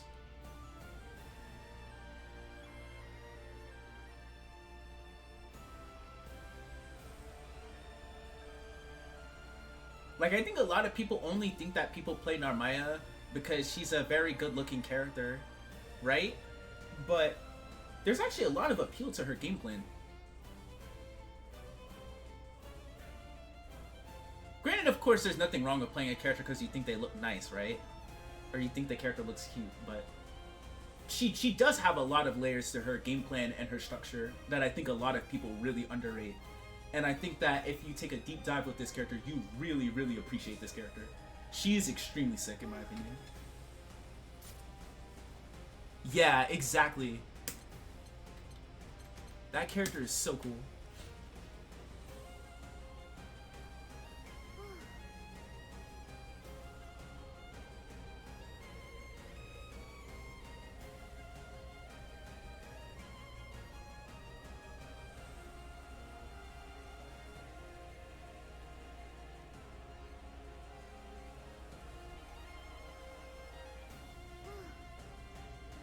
I'm seeing like, wow, the Narmaya guy really took a long time, huh? What's next on the menu? Actually, I don't think it took that long. It's more that she's a really complex character, in my opinion. I wouldn't say difficult, but she just has a lot of options. And all of her options are really good. The next characters, so I've already finished Uno. So he's already one of the characters I'm going to be covering in the next guide. Shubu actually taught me how to play Uno. I wanted to do Siegfried because that character was requested to me a lot on YouTube. Like, a lot of people in the comments were like, I really want you to do Siegfried. Yeah, Narm and Eustace took a bit, but I think they're characters who are really complex. I wouldn't say difficult outright, but more so the fact that they just have a lot of options and all of their options are pretty good. So the character's about understanding all of their options, in my opinion. Like, I can't describe Narmaya, in my opinion, in 2 minutes.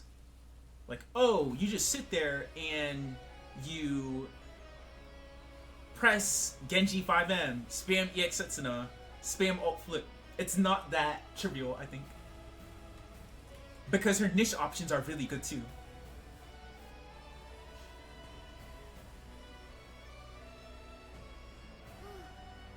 And Eustace is kind of the same way.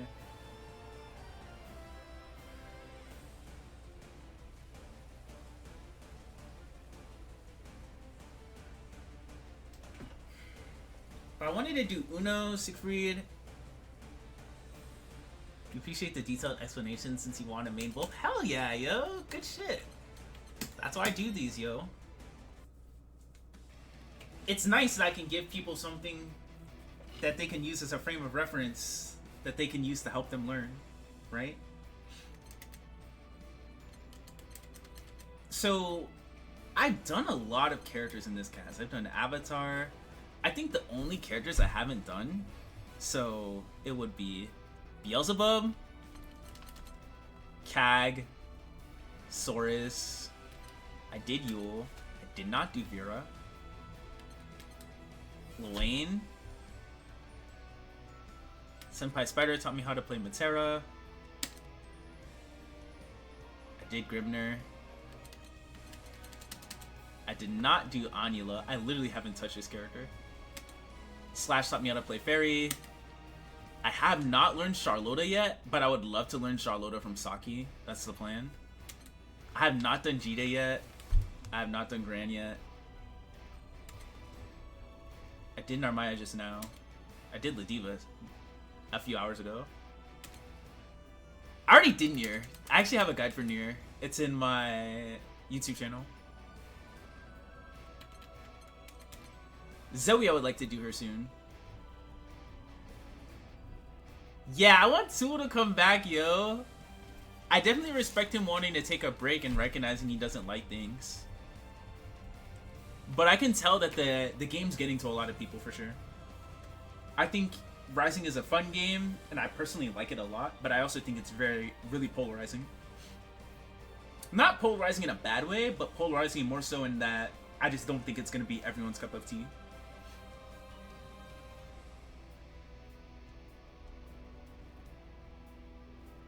Which, in my opinion, is a good thing for a fighting game.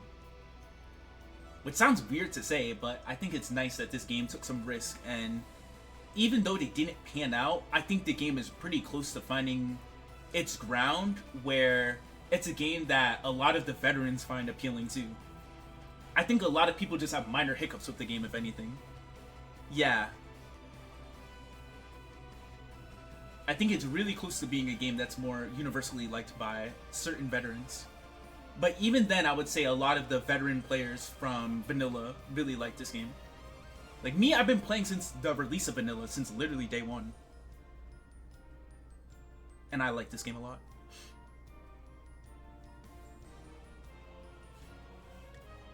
Yeah, it's tricky. I think 6XL is a really hard move to balance. I think currently in this meta, some characters depend on 6XL. And I think that it's a fun move. And I really like using it. I like it a lot. Yeah. What Hava? Yeah, on 6 and year, it's really strong for sure. But how I feel about the move is like, it's so hard to balance because I think it's really strong on a character like Belial, right? Because you used to 4G his 5H, but you can't really do that anymore because you can just 6XL, right? But I think a character like Charlotta really depends on the move right now because her neutral isn't the best otherwise. And she isn't the best at dealing with 6XL currently. She's like okay at contesting it. And I think that, for instance, right, on paper, it would be nice if they gave 6XL more recovery. Because that's an option that I think is pretty fair, all things considered. And I think it would still retain 6XL's strength and the move would still be strong. While just being a bit easier for certain players to contest. But the thing about giving it more recovery, I've been thinking about this a lot, is I think spot dodge and roll may end up being too strong on defense then. It's a bit of a hard dynamic where it feels really hard to balance the move in my opinion. But I think maybe a couple frames more recovery would possibly contribute to it being easier to contest, but I'm not super sure. Especially in a game with 4-frame throws, so if you spot dodge it, you might get a guaranteed 4-frame throw punish. So it depends.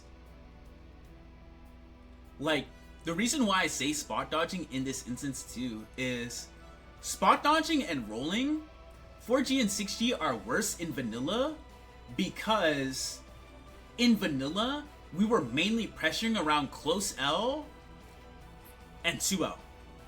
A lot of the pressure in the game was built around being up close. So 4G and 6G were kind of not the best answers to a lot of pressure situations for that reason. It was a very, very specific call out to certain things.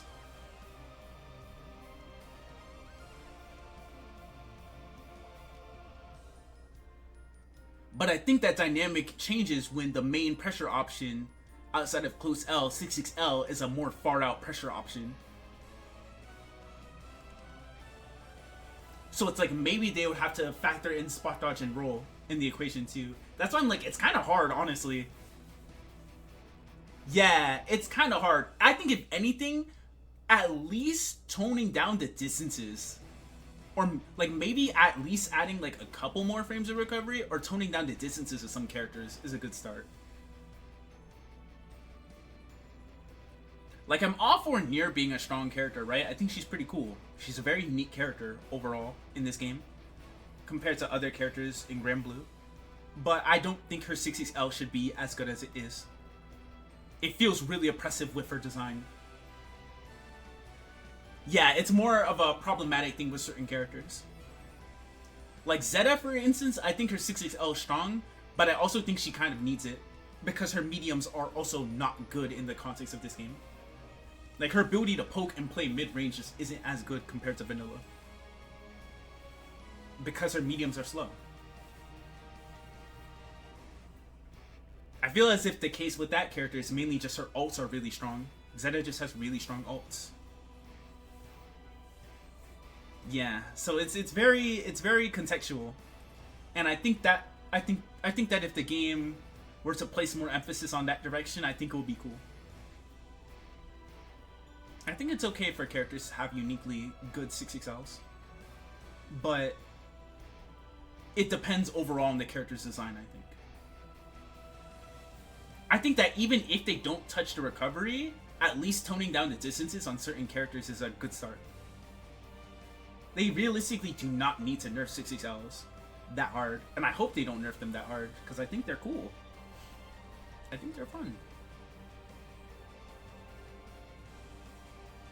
But on certain characters like Belial, for example, I think it's really, really strong.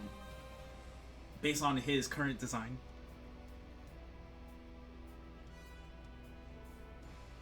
Yeah, that's super, super valid. Coco was saying the same thing, Rem. Coco was saying the same thing. And I think that a lot of people are getting really frustrated and up in arms because they're trying to take the game super seriously. And they're trying super hard to compete. That's how I feel about the game currently. Like, I do find the game really fun. But I definitely think that just taking the time learning other characters and just learning other things about the game has made it so I don't really mind a lot of things currently in the game. Like, I'm probably not going to take the game seriously as in compete heavily until maybe 2B drops. Because by that time I should be done all the characters. I mean, it's definitely going to be before then, right? I'm going to be done all the characters. But once I'm done all the characters, I'm going to start learning Lance again. I'm going to start learning Lance very closely in this game. And I'm probably going to... And I'm going to play him alongside 2B. Yeah, like I see Zeta do 70% and I just laugh fully. Or like when I watch VODs of like people just getting cooked by Nier, I'm like, dang, that's tough. But also, I don't think I would mind playing against that character either because I play Lance. And I think Lance fights are pretty well. But I imagine if you play a character that really loses to the character, it'll probably feel way more stressful.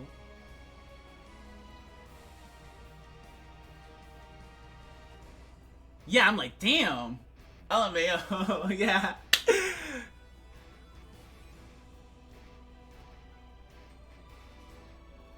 That's how I see this game. I think the best way to describe it is I think this game is wild, but not in a bad way. I just think it's way more wild than vanilla, but I wouldn't say in an unfun way. I think it's in a fun way.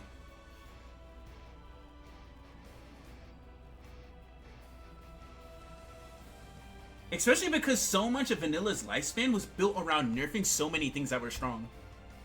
A lot of people are like, oh, all these ults are so wild. I don't know how I feel about it. I'm sitting there like, do you want them to make this game like vanilla? Where a lot of the moves and options that characters had over the course of the game's lifespan ended up not being as strong. Especially when they nerfed a lot of characters' core base toolkits. Like, the ults are nuts, but I like that they're nuts. I like that they're wild and fun. So, like, sure, even though a character like Zeta has really wild ults, realistically, if they only tone down, like, maybe minor aspects of her ults, I think they would be really fine. Like, I like that Narmaya has ultimate flip. And Lance has ultimate fireball, and all these characters have really wild ultimates. Yeah.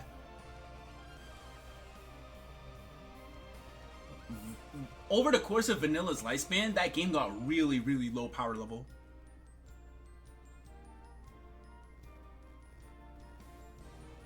Yeah, same. I literally just like... I'm just enjoying this game and having fun. I do like the game though, for sure.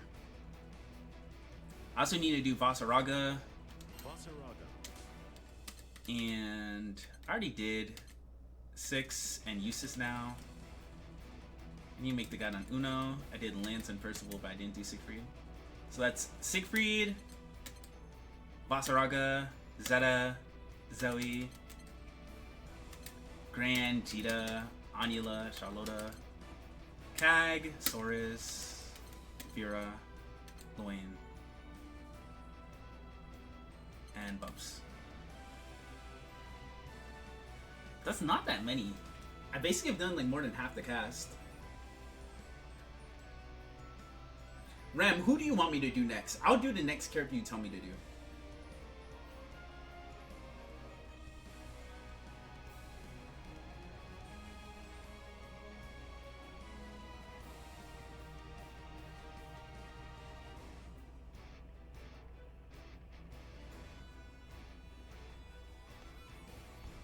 I'll play who you tell me to learn.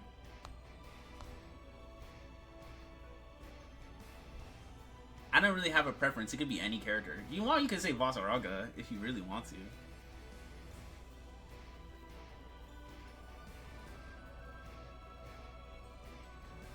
Stompos? Oh, you mean Voss? Did you actually say Vasaraga? Go ahead, chat, just update it.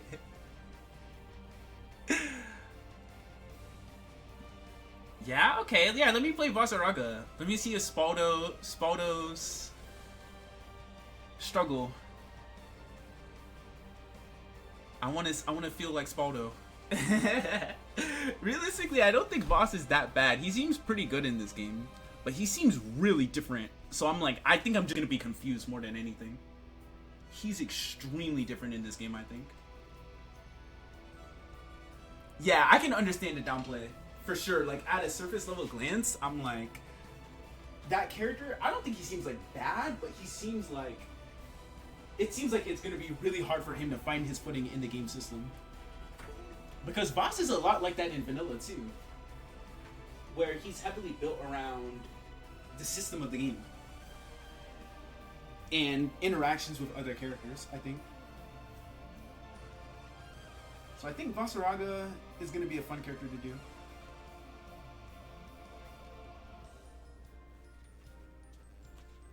Alright, gang, I should probably grab some dinner, but it's been fun. So I'm gonna let y'all later. Ah! Wait, actually, before I head out, I should actually see who I can raid. What the heck? Let me see. Can I raid? I want to be a nice streamer. Let me raid someone. Who the heck is streaming Grand Blue right now? Oh, TNS. Wait. TNS? Today's Saturday. Oh yeah, they do on Saturday. Okay. Is it really? Who is on TNS right now in top 8? Oh, I see K7 on stream. That's the GOAT. Shout out K7. Oh, Key. I kind of want to raid Key. Key is so chill. Oh, Elsa. I gotta raid Elsa, yo. That's my GOAT. That's my homegirl, yo. I'm gonna raid Elsa.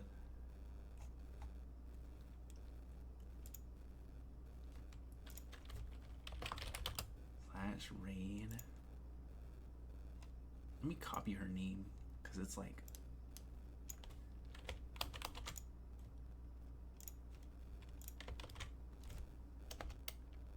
yeah, same.